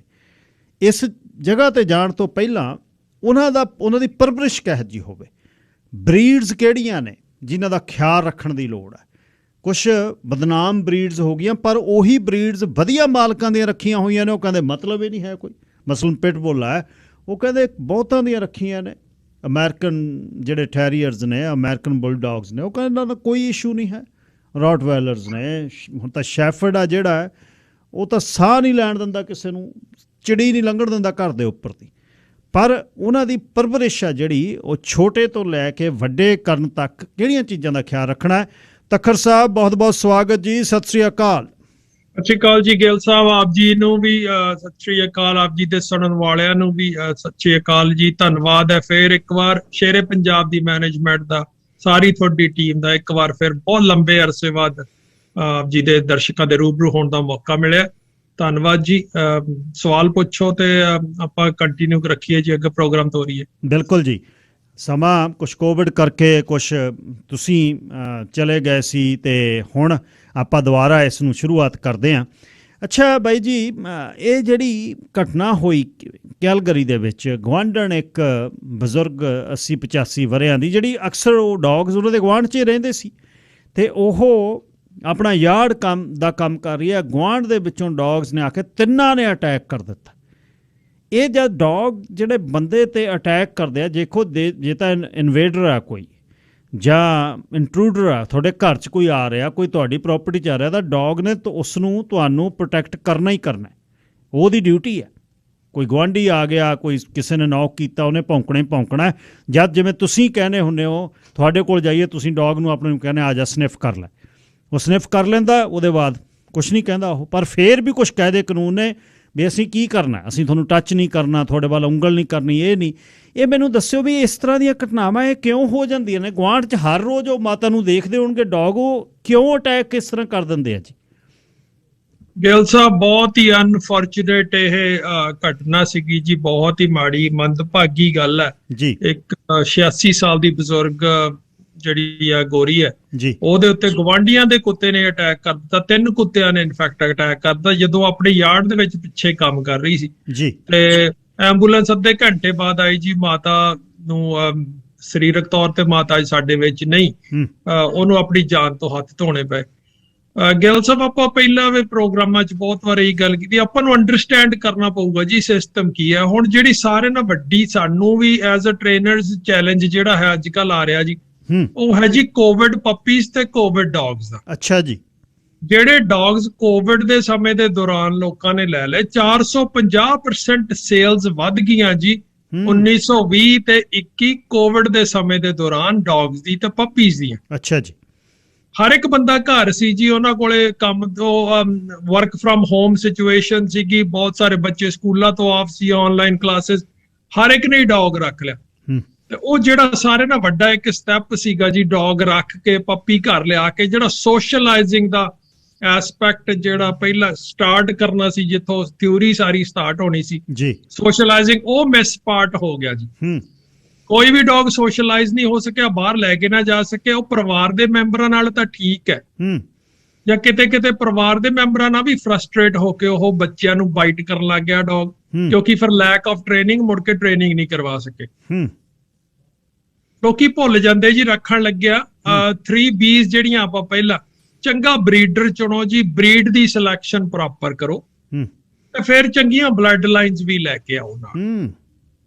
ਉਹ ਜਿਹੜੇ ਕਨਸੈਪਟ ਨੇ ਜੀ, ਉਹ ਸਦਾ ਇਹ ਫਾਊਂਡੇਸ਼ਨ ਹੈ ਜੀ ਡੌਗ ਵਰਡ ਦੀ ਜਾਂ ਕਿਸੇ ਵੀ ਚੀਜ਼ ਦੀ, ਉਹ ਫਾਊਂਡੇਸ਼ਨ ਤੋਂ ਲੋਕੀ ਦੂਰ ਹੋ ਗਏ। ਕਿਊਟਨੈਸ ਫੇਸ ਦੀ ਉੱਤੇ ਆ ਸਾਨੂੰ ਚੰਗਾ ਲੱਗਦਾ, ਫਲਫੀ ਬੱਚਾ, ਇਹਦੀਆਂ ਨੀਲੀਆਂ ਅੱਖਾਂ ਨੇ, ਉਹ ਚੀਜ਼ਾਂ ਅਸੀਂ ਦੇਖਣ ਲੱਗ ਗਏ। ਕਨਫਰਮੇਸ਼ਨ ਦੇ ਤੇ ਧਿਆਨ ਛੱਡਤਾ, ਚੰਗੇ ਬਰੀਡਰਾਂ ਦੇ ਤੇ ਧਿਆਨ ਛੱਡਤਾ। ਅੱਛਾ ਜੀ। ਸਿਰਫ ਅਸੀਂ ਏਸੀ ਦੇਖਣ ਲੱਗ ਗਏ, ਬਹੁਤ ਸੋਹਣਾ ਲੱਗਦਾ, ਇਹਦੀਆਂ ਨੀਲੀਆਂ ਅੱਖਾਂ ਜੀ, ਹਸਕੀ ਲੈ ਆਓ। ਅਸੀਂ ਇਸ ਗੱਲ ਦੇ ਉੱਤੇ ਹੋਮਵਰਕ ਨਹੀਂ ਕੀਤਾ ਵੀ ਹਸਕੀ ਜਿਹੜਾ ਹੈ ਉਹ ਸਾਡੇ ਵੈਦਰ ਦੇ ਵਿੱਚ ਕਾਮਯਾਬ ਨਹੀਂ, ਉਹ -40 ਸਾਡੇ ਕਦੀ ਨਹੀਂ ਹੁੰਦਾ, ਜੇ ਹੁੰਦਾ ਕਦੀ ਸਾਡੇ ਪਲੱਸ ਹੋ ਜਾਂਦਾ, ਰਾਤ ਨੂੰ ਠੰਡ ਹੋ ਜਾਂਦੀ ਹੈ, ਉਹ ਸ਼ੈਡਿੰਗ ਹੀ ਕਰਦੇ ਰਹਿੰਦੇ। ਹਸਕੀ ਕਦੀ ਪ੍ਰੋਪਰ ਐਡਜਸਟ ਨਹੀਂ ਹੁੰਦਾ। ਡੋਬਰਮੈਨਸ ਹੈ ਜੀ, ਉਹ ਮੀਂਹ ਚ ਜਾਣ ਵਾਲਾ ਕੁੱਤਾ ਨਹੀਂ, ਉਹ ਡਰਾਈ ਸੀਜ਼ਨ ਦਾ ਡੌਗ ਹੈ। ਆਪਣੇ ਲੋਕ ਫੇਰ ਰੱਖ ਲੈਂਦੇ ਨੇ, ਜਾਂ ਆਮ ਮੈਂ ਦੇਖਿਆ ਇੱਥੇ ਬਹੁਤ ਘੱਟ ਨੇ ਡੋਬਰਮੈਨਸ ਵੈਸੇ ਲੋਅਰ ਮੇਲੈਂਡ ਚ, ਪਰ ਫਿਰ ਵੀ ਹੈ ਨੇ। ਉਹ ਅਸੀਂ ਉਹ ਸਿਲੈਕਸ਼ਨ ਜਿਹੜਾ ਜੀ ਉਹ ਹੋਮਵਰਕ ਕਰਨਾ ਸੀਗਾ ਬਰੀਡ ਰੱਖਣ ਤੋਂ ਪਹਿਲਾਂ, ਅਸੀਂ ਉਹ ਨਹੀਂ ਕੀਤਾ। ਇਸ ਸਿਚੁਏਸ਼ਨ ਦੇ ਵਿੱਚ ਮਾਤਾ ਵਾਲੀ ਚ ਅਨਫੋਰਚੂਨੇਟਲੀ ਨਾ ਤਾਂ ਤੁਸੀਂ ਕੋਲ ਸੀ ਜੀ, ਨਾ ਅਸੀਂ ਕੋਲ ਆ, ਨਾ ਕੋਈ ਅਸੀਂ, ਜੋ ਵੀ ਨਿਊਜ਼ ਦੇ ਉੱਤੇ ਆ ਰਿਹਾ ਉਹੀ ਹੈ। ਮੇਰਾ ਖਿਆਲ ਹੈ ਜੀ ਐਜ਼ ਅ ਟ੍ਰੇਨਰ ਤੇ ਇੰਨੇ ਸਾਲਾਂ ਦੇ ਤਜਰਬੇ ਤੋਂ, ਵੀ ਤਿੰਨੇ ਕੁੱਤੇ ਬਾਹਰ ਭੱਜ ਗਏ ਜੀ, ਪਿਛਲਾ ਗੇਟ ਖੁੱਲਾ ਰਹਿ ਗਿਆ, ਕੁਛ ਵੀ। ਮਾਤਾ ਆਪਣੇ ਯਾਰਡ ਦੇ ਵਿੱਚ ਪਿੱਛੇ ਕੰਮ ਕਰਦੀ ਹੋਣੀ ਹੈ, ਜਦੋਂ ਉਹਨੇ ਦੇਖੇ ਆਪਦੇ ਵੱਲੋਂ ਕੁੱਤੇ ਆਉਂਦੇ, ਮਾਤਾ ਘਬਰਾ ਗਈ। ਉਹਨੇ ਘਬਰਾ ਕੇ ਯਾਰਡ 'ਚ ਕੰਮ ਕਰਦੀ, ਜਾਂ ਤਾਂ ਉਹਦੇ ਕੋਲੇ ਕੋਈ ਗੁੱਡਣ ਵਾਲਾ ਔਜ਼ਾਰ, ਕੋਈ ਨਾ ਕੋਈ ਟੂਲ ਹੋਊਗਾ, ਉਹਨੇ ਉਹ ਚਲਾ ਕੇ ਮਾਰਿਆ, ਜਾਂ ਉਹਨੇ ਵੇਵ ਕੀਤਾ ਉਤੋਂ ਉਹਨੂੰ ਹਿੱਟ ਕਰਨ ਦੀ ਜਾਂ ਡਰਾਉਣ ਦੀ ਕੋਸ਼ਿਸ਼ ਕੀਤੀ। ਜਦੋਂ ਉਹਨਾਂ ਤਿੰਨਾਂ ਦੇ ਵਿੱਚੋਂ ਇੱਕ ਵੀ ਕੁੱਤੇ ਨੇ ਥ੍ਰੈਟ ਫੀਲ ਕਰ ਲਿਆ, ਉਹਨੇ ਮਾਤਾ ਤੇ ਅਟੈਕ ਕੀਤਾ। ਦੂਜੇ ਐਜ਼ ਅ ਪੈਕ ਮੈਂਬਰ, ਕਿਉਂਕਿ ਅਸੀਂ ਵੁਲਫ ਚੋਂ ਲਿਆਂਦੀ ਹੋਈ ਡੌਗ ਹੈਗੀ ਹੈ ਜੀ, ਇਹਨਾਂ ਦਾ ਐਨਸੈਸਟਰ ਜਿਹੜੇ ਇਹਨਾਂ ਦੇ ਪਿਛਲੋ ਜਨਰੇਸ਼ਨਸ ਨੇ ਉਹ ਵੁਲਫ ਹੀ ਹੈ। ਤਾਂ ਵੁਲਫ ਜਦੋਂ ਵੀ ਅਟੈਕ ਕਰਦਾ, ਜਦੋਂ ਵੀ ਸ਼ਿਕਾਰ ਕਰਦਾ, ਪੈਕ ਚ ਕਰਦਾ। ਉਹ ਦੂਜੇ ਡੌਗਸ ਨੇ ਥ੍ਰੈਟ ਫੀਲ ਕੀਤਾ, ਐਜ਼ ਅ ਪੈਕ ਉਹਨਾਂ ਨੇ ਹੰਟ ਕਰ ਲਿਆ। ਉਹ ਤਿੰਨੇ ਡੌਗ ਪ੍ਰੇ ਡਰਾਈਵ ਚ ਚੱਲ ਗਏ। ਤਿੰਨੇ ਡੌਗਸ ਨੇ ਪ੍ਰੇ ਡਰਾਈਵ ਦੇ ਵਿੱਚ ਜਾ ਕੇ ਮਾਤਾ ਨੂੰ ਐਜ਼ ਅ ਪ੍ਰੇ ਸਮਝ ਲਿਆ ਤੇ ਉਹਨਾਂ ਨੂੰ ਅਟੈਕ ਕਰਕੇ ਉਹਨੂੰ ਕਿਲ ਕਰਨ ਦੀ ਕੋਸ਼ਿਸ਼ ਕੀਤੀ, ਜਿਵੇਂ ਵਾਈਲਡ ਦੇ ਵਿੱਚ ਵੁਲਫ ਕਰਦਾ, ਜਿਵੇਂ ਡੌਗਸ ਦੀ ਨੇਚਰ ਹੈ ਉਹ ਹੋਇਆ ਜੀ। ਤੇ ਦੂਜੀ ਗੱਲ ਜੀ, ਪਿਟਬੁਲ ਟੈਰੀਅਰਸ ਜੀ, ਸਾਡੇ ਕੋਲੇ ਐਵਰੇਜ ਇੱਥੇ ਕੈਨਲ ਤੇ ਰੋਜ਼ ਐਵਰੇਜ ਮੇਰੇ ਖਿਆਲ 50 ਕੁੱਤਿਆਂ ਦੇ ਵਿੱਚੋਂ 4 ਜਾਂ 5 ਪਿਟਬੁਲ ਹੁੰਦੇ ਨੇ। ਅੱਛਾ ਜੀ। ਸਾਰਿਆਂ ਨਾਲੋਂ ਵੱਧ ਸੋਸ਼ਲ ਡੌਗਸ ਮੈਂ ਦੇਖੇ ਜੀ ਪਿਟਬੁਲ, ਜੇ ਤੁਸੀਂ ਰੇਜ਼ ਚੰਗਾ ਕਰਦੇ ਹੋ। ਪਰ ਉਹ ਇਸੇ ਕਰਕੇ ਹੈ ਵੀ ਉਹ ਡੌਗ ਰੋਜ਼ ਸਾਡੇ ਕੋਲ ਆਉਂਦੇ ਨੇ, ਰੋਜ਼ ਪੈਕ ਦੇ ਵਿੱਚ ਰਹਿੰਦੇ ਨੇ, ਰੋਜ਼ ਸੋਸ਼ਲਾਈਜ਼ ਹੁੰਦੇ ਨੇ, ਬਾਕੀ ਡੌਗਸ ਦੇ ਨਾਲ ਛੱਡੇ ਜਾਂਦੇ ਆ ਬਾਹਰ, ਉਹ ਖੇਡਦੇ ਆ, ਸਟਾਫ ਉਹਨਾਂ ਨੂੰ ਹੈਂਡਲ ਕਰਦਾ, ਉਹ ਰੋਜ਼ ਐਵਰੇਜ 5 ਤੋਂ 6 ਬੰਦੇ ਉਹਨੂੰ ਹੈਂਡਲ ਕਰਦੇ, ਤਾਂ ਉਹ ਸੋਸ਼ਲ ਨੇ। ਸੋ ਬਰੀਡ ਦੇ ਵਿੱਚ ਕੋਈ ਪ੍ਰੋਬਲਮ ਨਹੀਂ ਹੈ। As a terrier hunt breed ਹੈ, ਉਹਨਾਂ ਨੇ ਹੰਟ ਤਾਂ ਕਰਨਾ ਹੀ ਕਰਨਾ। ਜਿਹੜੇ ਪਿਟਬੁਲ ਟੈਰੀਅਰਸ ਨੇ, ਉਹ ਸਾਰੀ ਜਿਹੜੀ ਟੈਰੀਅਰ ਜਿੰਨੀ ਲਾਈਨ ਹੈ ਜੀ, ਇੱਕ ਗਰੁੱਪ ਹੈ ਟੈਰੀਅਰਸ ਵੀ, ਜਿਵੇਂ ਨਾਨ ਸਪੋਰਟਿੰਗ ਆ, ਸਪੋਰਟਿੰਗ, 7 ਗਰੁੱਪਸ ਦੇ ਵਿੱਚ ਇੱਕ ਟੈਰੀਅਰ ਗਰੁੱਪ ਵੀ ਆ। ਉਹ ਉਸ ਗਰੁੱਪ ਨੂੰ ਬਿਲੋਂਗ ਕਰਦੇ ਨੇ, ਉਸ ਗਰੁੱਪ ਦੇ ਮੈਂਬਰ ਨੇ, ਹੰਟਿੰਗ ਲਈ ਯੂਜ਼ ਹੁੰਦੇ ਰਹੇ। ਠੀਕ। ਅੱਛਾ, ਇੱਕ ਤਖਰ ਸਾਹਿਬ ਇਹ ਦੱਸਿਓ ਵੀ ਜਦ ਕਿਤੇ ਅਸੀਂ ਇਸ ਸਿਚੁਏਸ਼ਨ 'ਚ ਪੈ ਜਾਈਏ ਵੀ ਡੌਗ ਅਟੈਕ ਕਰ ਦੇਵੇ ਸਾਡੇ 'ਤੇ, ਜਾਂ ਕਿਸੇ ਦੇ ਘਰ ਅਸੀਂ ਸਡਨ ਗਏ ਤੇ ਸਾਨੂੰ ਨਹੀਂ ਸੀ ਪਤਾ, ਤੇ ਡੌਗ ਜਿਹੜਾ ਭੌਂਕਿਆ, ਉਹਦੀ ਡਿਊਟੀ ਆ ਉਹ, ਕੁਛ ਸਾਡੇ ਕਰਨ ਦਾ ਵੀ ਹੈ ਵੀ ਅਸੀਂ ਇਸ ਅਟੈਕ ਤੋਂ ਬਚਣ ਲਈ ਬੰਦਾ ਕੀ ਕਰ ਸਕਦਾ ਜੀ? ਗਿੱਲ ਸਾਹਿਬ, ਡੌਗ 2 ਤਰ੍ਹਾਂ ਦੇ ਮੈਂ ਵੇਖੇ ਜੀ ਅਟੈਕ ਕਰਦੇ। ਇੱਕ ਤਾਂ ਸਾਇਲੈਂਟ ਅਟੈਕਰ ਨੇ ਜੀ, ਉਹ ਤਾਂ ਬੋਲਦੇ ਵੀ ਨਹੀਂ, ਭੌਂਕਦੇ ਨਹੀਂ, ਕੋਈ ਸਾਈਨ ਨਹੀਂ ਸ਼ੋ ਕਰਦੇ ਐਗਰੈਸ਼ਨ ਦਾ, ਪਿੱਛੋਂ ਆ ਕੇ ਲੱਤ ਫੜ ਲੈਂਦੇ ਆ। ਮੋਸਟਲੀ ਉਹੋ ਜਿਹੀ ਜਿਹੜੀਆਂ ਛੋਟੀਆਂ ਬਰੀਡਸ ਨੇ, ਮਾਲਟੀਸ ਨੇ, ਚੁਆਵਾਸ ਨੇ, ਛੋਟੇ ਜਿਹੜੇ ਘਰਾਂ ਦੇ ਅੰਦਰ ਰੱਖੇ ਟੋਏ ਬਰੀਡਸ ਨੇ, ਉਹ ਇਹ ਕੰਮ ਕਰਦੀ ਆ ਕਿ ਉਹਨਾਂ ਦੇ ਵਿੱਚ ਇੰਨਾ ਕਰੇਜ ਤੇ ਇੰਨੀ ਨਰਵਸ ਨਹੀਂ ਹੁੰਦੀਆਂ ਕਿ ਤੁਹਾਨੂੰ ਸਾਹਮਣੇ ਉਹ ਵੰਗਾਰ ਕੇ, ਤੁਹਾਨੂੰ ਇੱਕ ਵਾਰੀ ਤੁਹਾਡੇ ਤੇ ਗਰਾਊਲ ਕਰਕੇ, ਭੌਂਕ ਕੇ ਫੇਰ ਤੁਹਾਨੂੰ ਫੜਨ, ਉਹ ਚੁੱਪ ਚੁਪੀਤੇ ਪਿੱਛੋਂ ਆ ਕੇ ਫੜ ਲੈਂਦੇ ਨੇ। ਉਹਨਾਂ ਦੇ ਵਿੱਚ ਸਿਚੁਏਸ਼ਨ ਦੇ ਉੱਤੇ ਬਹੁਤਾ ਕੁਝ ਕੀਤਾ ਨਹੀਂ ਜਾ ਸਕਦਾ, ਕਿਉਂਕਿ ਅਨਪ੍ਰੈਡਿਕਟੇਬਲ ਹੈ, ਤੁਹਾਨੂੰ ਪਤਾ ਹੀ ਨਹੀਂ ਹੁੰਦਾ ਕਦੋਂ ਹੋ ਜਾਂਦਾ ਜੀ। ਜਿਹੜੇ ਦੂਜੇ ਡੌਗਸ ਨੇ ਜੀ, ਜਿਹੜੇ ਲਾਰਜ ਬਰੀਡਸ ਨੇ, ਜਾਂ ਜਿਹੜਾ ਡੌਗ ਪਹਿਲੇ ਹੀ ਐਗਰੈਸ਼ਨ ਦਾ ਸਾਨੂੰ ਸਾਈਨ ਸ਼ੋ ਕਰਦਾ, as a pet owner, as a home owner, ਜਿਹਨੇ ਵੀ ਰੱਖਿਆ ਹੋਇਆ ਕੁੱਤੇ ਦਾ ਮਾਲਕ ਹੈ, ਪਹਿਲੀ ਜ਼ਿੰਮੇਵਾਰੀ ਤਾਂ ਉਹਦੀ ਬਣਦੀ ਹੈ। ਉਹਨੂੰ ਪਤਾ ਹੀ ਹੁੰਦਾ, ਚਲੋ ਇੱਕ ਵਾਰ ਨਹੀਂ ਪਤਾ ਲੱਗਿਆ, ਦੂਜੀ ਵਾਰ ਨਹੀਂ ਪਤਾ ਲੱਗਿਆ, ਤੀਜੀ ਉਹਨੂੰ ਰੈਪੂਟੇਸ਼ਨ ਜਦੋਂ ਆਉਣ ਲੱਗ ਜਾਂਦੀ ਹੈ, ਉਹਨੂੰ ਪਤਾ ਲੱਗ ਜਾਂਦਾ ਵੀ ਮੇਰਾ ਡੌਗ ਪਹਿਲਾਂ ਗਰਾਊਲ ਕਰਕੇ, ਜਿਹੜਾ ਵੀ ਓਪਰਾ ਬੰਦਾ ਗੈਸਟ ਸਾਡੇ ਆਉਂਦਾ ਜਾਂ ਕਦੀ ਆਉਂਦਾ, ਉਹਦੇ ਤੇ ਗਰਾਊਲ ਕਰਦਾ ਤੇ ਅਟੈਕ ਤੇ ਬਾਈਟ ਕਰਦਾ ਜੀ। ਸੋ ਉਹਨੂੰ ਸਿਚੁਏਸ਼ਨ ਕੰਟਰੋਲ ਕਰਨੀ ਚਾਹੀਦੀ ਹੈ। ਜਦੋਂ ਫਰੰਟ ਡੋਰ ਦੇ ਉੱਤੇ ਬੈਲ ਵੱਜਦੀ ਆ, ਬਿਫੋਰ ਕੋਈ ਡੋਰ ਖੋਲਣ ਤੋਂ ਪਹਿਲਾਂ ਆਪਦੇ ਕੁੱਤੇ ਨੂੰ ਕਿਸੇ ਪਾਸੇ ਕਰੋ, ਉਹਨੂੰ ਕ੍ਰੇਟ ਚ ਪਾਓ, ਉਹਨੂੰ ਪਿਛਲੇ ਯਾਰਡ ਚ ਭੇਜੋ, ਉਹਨੂੰ ਕਿਤੇ ਲੌਕ ਕਰੋ, ਕਮਰੇ ਚ ਕਰੋ, ਜੋ ਵੀ ਕਰਨਾ। ਸੋ ਆਪਣੇ ਜੀ ਜਦੋਂ ਤੁਸੀਂ ਆਪਾਂ ਬਿਲਕੁਲ ਐਕਸਾਈਟ ਹੋ ਜਾਂਦੇ ਹੋ, ਡੋਰ ਵੱਲ ਬੱਚੇ ਭੱਜਦੇ ਆ ਡੋਰ ਖੋਲਣ ਲਈ, ਬਾਹਰ ਕੋਈ ਬੈਲ ਵੱਜੀ ਹੈ ਤੇ ਬਾਕੀ ਪਰਿਵਾਰ ਦੇ ਮੈਂਬਰ ਇਹ ਦੇਖਦੇ ਨਹੀਂ ਵੀ ਡੌਗ ਕਿੱਥੇ ਆ, ਉਹ ਹੁੰਦਾ ਜੀ। ਅੱਛਾ, ਪਰ ਉਹ ਵੀ ਲੈਕ ਆਫ ਟ੍ਰੇਨਿੰਗ ਉਹ ਠੀਕ ਕੀਤਾ ਜਾ ਸਕਦਾ ਜੀ ਉਹ। ਅੱਛਾ ਜੀ, ਹਾਂਜੀ, ਕੰਟੀਨਿਊ ਕਰੋ ਇਹਨੂੰ, ਮੈਂ ਫਿਰ ਪੁੱਛ ਦਾਂਗਾ। ਅੱਛਾ, ਬਿਲਕੁਲ ਕਰੈਕਟ ਕੀਤਾ ਜਾ ਸਕਦਾ ਜੀ। ਹੁਣ ਉਹਨੂੰ ਕਿਸੇ ਚੰਗੇ ਟ੍ਰੇਨਰ ਦੀ ਲੋੜ ਹੈ, ਉਹਨੂੰ ਸੋਸ਼ਲਾਈਜ਼ ਕਰਾਓ। ਅੱਛਾ ਤੱਕਰ ਸਾਹਿਬ, ਜਿਹੜਾ ਵਧੀਆ ਡੌਗ ਘਰ ਦਾ, ਜਿਹੜਾ ਕਦੇ ਕਿਸੇ ਤੇ ਪ੍ਰਵੋਕ ਨਹੀਂ ਹੁੰਦਾ, ਕਿਸੇ ਤੇ ਅਟੈਕ ਨਹੀਂ ਕਰਦਾ, ਹਰ ਇੱਕ ਗੈਸ ਨੂੰ ਸਨਿਫ ਕਰਕੇ ਉਹਦੇ ਨਾਲ ਅਕਮੋਡੇਟ ਕਰਦਾ ਹੈ, ਕੋਈ ਇਹੋ ਜਿਹਾ ਸਿਨੈਰੀਓ ਵੀ ਆ ਸਕਦਾ ਵੀ ਉਹ ਡੌਗ ਜਿਹਨੇ ਕਦੇ ਅੱਜ ਤੱਕ ਕਿਸੇ ਤੇ ਅਟੈਕ ਨਹੀਂ ਕੀਤਾ ਸਡਨ ਕਿਸੇ ਤੇ ਅਟੈਕ ਕਰ ਦੇਵੇ? ਇਸ ਤਰ੍ਹਾਂ ਵੀ ਹੋ ਸਕਦਾ? ਉਹ ਕੀ ਕਾਰਨ ਹੋ ਸਕਦਾ ਫਿਰ?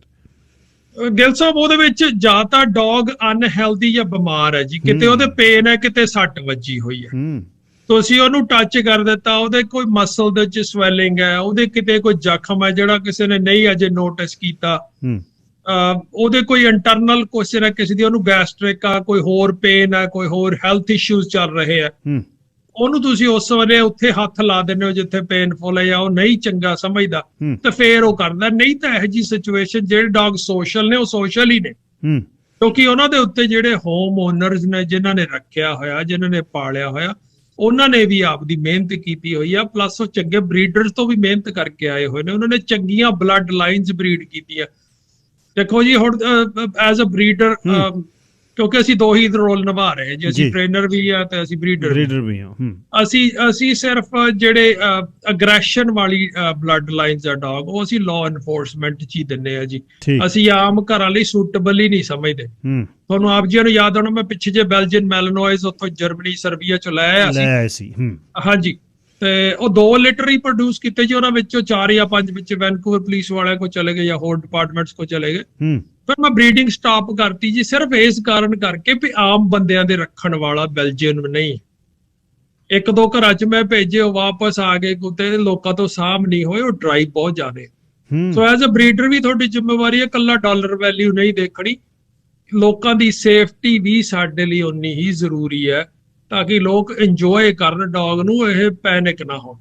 ਹੁਣ ਮੈਂ ਉਹਨਾਂ ਨਾਲ ਵੀ ਬੜੀ ਸਿੰਪਥੀ ਰੱਖਦਾ ਜੀ, ਬਹੁਤ ਮੰਦਭਾਗੀ ਘਟਨਾ ਹੋਈ ਕੈਲਗਰੀ ਵਾਲੀ ਜੀ, ਮਾਤਾ ਨਾਲ ਤੇ ਹੈ ਹੀ ਸਿੰਪਥੀ ਸਾਡੀ, ਪਰ ਉਹ ਜਿਹੜਾ ਡੌਗ ਓਨਰ ਆ, ਜਿਹਦੇ ਵਿਚਾਰੇ 3 ਕੁੱਤੇ ਬੱਚਿਆਂ ਵਾਂਗੂ ਪਾਲੇ ਹੋਏ, ਹੁਣ ਉਹ ਲੈ ਜਾਣਗੇ ਜੀ, ਚੱਕ ਕੇ ਜੀ ਲੈ ਗਏ, ਤੇ ਉਹਨਾਂ ਨੂੰ ਯੂਥਨਾਈਜ਼ ਕਰ ਦੇਣਾ ਉਹਨਾਂ ਨੇ। ਉਸ ਪਰਿਵਾਰ ਦੇ ਮਨ ਦੇ ਉੱਤੇ ਦੇਖੋ ਤੁਸੀਂ ਕੀ ਗੁਜ਼ਰੀ ਹੋਊ, ਜਿਨ੍ਹਾਂ ਦੇ 3 ਬੱਚੇ ਪਾਲੇ ਹੋਏ, ਆਪਣੇ ਕੋਲੋਂ ਰੱਖੇ ਹੋਏ ਐਜ਼ ਅ ਪਰਿਵਾਰ ਦੇ ਮੈਂਬਰ, ਉਹ ਹੁਣ ਅੱਜ 1-2 ਦਿਨਾਂ 4 ਦਿਨਾਂ ਦੇ ਵਿੱਚ ਨਹੀਂ ਰਹਿਣੇ ਉਹਨਾਂ ਕੋਲ। ਬਹੁਤ ਔਖਾ ਜੀ ਇਹ ਯੂਥਨਾਈਜ਼, ਬੜਾ ਔਖਾ ਜੀ, ਆਪਦੇ ਸਾਹਮਣੇ ਬੱਚਾ ਹੱਥੀ ਪਾਲਿਆ ਹੋਇਆ ਤੋਰਨਾ। ਉਹ ਦੋਵੇਂ ਚੀਜ਼ਾਂ ਜੀ, ਇੱਥੇ ਤੱਕ ਪਹੁੰਚਣ ਤੋਂ ਪਹਿਲਾਂ ਅਸੀਂ ਤਾਂ ਕਹਿੰਦੇ ਹਾਂ ਕੁਛ ਨਾ ਕੁਛ ਕਰੋ। ਛੋਟੀ ਵੀ ਥੋੜਾ ਜਿਹਾ ਵੀ ਸਾਈਨ ਐਗਰੈਸ਼ਨ ਦਾ ਹੁੰਦਾ, ਥੋੜਾ ਜਿਹਾ ਵੀ ਡੌਗ ਗਰਾਊਲ ਕਰਨ ਲੱਗਦਾ, ਬਾਕੀ ਡੌਗਸ ਦੇ ਨਾਲ ਜਾਂ ਕਿਸੇ ਆਪਦੇ ਮੈਂਬਰ ਦੇ ਨਾਲ, ਜਾਂ ਬਾਹਰ ਕਿਸੇ, ਜਿਵੇਂ ਤੁਸੀਂ ਹੁਣੇ ਕਿਹਾ ਸੀ, ਫੈਂਸ ਦੇ ਨਾਲ ਤੁਰੇ ਜਾਂਦੇ ਬੰਦੇ ਦੇ ਉੱਤੇ ਕਿਸੇ ਤੇ ਭੌਂਕਦਾ, ਸਟ੍ਰੇਂਜਰ ਦੇ ਉੱਤੇ, ਹੋਮਲੈਸ ਹੈ, ਕੋਈ ਬਾਈਕ ਵਾਲਾ ਹੈ, ਕੁਛ ਹੈ, ਉਹਨਾਂ ਦੀ ਅਪੀਅਰੈਂਸ ਦੇ ਉੱਤੇ ਡੌਗ ਭੌਂਕਦਾ ਤੇ ਸਾਨੂੰ ਪਤਾ ਲੱਗ ਜਾਂਦਾ ਵੀ ਬੰਦਾ ਸ਼ੱਕੀ ਹੈ, ਉਹ ਨੈਚੁਰਲ ਹੈ, ਭੌਂਕਣਾ ਵੀ ਚਾਹੀਦਾ। ਜੇ ਉਹ ਵੀ ਨਾ ਕਰੂਗਾ ਡੌਗ ਤਾਂ ਫਿਰ ਰੱਖਣ ਦਾ ਵੀ ਕੀ ਫਾਇਦਾ। ਤੇ ਸਨਿਫ ਕਰ ਲੈਂਦਾ ਜੀ, ਪਤਾ ਲੱਗ ਜਾਂਦਾ ਵੀ ਦੇ ਗਲਤ ਕੋਈ ਐਟੀਟਿਊਡ ਨਾਲ ਆਇਆ, ਕੋਈ ਕਿਸੇ ਦੇ ਨੈਗੇਟਿਵ ਵਾਈਬਸ ਨੇ, ਡੌਗ ਨੂੰ ਪਤਾ ਲੱਗ ਜਾਂਦਾ ਜੀ। ਬਿਲਕੁਲ, ਡੌਗ ਨੂੰ ਪਤਾ ਲੱਗ ਜਾਂਦਾ ਜੀ। ਇਹਨਾਂ ਦੀ 6th ਸੈਂਸ ਹੁੰਦੀ ਆ, ਮਾਲਕ ਵੱਲੋਂ ਦਿੱਤੀ ਹੋਈ ਇਹਨਾਂ ਨੂੰ, ਦਰਵੇਸ਼ਾਂ ਨੂੰ। ਇਹਨਾਂ ਨੂੰ ਪਤਾ ਹੁੰਦਾ ਵੀ ਸਾਡੇ ਪਰਿਵਾਰ ਲਈ ਫਾਇਦੇਮੰਦ ਕਿਹੜਾ ਤੇ ਸਾਡੇ ਪਰਿਵਾਰ ਨੂੰ ਨੁਕਸਾਨ ਕਿਹੜਾ ਪਹੁੰਚਾਊਗਾ। ਜਿਹੜਾ ਨੁਕਸਾਨ ਪਹੁੰਚਾਊਗਾ ਉਹ ਚੱਕ ਕੇ ਲੱਖ ਬੂਟ ਪਾਈ ਜਾਵੇ, ਇਹਨਾਂ ਨੂੰ ਉਹਦੇ ਨਹੀਂ ਬਣਦੇ ਕਦੀ। ਇਹ ਮਾਲਕ ਦੀ ਕਿਰਪਾ ਹੈ ਜੀ ਇਹਨਾਂ ਤੇ। ਵਪਾਰਕ ਸੰਦੇਸ਼ ਲੈ ਲਈਏ ਜੀ, ਆਖ ਕੇ ਦੁਬਾਰਾ ਫੇਰ ਸਰ ਕੁਲਦੀਪ ਸਿੰਘ ਤੱਖਰ ਨਾਲ ਇਸ ਗੱਲ ਨੂੰ ਅੱਗੇ ਵਧਾਉਂਦੇ ਆ ਕਿ ਡੌਗਸ ਦੀ ਟ੍ਰੇਨਿੰਗ, ਡੌਗਸ ਕਿਵੇਂ ਰੱਖਣੇ ਨੇ, ਇਹ ਦਰਵੇਸ਼ਾਂ ਨੂੰ ਕਿਵੇਂ ਸਾਂਭ ਕੇ ਰੱਖਣਾ, ਅਤੇ ਕਿਵੇਂ ਅਜਿਹੇ ਸਿਚੁਏਸ਼ਨ 'ਚ ਜੇ ਉਹ ਕਿਤੇ ਅਟੈਕ ਕਰ ਦੇਣ ਤਾਂ ਜਦ ਉਹ ਲੈ ਕੇ ਜਾਣਾ SPCA ਨੇ ਜਾਂ ਗੌਰਮੈਂਟ ਕਿਸੇ ਵੀ ਏਜੰਸੀ ਨੇ, ਤਾਂ ਉਹਨਾਂ ਨੂੰ ਜਦ ਇਸ ਸੰਸਾਰ ਤੋਂ ਤੋੜ ਦੇਣਾ ਬਹੁਤ ਔਖਾ ਹੈ। ਹੁਣੇ ਮੁੜ ਕੇ ਉੱਘੇ ਡੌਗ ਬਰੀਡਰ ਤੇ ਟ੍ਰੇਨਰ ਸਰ ਕੁਲਦੀਪ ਸਿੰਘ ਤੱਖਰ ਮੇਰੇ ਨਾਲ ਨੇ ਤੇ ਅਕਸਰ ਤੁਸੀਂ ਉਹਨਾਂ ਦੇ ਨਾਲ ਗੱਲ ਕਰਨ ਲਈ ਫ਼ੋਨ ਨੰਬਰ ਹਰ ਦੂਸਰੇ ਤੀਸਰੇ ਦਿਨ ਕੋਈ ਨਾ ਕੋਈ ਫ਼ੋਨ ਕਰਦਾ ਰਹਿੰਦਾ ਅਤੇ ਸਰ ਤੱਖਰ ਉਹਨਾਂ ਨੇ ਜਿੱਥੇ ਜ਼ਿੰਦਗੀ ਦੇ 25-30 ਸਾਲ ਇਸ ਦੇਸ਼ ਦੇ ਵਿੱਚ ਉਹਨਾਂ ਦੇ ਡੌਗਸ ਨੇ ਵੱਡੇ ਇਨਾਮ ਜਿਸ ਤਰ੍ਹਾਂ ਜਿੱਤੇ, ਉਸ ਤੋਂ ਬਾਅਦ ਬਰੀਡਿੰਗ ਕੀਤੀ, ਟ੍ਰੇਨਿੰਗ ਕੀਤੀ, ਲਾਅ ਐਨਫੋਰਸਮੈਂਟ ਦੇ ਵਿੱਚ ਉਹਨਾਂ ਦੇ ਡੌਗਸ ਗਏ। ਹੁਣ ਉਹ ਆਪਣਾ ਇੱਕ ਬਹੁਤ ਵਧੀਆ ਰੈਂਚ ਜਿਹੜਾ 5 ਏਕੜ ਦੇ ਵਿੱਚ ਉਹਨਾਂ ਨੇ ਜਗ੍ਹਾ ਬਣਾਈ ਹੈ, ਜਿੱਥੇ ਤੁਸੀਂ ਬਹੁਤ ਵੱਡੀ ਮੁਸ਼ਕਿਲ ਹੈ ਇਹ ਟੱਬਰ ਦਾ ਜਿਹੜਾ ਕੋਈ ਬੰਦਾ ਰੱਖਦਾ ਉਹਨੂੰ ਪਤਾ ਕਰਿਓ ਬਈ ਉਹ ਕਹਿੰਦਾ ਵੀ ਬਾਕੀ ਕੁਛ ਹੋ ਜਾਵੇ, ਮੇਰਾ ਡੌਗ ਨਾ, ਮੇਰਾ ਇਹ ਦਰਵੇਸ਼ ਨਾ ਢਿੱਲਾ ਹੋਵੇ, ਉਹਨੂੰ ਛੱਡਣਾ, ਜੇ ਕਿਤੇ ਜਾਣਾ ਹੈ ਉਹਨੂੰ ਰੱਖਣਾ, ਸਾਂਭਣਾ, ਅਤੇ ਬਹੁਤ ਔਖਾ ਕੰਮ ਹੈ। ਅਤੇ ਮੈਂ ਸੁਣਨ ਵਾਲਿਆਂ ਨੂੰ ਇਹ ਕਹਾਂ ਵੀ ਇਹ ਇੱਕ ਜ਼ਿੰਮੇਵਾਰੀ ਹੈ 15 ਸਾਲਾਂ ਦੀ। ਜਦ ਤੁਸੀਂ ਡੌਗ ਲੈਣਾ ਇਸ ਤਰ੍ਹਾਂ ਨਹੀਂ ਹੈ ਵੀ ਤੁਸੀਂ ਫਿਰ ਰੋਲਦੇ ਫਿਰੋ ਉਹਨੂੰ, ਉਹ ਪੂਰਾ ਸਿੱਖਿਆ ਹੋਵੇ, ਉਹਦੀ ਸਿਹਤ ਵਧੀਆ ਹੋਵੇ, ਬਾਹਰ ਜਾਵੋ ਡੌਗ ਤੁਰੇ ਤੁਹਾਡੀ ਨਾਲ ਬਿਲਕੁਲ ਲੱਤ ਦੇ, ਉਹਦਾ ਕੀ ਮਤਲਬ ਆ ਧੁੱਲੀਆਂ ਮਾਰੇ ਕੋਲ ਲੰਘੇ ਡੌਗ ਨੂੰ ਘੂਰੇ, ਲੰਘੇ ਜਾਂਦੇ ਬੰਦੇ ਨੂੰ ਘੂਰੇ। ਅੱਛਾ ਤੱਕਰ ਸਾਹਿਬ, ਜਦ ਉਹਨੂੰ ਵਾਕ 'ਤੇ ਲੈ ਕੇ ਜਾਂਦੇ ਆ ਅਕਸਰ ਮੈਂ ਵੇਖਦਾ ਕਿ ਗਲਤੀਆਂ ਹੁੰਦੀਆਂ, ਡੌਗ ਰੌਲਾ ਪਾਉਂਦਾ ਹੈ, ਧੁੱਲੀਆਂ ਮਾਰਦਾ ਹੈ, ਲੰਘੇ ਜਾਂਦੇ ਡੌਗ ਨੂੰ ਭੌਂਕਦਾ ਹੈ, ਲੰਘੇ ਜਾਂਦੇ ਬੰਦਿਆਂ ਨੂੰ ਭੌਂਕਦਾ ਹੈ। ਜਦ ਉਹਨੂੰ ਵਾਕ 'ਤੇ ਲੈ ਕੇ ਜਾਣਾ, ਉਹਦੀ ਸੈਰ ਜਿਹੜੀ ਹੈ ਉਹ ਕਰਾਉਣੀ ਬਹੁਤ ਜ਼ਰੂਰਤ ਹੈ, ਚਾਹੇ ਉਹ ਘਰੇ ਖੁੱਲ੍ਹਾ ਵੀ ਛੱਡਿਆ ਹੋਇਆ ਫਿਰ ਵੀ ਉਹ ਜਾਣਾ ਚਾਹੁੰਦਾ। ਉਹਦੇ ਲਈ ਡੌਗ ਦੀ ਟ੍ਰੇਨਿੰਗ ਕਿਹੋ ਜਿਹੀ ਚਾਹੀਦੀ ਹੈ? ਜਾਂ ਤੁਸੀਂ ਬਾਹਰ ਜਾ ਕੇ, ਨਹੀਂ ਤਾਂ ਉੱਥੇ ਜਲੂਸ ਨਿਕਲ ਜਾਂਦਾ ਮਾਲਕ ਦਾ, ਜਦ ਉਹ ਹਟਦਾ ਨਹੀਂ, ਭੌਂਕਣੋਂ ਨਹੀਂ ਹਟਦਾ, ਨਾਲ ਲੰਘੇ ਕੁੱਤੇ ਨੂੰ ਭੱਜ ਕੇ ਪੈਂਦਾ ਹੈ, ਉੱਥੇ ਕਿਹਦੀ ਕਮੀ ਹੈ ਜੀ? ਗਿੱਲ ਸਾਹਿਬ ਬਹੁਤ ਵਧੀਆ ਸਵਾਲ ਹੈ। ਥੋੜਾ ਜਿਹਾ ਪਿੱਛੇ ਚੱਲੀਏ ਆਪਾਂ। 8 ਹਫ਼ਤੇ ਤੱਕ ਤਾਂ ਜਿਹੜਾ ਬੱਚਾ ਹੈ ਜੀ, ਪੱਪੀ ਹੈ, ਕਿਸੇ ਵੀ ਬਰੀਡ ਦਾ, ਉਹ ਬਰੀਡਰ ਕੋਲ ਰਹਿੰਦਾ। ਜਿਹੜਾ ਬਰੀਡਰ ਹੈ ਜੀ ਉਹ 6 ਹਫ਼ਤੇ 5 ਹਫ਼ਤੇ ਤੋਂ ਲੈ ਕੇ 8 ਹਫ਼ਤੇ ਜਿਹੜਾ ਬਹੁਤ ਕ੍ਰਿਟੀਕਲ ਟਾਈਮ ਹੈ, ਬਹੁਤ ਇੰਪੋਰਟੈਂਟ ਟਾਈਮ ਜ਼ਰੂਰੀ ਹੈਗਾ। ਉਹ ਬੱਚਾ ਦੇਖਦਾ, ਬਰੀਡਰ ਉਹਨੂੰ 24 ਘੰਟੇ ਦੇਖਦਾ, ਤੁਸੀਂ ਕਦੀ ਕਦੀ ਦੇਖਦੇ ਹੋ। ਤੁਸੀਂ ਤੁਹਾਨੂੰ ਇਹੀ ਦੱਸ ਦਿੱਤਾ ਬਰੀਡਰ ਜਾ ਕੇ ਸਾਨੂੰ ਮੇਲ ਚਾਹੀਦਾ ਜੀ, ਫੀਮੇਲ, ਤੁਸੀਂ ਤਾਂ ਕਿਊਟ ਫੇਸ ਦੇਖ ਲਿਆ ਜਿਵੇਂ ਆਪਾਂ ਪਹਿਲਾਂ ਗੱਲ ਕੀਤੀ ਹੈ। ਪਰ ਬਰੀਡਰ ਨੂੰ ਕੱਲੇ ਬੱਚੇ ਦਾ ਪਤਾ ਹੁੰਦਾ, 24 ਘੰਟੇ ਦਾ ਸਮਾਂ ਉਹਦੇ ਨਾਲ ਗੁਜ਼ਾਰਦਾ। ਉਹਨੂੰ ਨਾ ਖੁੱਲ ਕੇ ਦੱਸੋ ਵੀ ਤੁਸੀਂ ਚਾਹੁੰਦੇ ਕੀ ਹੋ, ਤੁਹਾਡੀ ਰਿਕੁਆਇਰਮੈਂਟ ਕੀ ਆ, ਤੁਹਾਡੀ ਫੈਮਿਲੀ ਸਿਚੁਏਸ਼ਨ ਕੀ ਹੈ, ਕਿੰਨੇ ਮੈਂਬਰ ਨੇ, ਕਿੰਨੇ ਬੱਚੇ 10-12 ਸਾਲ ਤੋਂ ਛੋਟੇ ਨੇ, ਕਿੰਨੇ ਮੈਂਬਰ ਅਡਲਟ ਨੇ, ਕਿੰਨੇ ਘਰ 'ਚ ਸੀਨੀਅਰ ਸਿਟੀਜ਼ਨ ਨੇ। ਕਿਉਂਕਿ ਉਸ ਬੱਚੇ ਨੇ ਜਿਹੜਾ ਪੱਪੀ ਤੁਸੀਂ ਲੈ ਕੇ ਆਉਣਾ, ਉਹਨੇ 8 ਹਫ਼ਤਿਆਂ ਤੋਂ ਲੈ ਕੇ 7 ਮਹੀਨੇ ਦੀ ਉਮਰ ਤੱਕ ਫੁੱਲ ਗਰੋਨ ਸਾਈਜ਼ 'ਚ ਆ ਜਾਣਾ। ਤੁਹਾਡੇ ਕੋਲੇ ਕੈਚਅਪ ਕਰਨ ਨੂੰ, ਤੁਹਾਡੇ ਕੋਲੇ ਫੜਨ ਲਈ ਇੰਨਾ ਸਮਾਂ ਹੀ ਨਹੀਂ ਰਹਿਣਾ। 7 ਮਹੀਨੇ ਬਹੁਤ ਛੇਤੀ ਲੰਘਦੇ। 7 ਮਹੀਨਿਆਂ ਦੇ ਵਿੱਚ ਜੀ ਜਿਹੜਾ ਹੁਣ ਅੱਜ ਬੱਚਾ ਤੁਹਾਡਾ 7-8 ਸਾਲ ਦਾ, ਉਹਨੇ ਤਾਂ ਅਗਲੇ ਸਾਲ ਨੂੰ 9 ਸਾਲ ਦਾ ਹੀ ਹੋਣਾ ਜੀ। ਉੱਤੇ ਨੇ ਫੁੱਲੀ ਗਰੋਨ ਜਿਹੜਾ ਅੱਜ ਬੱਚਾ ਤੁਸੀਂ 17 ਪਾਉਂਡ ਦਾ 15 ਪਾਉਂਡ ਦਾ ਲਿਆਂਦਾ, ਉਹਨੇ 90 ਪਾਉਂਡ ਦਾ ਹੋ ਜਾਣਾ। ਬਿਲਕੁਲ ਤੁਹਾਡੇ ਬੱਚੇ ਤੋਂ ਵੱਡੇ ਸਾਈਜ਼ ਦਾ, ਤੁਹਾਡੇ ਆਪਦੇ ਹਿਊਮਨ ਬੱਚੇ ਤੋਂ ਵੱਡੇ ਸਾਈਜ਼ ਦਾ ਕੁੱਤਾ ਹੋ ਜਾਣਾ, ਜੇ ਤੁਸੀਂ ਬਰੀਡ ਕਿਹੋ ਜਿਹੀ ਸਿਲੈਕਟ ਕੀਤੀ, ਡਿਪੈਂਡ ਉਹਦੇ ਤੇ। ਸੋ ਉਹਨੂੰ ਬਹੁਤ ਕਲੀਅਰਲੀ ਦੱਸੋ ਵੀ ਸਾਡੀ ਫੈਮਿਲੀ ਸਿਚੁਏਸ਼ਨ ਆ ਭਾਈ, ਇਹੋ ਜਿਹਾ ਸਾਨੂੰ ਬੱਚਾ ਚਾਹੀਦਾ, ਇਹੋ ਜਿਹਾ ਸਾਡਾ ਲਾਈਫ ਸਟਾਈਲ। ਅਸੀਂ ਬਾਹਰ ਕਿੰਨੀ ਕੁ ਵਾਰੀ ਘੁੰਮਣ ਜਾਂਦੇ ਹਾਂ, ਅਸੀਂ ਉਹਨੂੰ ਸੋਫੇ ਤੇ ਰੱਖਣਾ, ਅਸੀਂ ਉਹਨੂੰ ਅੰਦਰ ਹੀ ਰੱਖਣਾ, ਸਾਡੇ ਕੋਲ ਬੈਕਯਾਰਡ ਕਿੱਡਾ ਕੁ। ਬਹੁਤ ਵੱਡੀ ਇੱਕ ਲੋਕਾਂ ਦੇ ਵਿੱਚ ਕਨਫਿਊਜ਼ਨ ਹੈ ਵੀ ਜਿਹੜਾ ਸੋਸ਼ਲਾਈਜ਼ਿੰਗ ਆ ਉਹ ਫੈਮਿਲੀ ਮੈਂਬਰਸ ਨਾਲ ਹੀ ਹੈ। ਇਹ ਬਿਲਕੁਲ ਗਲਤ ਧਾਰਨਾ ਹੈ ਜੀ। ਜਦੋਂ 8 ਹਫ਼ਤੇ ਤੋਂ ਲੈ ਕੇ 16 ਹਫ਼ਤੇ 4 ਮਹੀਨੇ ਦੀ ਉਮਰ ਤੱਕ ਜਿਹੜੇ ਅਗਲੇ 2 ਮਹੀਨੇ ਨੇ, ਉਹਨੂੰ ਸੋਸ਼ਲਾਈਜ਼ਿੰਗ ਪੀਰੀਅਡ ਕਹਿੰਦੇ ਅਸੀਂ। ਉਹਦਾ ਮਤਲਬ ਇਹ ਨਹੀਂ ਹੈ ਵੀ ਤੁਸੀਂ ਆਪਦੇ ਫੈਮਿਲੀ ਨੂੰ ਇੰਟਰੋਡਿਊਸ ਕਰੀ ਜਾਓ ਬੱਚੇ ਨੂੰ, ਉਹਨੂੰ ਪੀਪੀ ਕਰਨੀ ਬਾਹਰ ਸਿਖਾਤੀ, ਉਹਨੂੰ ਪੌਟੀ ਕਰਨੀ ਸਿਖਾਤੀ, ਇਹ ਸੋਸ਼ਲਾਈਜ਼ਿੰਗ ਨਹੀਂ। ਸੋਸ਼ਲਾਈਜ਼ਿੰਗ ਦਾ ਮਤਲਬ ਹੈ ਜੀ ਡੌਗ ਨੂੰ ਹਰ ਜਗ੍ਹਾ ਆਪਣੇ ਨਾਲ ਲੈ ਕੇ ਜਾਓ, ਉਹਨੂੰ ਸਕਾਈ ਟ੍ਰੇਨ ਵੀ ਚਲਦੀ ਦਿਖਾਓ, ਉਹਨੂੰ ਉੱਥੇ ਸਰੀ ਸੈਂਟਰਲ ਦੇ ਥੱਲੇ ਉਹ ਬ੍ਰਿਜ ਜਿੱਥੋਂ ਦੀ ਉੱਪਰ ਦੀ ਟ੍ਰੇਨ ਲੰਘਦੀ ਆ, ਕਾੜ ਹੁੰਦੀ ਆ, ਉਹ ਵੀ ਆਵਾਜ਼ਾਂ ਸੁਣਾਓ, ਉਹਨੂੰ ਬੱਸ ਦੇ ਕੋਲੇ ਵੀ ਲੈ ਕੇ ਜਾਓ, ਉਹਨੂੰ ਪਾਣੀ ਤੇ ਵੀ ਲੈ ਕੇ ਜਾਓ, ਰਿਵਰ ਤੇ ਵਾਕ ਕਰਾਓ, ਬੋਟ ਸ਼ਿਪ ਆਉਂਦਾ, ਸਭ ਕੁਝ ਦਿਖਾਓ। ਜਿੱਥੇ ਤੁਸੀਂ ਲੈ ਕੇ ਜਾ ਸਕਦੇ ਹੋ ਉੱਥੇ ਲੈ ਕੇ ਜਾਓ ਜੀ। ਅਸੀਂ ਉਹਨੂੰ ਕਹਿੰਦੇ ਜੀ ਪੱਪੀ ਨੂੰ ਐਨਵਾਇਰਮੈਂਟਲੀ ਅਸੀਂ ਸਾਊਂਡ ਕਰਨਾ ਜੀ, ਜਿਹੜਾ ਵੀ ਤੁਹਾਡੇ ਆਲੇ ਦੁਆਲੇ এনवायरमेंट ਉਹਦੇ ਵਿੱਚ ਹਰ ਚੀਜ਼ ਨੂੰ ਉਹ ਫੈਮਿਲੀਅਰ ਹੋਵੇ, ਉਹਨੂੰ ਪਤਾ ਲੱਗ ਜੇ ਵੀ ਆਹ ਚੀਜ਼ਾਂ ਕਾਮਨ ਨੇ ਜੀ। ਜਦੋਂ ਸੋਸ਼ਲਾਈਜ਼ਿੰਗ ਹੋ ਗਈ ਜੀ 4 ਮਹੀਨੇ ਤੋਂ ਫੇਰ ਟ੍ਰੇਨਿੰਗ ਸ਼ੁਰੂ ਕਰੋ। ਅੱਛਾ ਜੀ। ਇਹ ਜਿਹੜਾ ਸਿਟ ਸਟੇ ਕਰਾਉਣਾ ਜੀ, ਕਮ ਬੈਕ ਕਰਾਉਣਾ, ਇਹ ਤਾਂ ਬਹੁਤ ਸਿੰਪਲ ਗੱਲਾਂ ਨੇ ਜੀ, ਇਹ ਤਾਂ ਹੋ ਹੀ ਜਾਣੀਆਂ ਨੇ। ਪਰ ਜੇ ਤੁਸੀਂ ਉਹ ਪਹਿਲਾ ਲੈਸਨ ਹੀ ਮਿਸ ਕਰਤਾ ਐਲੀਮੈਂਟਰੀ ਸਕੂਲ ਵਾਲਾ, ਫਿਰ ਚੌਥੀ ਪੰਜਵੀਂ ਚ ਜਾ ਕੇ ਬੱਚਿਆਂ ਨੂੰ ਪ੍ਰੋਬਲਮ ਆ ਜਾਂਦੀ ਹੈ। ਉਹ ਸੋਸ਼ਲਾਈਜ਼ਿੰਗ ਪਹਿਲਾਂ ਪ੍ਰੋਪਰ ਕਰਾਓ, ਫਿਰ ਟ੍ਰੇਨਿੰਗ ਪ੍ਰੋਪਰ ਕਰੋ। ਟਾਈਮ ਕੱਢ ਕੇ ਚੰਗੀਆਂ ਕਿਤਾਬਾਂ ਪੜ੍ਹੋ ਜੀ। ਮੰਕਸ ਆਫ ਨਿਊ ਸਕੀਟ ਜਿਵੇਂ ਆਪਾਂ ਡਿਸਕਸ ਕਰਦੇ ਹੁੰਦੇ ਆ, ਉਹ ਅਮਰੀਕਾ ਦੇ ਵਿੱਚ ਬਹੁਤ ਵਧੀਆ ਟ੍ਰੇਨਰਸ ਨੇ, ਨਾਲੇ ਮੰਕਸ ਨੇ। ਉਹੋ ਜਿਹੇ ਰਾਈਟਰਸ ਨੂੰ ਪੜ੍ਹੋ, ਚੰਗੀਆਂ ਕੋਈ ਮਾਈਕਲ ਐਲਿਸ ਵਰਗਾ, ਆਇਵਨ ਵਾਲਵਨੋਵ ਵਰਗਾ, ਕੋਈ ਚੰਗੀਆਂ ਵੀਡੀਓਜ਼ ਦੇਖੋ, ਜਿਹੜੇ ਬਹੁਤ ਕ੍ਰੀਏਟਿਵ ਜਿਹੜੇ ਟ੍ਰੇਨਰਸ ਨੇ। ਬਿਲਕੁਲ। ਜੇ ਤੁਸੀਂ ਨਹੀਂ ਕਿਸੇ ਕੋ ਜਾ ਸਕਦੇ ਜੀ, ਤੁਸੀਂ ਉਹ ਬੈਕਯਾਰਡ ਬਰੀਡਰਸ ਵਾਲਾ, backyard trainers online training course ਕਰਕੇ ਆਏ ਹੋਏ ਟ੍ਰੇਨਰਸ ਦੀਆਂ ਵੀਡੀਓ ਨਹੀਂ, ਚੰਗੇ ਜਿਹੜੇ ਜਿਨ੍ਹਾਂ ਨੇ ਕੁਝ ਜ਼ਿੰਦਗੀ ਚ ਅਕਾਂਪਲਿਸ਼ ਕੀਤਾ ਹੋਇਆ, ਉਹਨਾਂ ਦੀਆਂ ਵੀਡੀਓਜ਼ ਵਗੈਰਾ ਵੇਖੋ, ਉਹਨਾਂ ਤੋਂ ਟਿਪਸ ਸਿੱਖੋ, ਫਿਰ ਉਹ ਅਪਲਾਈ ਕਰੋ। ਫਿਰ ਬੱਚੇ ਦਾ ਮਤਲਬ ਹੀ ਨਹੀਂ ਜੀ ਹੈ ਵੀ ਉਹ ਦੂਜੇ ਪਾਸੇ ਨੂੰ ਚਲੇ ਜਾਊਗਾ, ਖਿੱਚੂਗਾ ਤੁਹਾਨੂੰ, ਨਹੀਂ, ਉਹ ਲੀਸ਼ ਤੇ ਨਹੀਂ ਵਾਕ ਕਰੂਗਾ ਪ੍ਰੋਪਰਲੀ, ਦੂਜੇ ਕੁੱਤੇ ਨੂੰ ਦੇਖ ਕੇ ਭੌਂਕੂਗਾ। ਇਹ ਸਾਰੀਆਂ ਲੈਕ ਆਫ ਸੋਸ਼ਲਾਈਜ਼ਿੰਗ ਦੀਆਂ ਖੇਡਾਂ ਨੇ ਜੀ, ਕਿਉਂਕਿ ਅਸੀਂ ਪਹਿਲਾਂ ਉਹਨੂੰ ਇੰਟਰੋਡਿਊਸ ਹੀ ਨਹੀਂ ਕੀਤਾ। ਉਹਨੂੰ ਐਂ ਲੱਗਦਾ ਜਿਹੜਾ ਵੀ ਦੂਜਾ ਕੁੱਤਾ ਵੀ ਮੇਰਾ ਮਾਲਕ ਹੀ ਇੰਪੋਰਟੈਂਟ ਆ, ਦੂਜੇ ਸਾਰੇ ਥ੍ਰੈਟ ਆ ਮੇਰੇ ਲਈ, ਉਹ ਤਾਂ ਹੀ ਕਰਦਾ। ਅੱਛਾ ਤੱਖਰ ਸਾਹਿਬ, ਅਕਸਰ ਜਦ ਮਿਲਦੇ ਆ, ਜਿਵੇਂ ਡੌਗ ਰੱਖਿਆ, ਜਦ ਸਤਿ ਸ਼੍ਰੀ ਅਕਾਲ ਜੀ, ਸਤਿ ਸ਼੍ਰੀ ਅਕਾਲ, ਸਾਡੇ ਜਵਾਕ ਵੀ ਬਹੁਤ ਪਸੰਦ ਕਰਦੇ ਨੇ, ਹਰ ਰੋਜ਼ ਰੌਲਾ ਪਾਉਂਦੇ ਨੇ ਡੌਗ ਚਾਹੀਦਾ, ਡੌਗ ਚਾਹੀਦਾ, ਅਕਸਰ ਇਹ ਸਵਾਲ ਹੈ। ਅੱਛਾ ਮੈਨੂੰ ਐਂ ਦੱਸਿਓ ਵੀ ਜਦ ਘਰ ਨੇ ਡਿਸਾਈਡ ਕਰਨਾ ਵੀ ਇਹ ਦਰਵੇਸ਼ ਨੂੰ ਲੈ ਕੇ ਆਉਣਾ, ਜਿੱਦਣ ਤੁਸੀਂ ਇਹ ਫਾਈਨਲ ਕਰ ਲਿਆ ਵੀ ਮੈਂ ਡੌਗ ਲੈ ਕੇ ਆਉਣਾ, ਉਸ ਸਮੇਂ ਕਿਹੜੀਆਂ ਜਿਹੜੇ ਨੇ ਚੈੱਕ ਪੁਆਇੰਟਸ ਨੇ, ਕਿਹੜੀਆਂ ਚੀਜ਼ਾਂ ਨੇ ਜਿਹੜੀਆਂ ਤੁਸੀਂ ਰਿਕਮੈਂਡ ਕਰਦੇ ਹੋ, ਕੀ ਸੋਚਣਾ ਉਸ ਦਿਨ?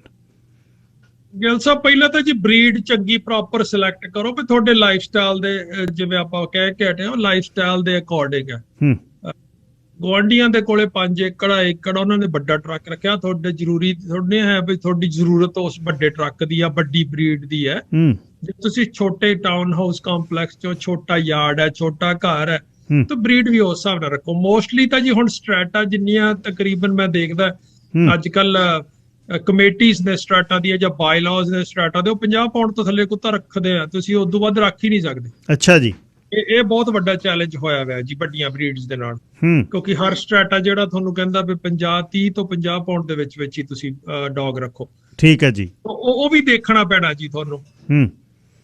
ਫਿਰ ਉਹ ਜੀ ਦੂਜੀ ਵੀ ਆ ਵੀ ਚੰਗਾ ਬਰੀਡਰ ਦੇਖੋ, ਬਰੀਡ ਦੀ ਸਿਲੈਕਸ਼ਨ ਕਰੋ, ਚੰਗਾ ਬਰੀਡਰ ਜਿਹੜਾ CKC ਕੈਨੇਡੀਅਨ ਕੈਨਲ ਕਲੱਬ ਦਾ ਹੈ member, AKC American kennel club ਦਾ, ਜਾਂ ਕਿਸੇ ਹੋਰ ਚੰਗੀ ਆਰਗੇਨਾਈਜੇਸ਼ਨ ਦਾ ਮੈਂਬਰ, ਉਹਦੇ ਕੋਲ ਜਾਓ, ਉਹਦੇ ਕੋਲੋਂ ਚੰਗਾ ਬੱਚਾ ਲੈ ਕੇ ਆਓ। ਉਹਦੇ ਹਿਪਸ ਦੀ ਗਾਰੰਟੀ ਹੋਊਗੀ ਜੀ, ਉਹਦੀ ਹੈਲਥ ਦੀ ਗਾਰੰਟੀ ਹੋਊਗੀ, ਉਹਨੇ ਬੰਦੇ ਨੇ ਮਿਹਨਤ ਕੀਤੀ ਹੋਊਗੀ। ਪਰ ਉਹ ਜਿਵੇਂ ਜੀ ਹੁਣ ਆਪਾਂ ਪਹਿਲਾਂ ਕਿਹਾ ਸੀ, ਕੋਵਿਡ ਦੇ ਦੌਰਾਨ ਤਾਂ ਸਭ ਕੁਝ ਹੀ ਨਸ਼ਟ ਹੋ ਗਿਆ ਨਾ ਜੀ ਇਹ, ਕਿਉਂਕਿ ਡਿਮਾਂਡ ਇੰਨੀ ਵੱਧ ਗਈ, 450% 400 ਮੇਰਾ ਖਿਆਲ 28 ਕੁਛ 30% ਸੇਲਸ ਵੱਧ ਗਈਆਂ ਡੌਗਸ ਦੀਆਂ। ਉਹਦੇ ਵਿੱਚ ਤਾਂ ਸਾਰੇ ਹੀ ਬਰੀਡਰ ਬਣ ਗਏ, ਸਾਰੇ ਹੀ ਪੈਟ ਓਨਰਸ ਬਣ ਗਏ। ਜਿਹਨੇ ਕਦੀ ਸੋਚਿਆ ਵੀ ਨਹੀਂ ਸੀ ਉਹਨੇ ਵੀ ਕੁੱਤਾ ਰੱਖ ਲਿਆ, ਉਹਨੇ ਵੀ ਬਿੱਲੀ ਰੱਖ ਲਈ, ਤੇ ਹੁਣ ਉਹ ਪ੍ਰੋਬਲਮ ਜਿਹੜੀ ਆ ਉਹ ਤੁਸੀਂ ਕਿਸੇ ਵੀ ਸ਼ੈਲਟਰ 'ਚ ਚਲੇ ਜਾਓ, ਸ਼ੈਲਟਰ ਭਰੇ ਪਏ ਨੇ, ਲੋਕਾਂ ਨੇ ਛੱਡ ਦਿੱਤੇ ਕੁੱਤੇ, ਚਕਾਤੇ। ਬਿਲਕੁਲ ਜੀ, ਚਕਾਤੇ ਜੀ, ਉਹਨਾਂ ਤੋਂ ਗਿਵ ਅਪ ਕਰਤਾ, ਰੱਖੇ ਨਹੀਂ ਗਏ। ਉਹ ਜਾ ਕੇ ਉੱਥੇ ਨਾ ਜੀ ਸਰੈਂਡਰ ਕਰੇ ਆਉਂਦੇ ਆ ਬੱਚਾ, ਵੀ ਸਾਡੇ ਤੋਂ ਨਹੀਂ ਸਮਝਦਾ, ਹੁਣ ਤੁਸੀਂ ਰੱਖੋ। ਬਹੁਤ ਔਖਾ ਜੀ ਇਹ। ਅੱਛਾ ਤੱਖਰ ਸਾਹਿਬ, ਕੋਵਿਡ ਦੌਰਾਨ ਤੁਸੀਂ ਆਪਾਂ ਇੱਕ ਵਾਰ ਡਿਸਕਸ਼ਨ ਕਰਦੇ, ਪਪੀ ਮਿਲ ਵਾਲੀ ਬਹੁਤ ਵੱਡੀ ਨਿਊਜ਼ ਵੀ ਆਈ, ਲੋਕ ਬਾਹਰਲੇ ਦੇਸ਼ਾਂ ਚੋਂ ਲਿਆ ਕੇ ਇੱਥੇ ਡੌਗ ਵੇਚਦੇ ਰਹੇ, ਦੂਜੇ ਪ੍ਰੋਵਿੰਸ ਚੋਂ ਲਿਆ ਕੇ ਡੌਗ ਵੇਚਦੇ ਰਹੇ, ਮਾਪੇ ਦਿਖਾਏ ਨਹੀਂ, ਮੈਂ ਉਹਦਾ ਨਾ ਉਹਦੀ ਮਦਰ ਨਾ ਉਹਦਾ ਫਾਦਰ ਕਦੇ ਨਹੀਂ ਦਿਖਾਏ, ਸਿਰਫ ਇਕੱਠੇ ਕਤੂਰੇ 10 ਦਿਖਾਤੇ। ਇਹ ਵੀ ਗੱਲ ਚੱਲੀ ਹੈ ਜੀ ਬਈ ਲਿਆ ਕੇ ਵੇਚਦੇ ਰਹੇ ਜਿਹੜੇ ਮੈਂਬਰ ਨਹੀਂ ਕੈਨੇਡੀਅਨ ਕੈਨਲ ਕਲੱਬ ਜਾਂ ਅਮਰੀਕਨ ਕੈਨਲ ਕਲੱਬ ਦੇ। ਗਿੱਲ ਸਾਹਿਬ, ਉਹਨਾਂ ਦੇ ਉੱਤੇ ਕੋਈ ਰਿਸਟ੍ਰਿਕਸ਼ਨ ਨਹੀਂ ਨਾ ਹੈ ਜੀ, ਉਹ ਓਪਨ ਨੇ। ਉਹ ਜਿਵੇਂ ਇੱਕ ਤਾਂ ਦੁਕਾਨ ਤੋਂ ਤੁਸੀਂ ਕੋਈ ਸੌਦਾ ਕੋਈ ਸਮਾਨ ਲੈਂਦੇ ਹੋ ਜੀ, ਕੋਈ ਸਰਟੀਫਾਈਡ ਕਿਸੇ ਤਰ੍ਹਾਂ ਦੀ ਦੁਕਾਨ ਹੈ, ਕਿਤੇ ਜਾ ਕੇ ਉਲੰਭ ਹੈ। ਮੈਂ ਤਾਂ ਇੱਥੇ ਬਹੁਤ ਸਾਰੇ ਆਪਣੇ ਕੈਨਲ ਤੇ ਐਵਰੇਜ ਜੀ ਆਪਣੇ ਕੋਲੇ ਕੋਈ 60 ਤੋਂ 70 ਡੌਗ ਐਵਰੀ ਡੇ ਹੁੰਦੇ ਆ। ਮਾਲਕ ਦੀ ਬਹੁਤ ਕਿਰਪਾ ਹੈ, ਜਿਹਦੇ ਵਿੱਚ ਡੇ ਕੇਅਰ ਵੀ ਆ ਤੇ ਬੋਰਡਿੰਗ ਵੀ ਆ। ਟ੍ਰੇਨਰ ਉਹਨਾਂ ਦੇ ਵਿੱਚੋਂ ਮੈਂ ਬਹੁਤ ਸਾਰੇ ਬੰਦਿਆਂ ਨਾਲ, ਕਿਉਂਕਿ ਹੁਣ ਦੇਖੋ ਅਸੀਂ 50 ਤੋਂ 60 ਕਲਾਇੰਟਸ ਨਾਲ ਰੋਜ਼ ਗੱਲ ਕਰਦੇ, ਕਈ ਵਿੱਚੋਂ ਉਹਨਾਂ ਚੋਂ ਇਹੋ ਜਿਹੇ ਵੀ ਮੈਂ ਉਹਨੂੰ ਪੁੱਛਦਾ ਵੀ ਤੁਸੀਂ ਪੱਪੀ ਲਿਆਂਦਾ ਕਿਤੋਂ, ਉਹ ਕਹਿੰਦੀ ਜੀ ਅਸੀਂ ਉਹ ਟਿਮ ਹੋਟਨ ਤੇ ਮਿਲੇ ਸੀ ਤੇ ਉੱਥੋਂ ਜੀ ਲੈ ਆ ਤੇ ਉੱਥੋਂ ਅਸੀਂ ਟਿਮ ਹੋਟਨ ਤੇ ਸਾਨੂੰ ਦੇਤਾ ਉਹਨੇ। ਇਹ ਪੱਪੀ ਆਇਆ ਕਿੱਥੋਂ? ਅਲਬਰਟਾ ਚੋਂ ਆਉਂਦੇ ਆ ਜੀ ਪਿੱਛੋਂ, ਜਾਂ ਸਸਕੈਚੁਅਨ ਚੋਂ ਜੀ। ਉਹ ਇੱਕ ਹੌਲਰ ਹੈਗਾ ਜਾਂ ਬ੍ਰੋਕਰ ਹੈ ਵਿਚਾਲੇ, ਉਹ ਉੱਥੋਂ ਲੀਟਰ ਦਾ ਲੀਟਰ ਚੱਕ ਕੇ ਲਿਆਉਂਦਾ ਜੀ ਤੇ ਇੱਥੇ 5-5 6-6 ਕੁੱਤੇ ਇਕੱਠੇ ਵੇਚ ਜਾਂਦਾ। ਉਹਨੇ ਪਹਿਲਾਂ ਹੀ ਆਨਲਾਈਨ ਲਾਈਨਅਪ ਸਾਈਨ ਕੀਤੇ ਹੋਏ ਸੀਗੇ, ਇੱਥੇ ਆ ਕੇ ਉਹ ਇੱਕ ਜਗ੍ਹਾ ਮਿਲਦੇ ਨੇ ਟਿਮ ਹੋਟਨ ਤੋਂ ਬੱਚੇ ਚਗਾ ਦੇ। ਹੁਣ ਉੱਥੋਂ ਕਿੱਥੋਂ ਫੜ ਲਓਗੇ ਜੀ ਤੁਸੀਂ ਉਹਨਾਂ ਨੂੰ? ਉਹਨਾਂ ਡੌਗਸ ਨੂੰ ਵੀ ਬਾਅਦ ਦੇ ਵਿੱਚ ਹੈਲਥ ਇਸ਼ੂਜ਼ ਆ ਗਏ, ਪ੍ਰੋਬਲਮਸ ਆ ਗਈਆਂ। ਹੁਣ ਟਿਮ ਹੋਟਨ ਵਾਲਾ ਬੰਦਾ ਮੁੜ ਕੇ ਕਦੀ ਲੱਭਿਆ ਨਹੀਂ ਲੱਭਦਾ। ਹਾਂਜੀ, ਸੋ ਇਹ ਬੜਾ ਚੈਲੰਜ ਹੋ ਗਿਆ ਜੀ ਕੋਵਿਡ ਦੇ ਦੌਰਾਨ। ਅੱਛਾ ਤਖਤ ਸਾਹਿਬ, ਇੱਕ ਅਖੀਰ ਦੇ ਵਿੱਚ ਆਪਾਂ ਨੂੰ ਇਹ ਰੈਪ ਅਪ ਕਰਨੀ ਪੈਣੀ ਅੱਜ ਦੀ ਗੱਲ, ਜਿਹੜੇ ਲਈ ਜਿਵੇਂ ਇੱਥੇ ਮੈਂ ਦੇਖਦਾ ਨਾ, ਬੱਚੇ ਨੇ ਆਉਣਾ ਹੋਵੇ ਘਰੇ, ਪਹਿਲਾਂ ਟ੍ਰੇਨਿੰਗ ਹੁੰਦੀ ਆ, ਪੈਰੈਂਟਿੰਗ ਕਲਾਸਿਸ ਲੱਗਦੀਆਂ, ਫਿਰ ਸਮਾਨ ਲੈ ਕੇ ਅਗਲਾ ਪਹੁੰਚਦਾ ਹਸਪਤਾਲ, ਫਿਰ ਬੱਚੇ ਨੂੰ ਲੈ ਕੇ ਆਉਂਦੇ ਨੇ ਵੀ ਸਟੋਲਰ ਲਿਆਓ, ਆਹ ਲਿਆਓ, ਆਹ ਲਿਆਓ। ਜਾਂ ਡੌਗ ਤੁਸੀਂ ਘਰ ਦੇ ਵਿੱਚ ਇੱਕ ਲੈ ਕੇ ਆਉਣਾ, ਤੁਹਾਡਾ ਮਾਈਂਡ ਸੈੱਟ ਆ ਜਿਹੜਾ, ਕਿਉਂਕਿ ਘਰ ਦੇ ਵਿੱਚ ਘਰ ਦੇ ਜੀ ਇੱਕ ਲਾਈਨ 'ਤੇ ਹੋਣੇ ਚਾਹੀਦੇ ਨੇ। ਬੜਾ ਰੌਲਾ ਕੋਈ ਘਰ ਦਾ ਜੀ ਉਹਦੇ ਵਾਲ ਨਹੀਂ ਪਸੰਦ ਕਰਦਾ ਅਤੇ ਉਹਨੂੰ ਰੱਖਣਾ ਅੰਦਰ ਅਤੇ ਬਾਹਰ।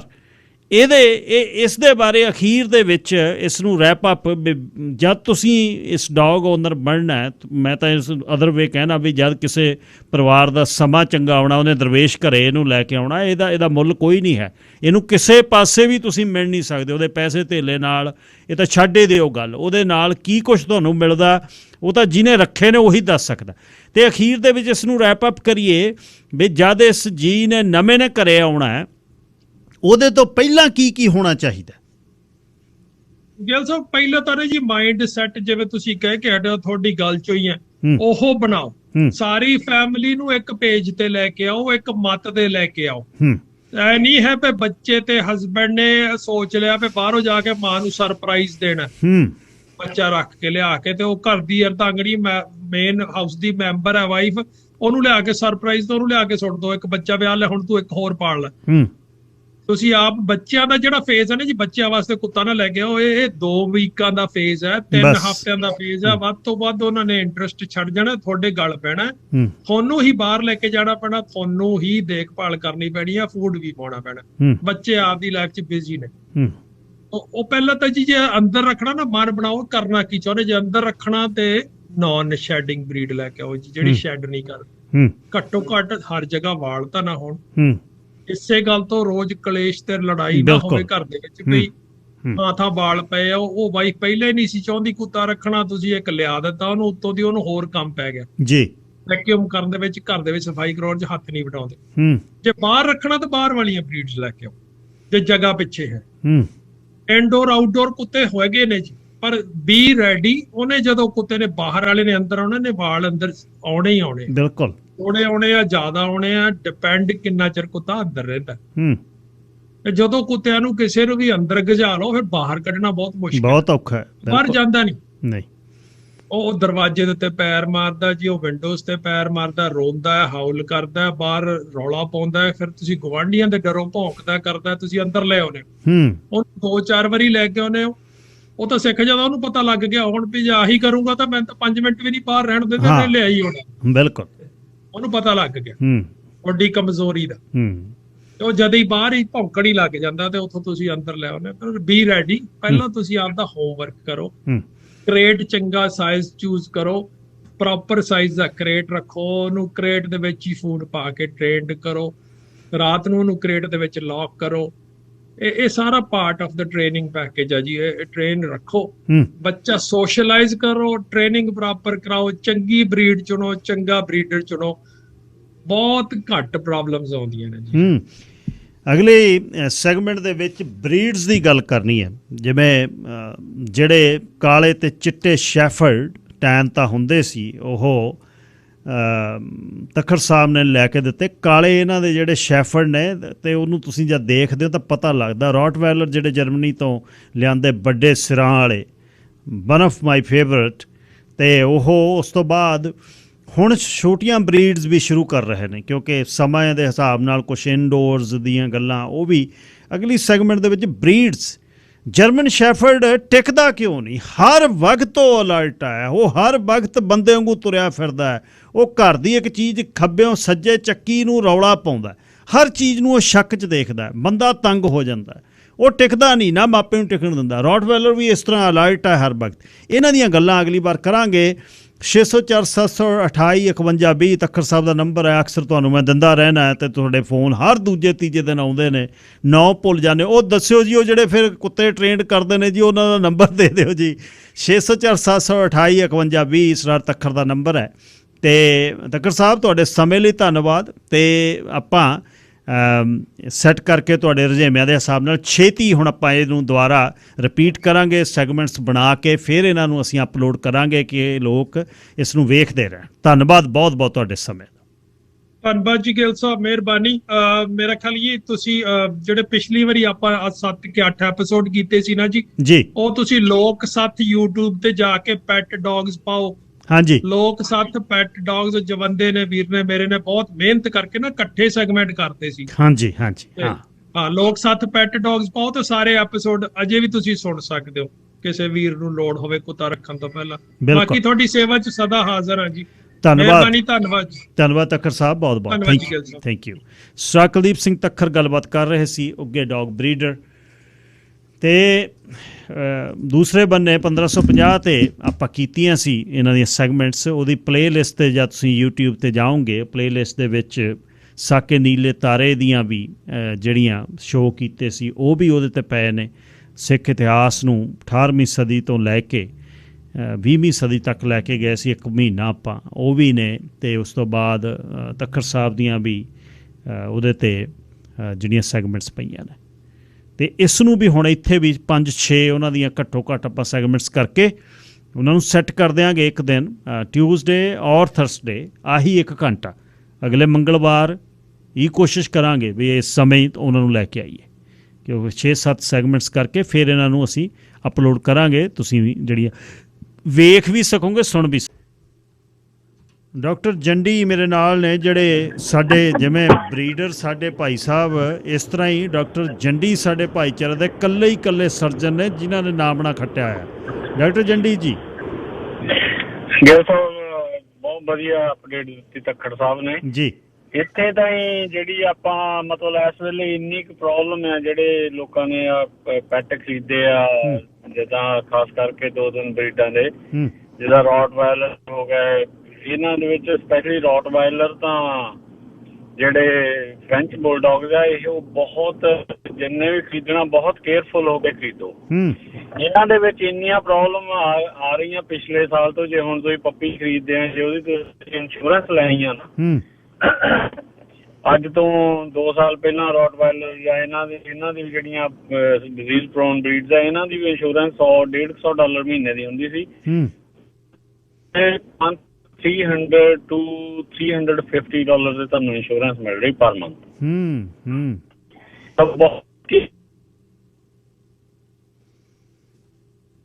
ਜੁਨੀ ਸਾਹਿਬ ਤੁਹਾਡੀ ਲਾਈਨ ਕੱਟੀ ਗਈ, ਸਮਾਂ ਵੀ ਹੋ ਗਿਆ ਜੀ। ਇਹ ਖਿਆਲ ਰੱਖਣ ਦੀ ਲੋੜ ਹੈ, ਅਗਲੀ ਵਾਰ ਗੱਲ ਕਰਾਂਗੇ ਤੱਖਰ ਸਾਹਿਬ ਦੇ ਨਾਲ। ਹੁਣ ਰੌਟਵਾਇਲਰ ਆਪਣੇ ਕੋਲ ਆ, 2 ਵਰ੍ਹੇ ਹੋ ਗਏ, ਕਦੇ ਵੀ ਢਿੱਲਾ ਨਹੀਂ ਹੋਇਆ ਉਹ।